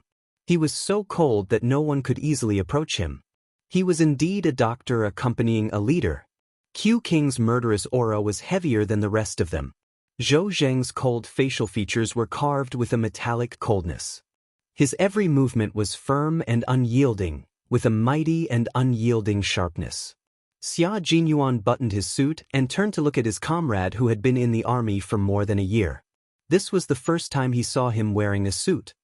He raised his eyebrows slightly and smiled. From tomorrow onwards, we will be accompanying staff members. Staff members don't have the aura of bloodthirstiness that we have. We have to restrain ourselves. I'm a doctor. I don't need to disguise myself. K7 slowly buttoned his suit and raised his cold gaze slightly. He said indifferently, "You guys are the ones who need to change. Especially G3. You're now a staff member.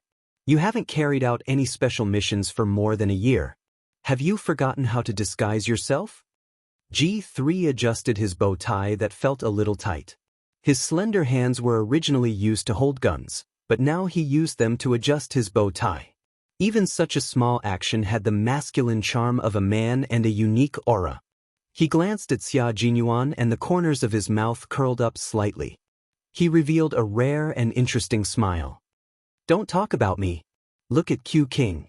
Why do I feel like I'm his accompanying staff member when he's dressed like this? No wonder I felt that something was wrong and was still looking for my own problem. Now that you've said it, I finally know what the problem is. J5, who had been adjusting his clothes, suddenly realized. Aren't we his accompanying staff? Who else could wear a suit like him, exuding the arrogance of a young master? The most important thing to improve is the Q King. Stop, stop, stop. Don't wear the watch first. You can slowly tidy it up after we leave. Otherwise, we will look more like attendants serving the young master. The black slim-fit suit not only accentuated Xia Jinyuan's tall and straight figure, but also perfectly accentuated his reserved and cold aura.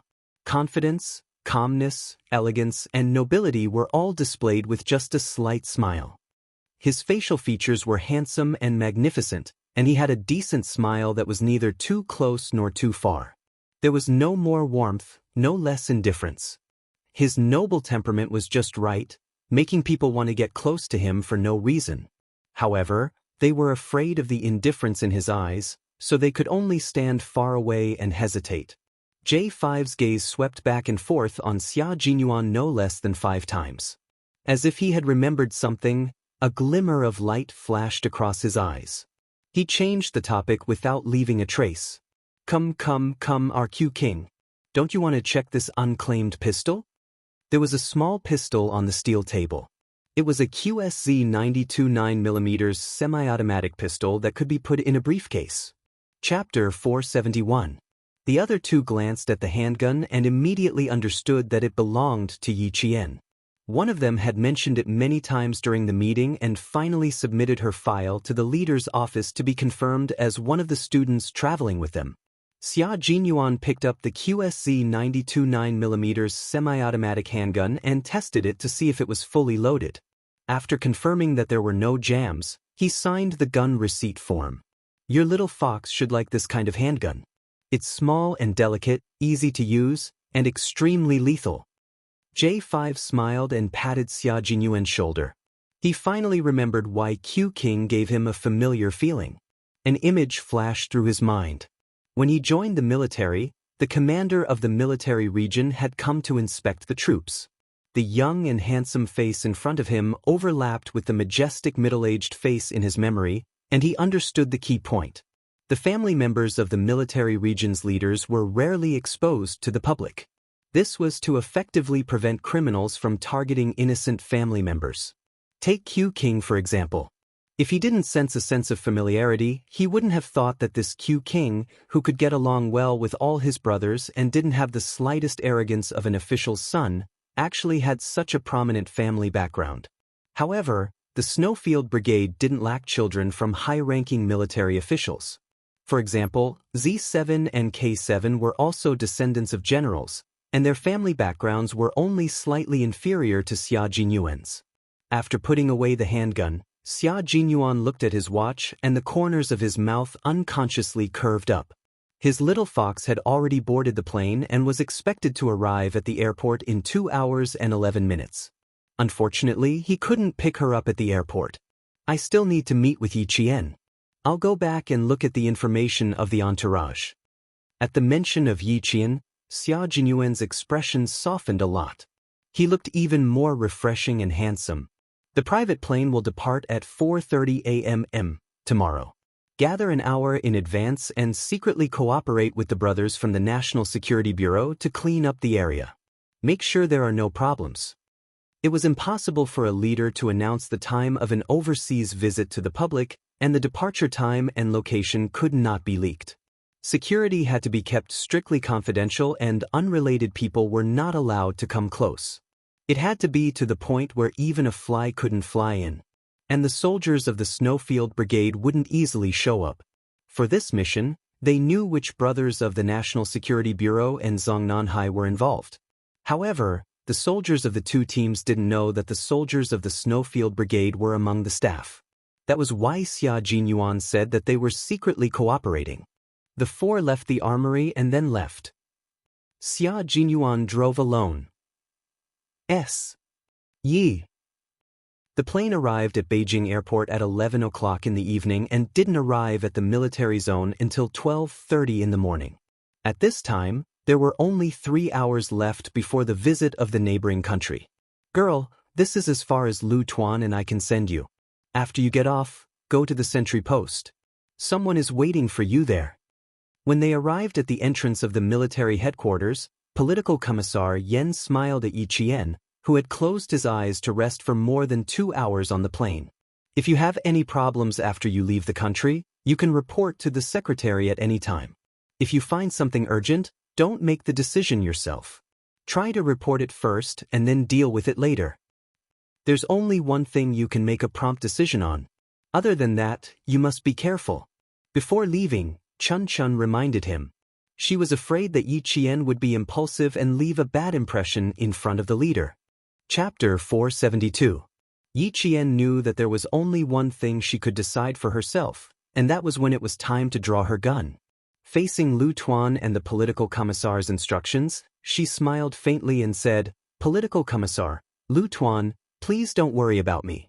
I will not make any mistakes." Yi Qian was quite confident in herself. She was best at not making any mistakes. The two regimental commanders believed her words. This girl was smart and eager to learn. When she was quiet, her temperament was tranquil and distant, like a landscape painting. She gave people the impression that she was well-behaved, obedient, and didn't need people to worry about her. She was well-behaved and clever. At such a young age, she was still calm and composed in the face of such an honor. She didn't have the slightest bit of arrogance. Just this calmness alone was enough to make people feel at ease. Lu Tuan and the political commissar said a few words to Yi Qian to take good care of herself. Only then did they let the driver drive them out of the military area and towards the military area guest house. They had a meeting tomorrow. It was already the middle of the night, so there was no need for them to go in. Yi Qian held her camouflage luggage in one hand and a permit to enter the military area as well as a military letter in the other as she walked towards the sentry post. At 12:30 in the morning, the sentry post at the entrance of the military area wore a neat military uniform and held a Type 95 handgun. His expression was as solemn as a pine tree. When he saw Yi Qian walk over, his gaze first fell on the camouflage luggage in her hands. Although he didn't point the gun at Yi Qian, he said in a dignified voice, "This is a military area.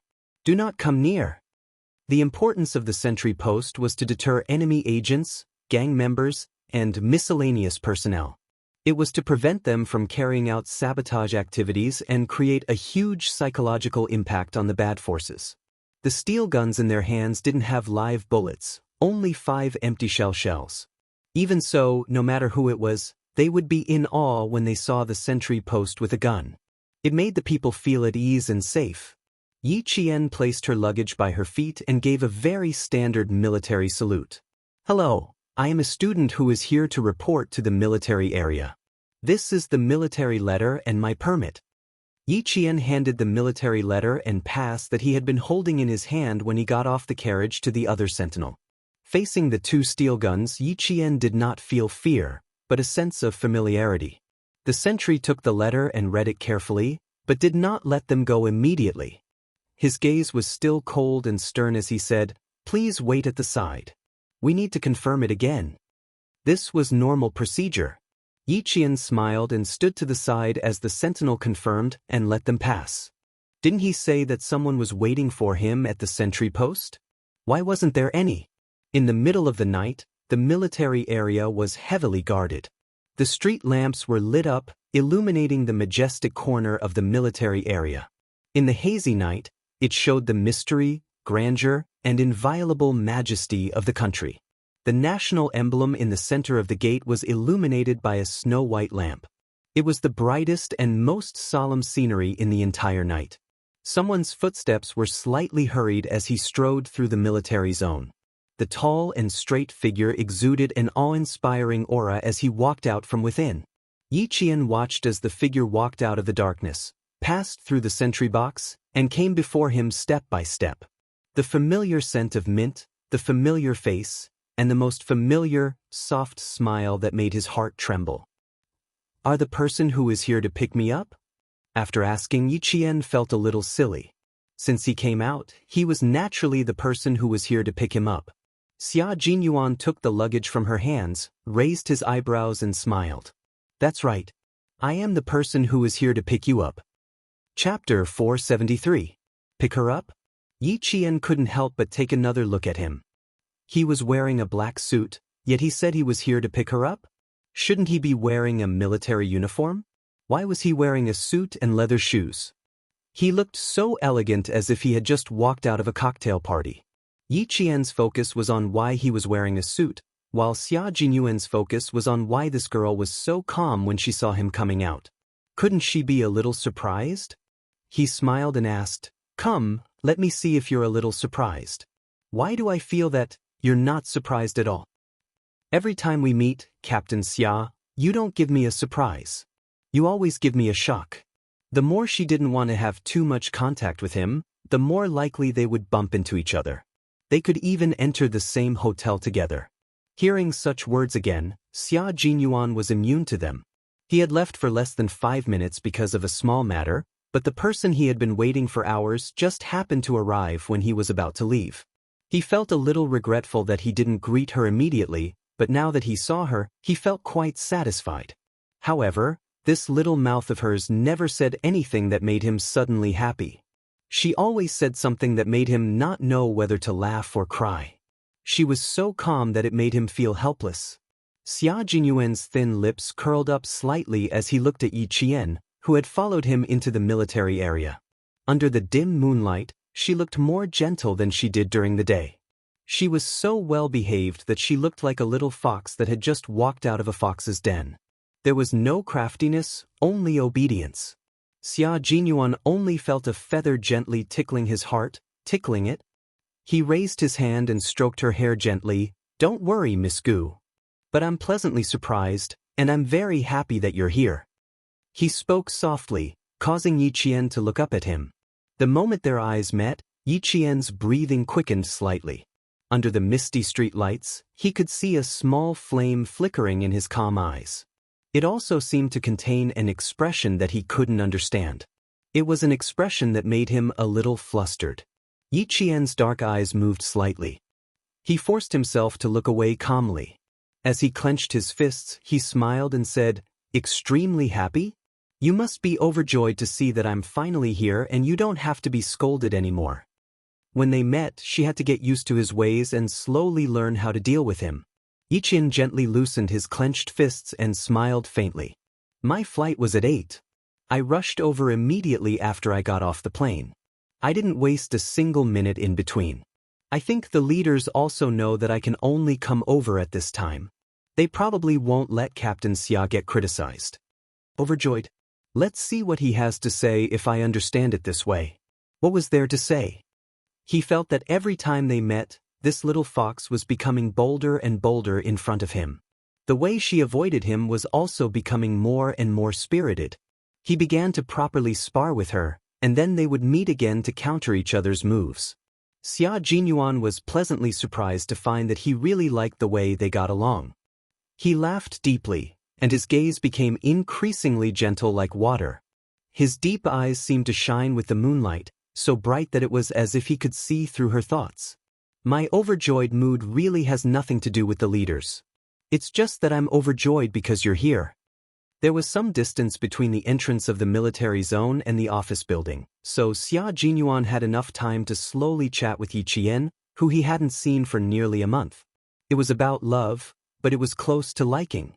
That was how overjoyed he was. Chapter 474. But to Yiqian, she didn't want to continue chatting with him with a smile. That night by the Swan Lake in school, she clearly saw the gleam in his eyes as if he was hunting prey. He was like a ferocious beast waiting for an opportunity to strike. And she was his prey. At that time, his smile was just a facade. Even if such a person stood still, he would still be like a lofty mountain that could not be reached. Even if he was as easygoing as a spring breeze, after a short moment of confusion, as long as he smiled faintly, one would immediately remember how far away he was from him and how dangerous this man was. Yi Qian wasn't afraid that he was unapproachable. What she was afraid of was his easygoing manner and his low chuckle. She pursed her lips and said coldly with a faint smile, "I was just happy that I arrived in time. Captain Xia won't be unable to report to the higher-ups." Every time he said a sentence, he would laugh in a low voice. His laughter made her heart tremble. In the silence of the night, listening to his gentle laughter, Yi Qian kept reminding herself that she must always keep a distance from this dangerous and elegant man. She couldn't give him the opportunity to tease her at any time. She had to change the topic to something serious. "I can wait even if you came a little later. I can wait until—" He bent down slightly. His minty breath brushed past her cheek. He was so close to her. Yi Qian's body tensed up. Even her breathing seemed to follow the rhythm of his breathing, rising and falling. Her entire being was enveloped in his scent. She heard his elegant voice, which was as mellow as red wine. "I've been waiting for you to appear. No matter how late it was, I was willing to wait." He knew that her body was tense. No matter how calm she pretended to be, he could see that her expression was slightly trembling. The smile on his elegant and handsome face deepened. His deep and intoxicating voice was as gentle as water, causing Yi Qian's helplessness to spread once again. After all, she had lived 2 lives. Why couldn't she face Xia Jinyuan calmly and composedly? Yi Qian looked up at this handsome face that was even more elegant in the moonlit night.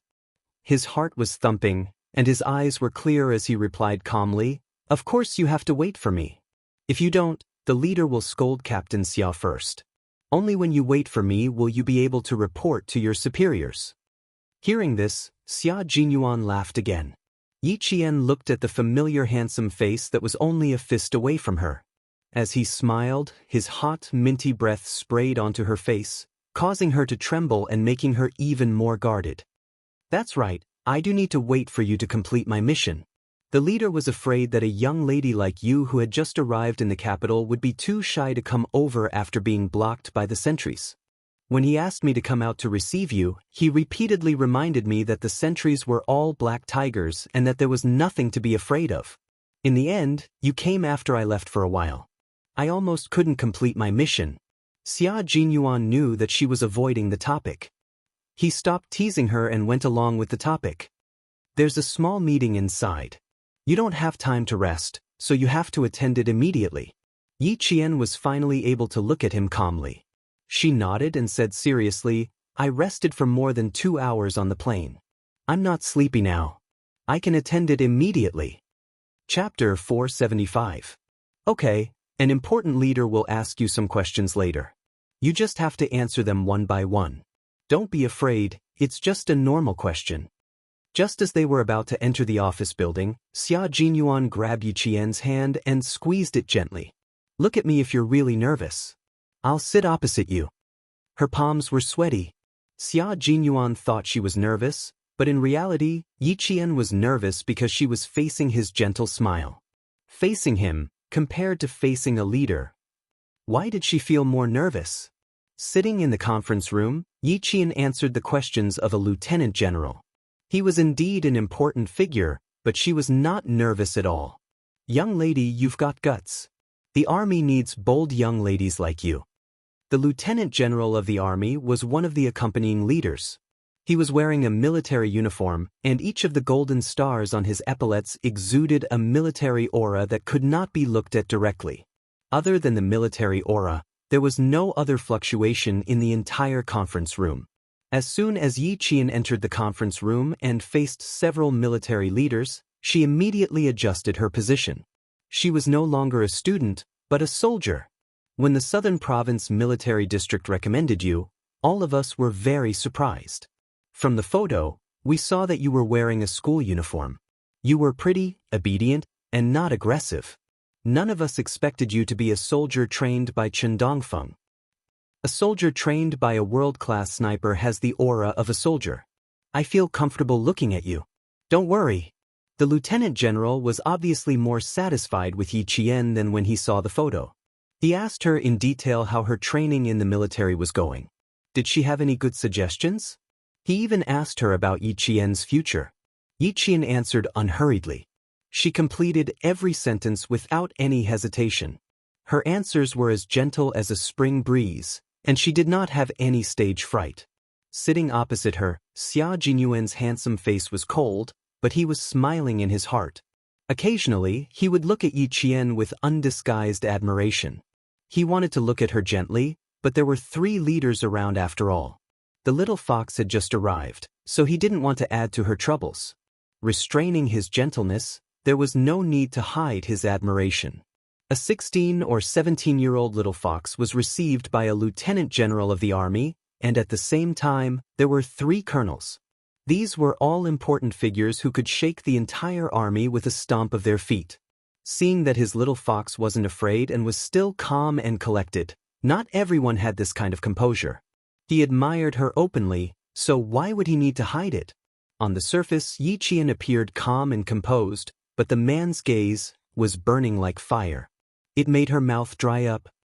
In front of a lieutenant general and 3 colonels, he actually didn't restrain himself. Yi Qian, whose head was throbbing with pain, had the urge to have a good fight with Xia Jinyuan after the meeting. Let's see if he still has the face to show up in front of me after I beat him black and blue. There are still 2 hours until 4:30. Colonel, show the information in your hands to Yi Qian. The lieutenant general picked up the military cap on the conference table and smiled at Yi Qian. This colonel is also one of the accompanying staff. If you have any questions, you can ask him. Finally, the lieutenant general finished his questions. Before he left, he didn't forget to say to Yi Qian, the younger generation will surpass us in time. Good luck.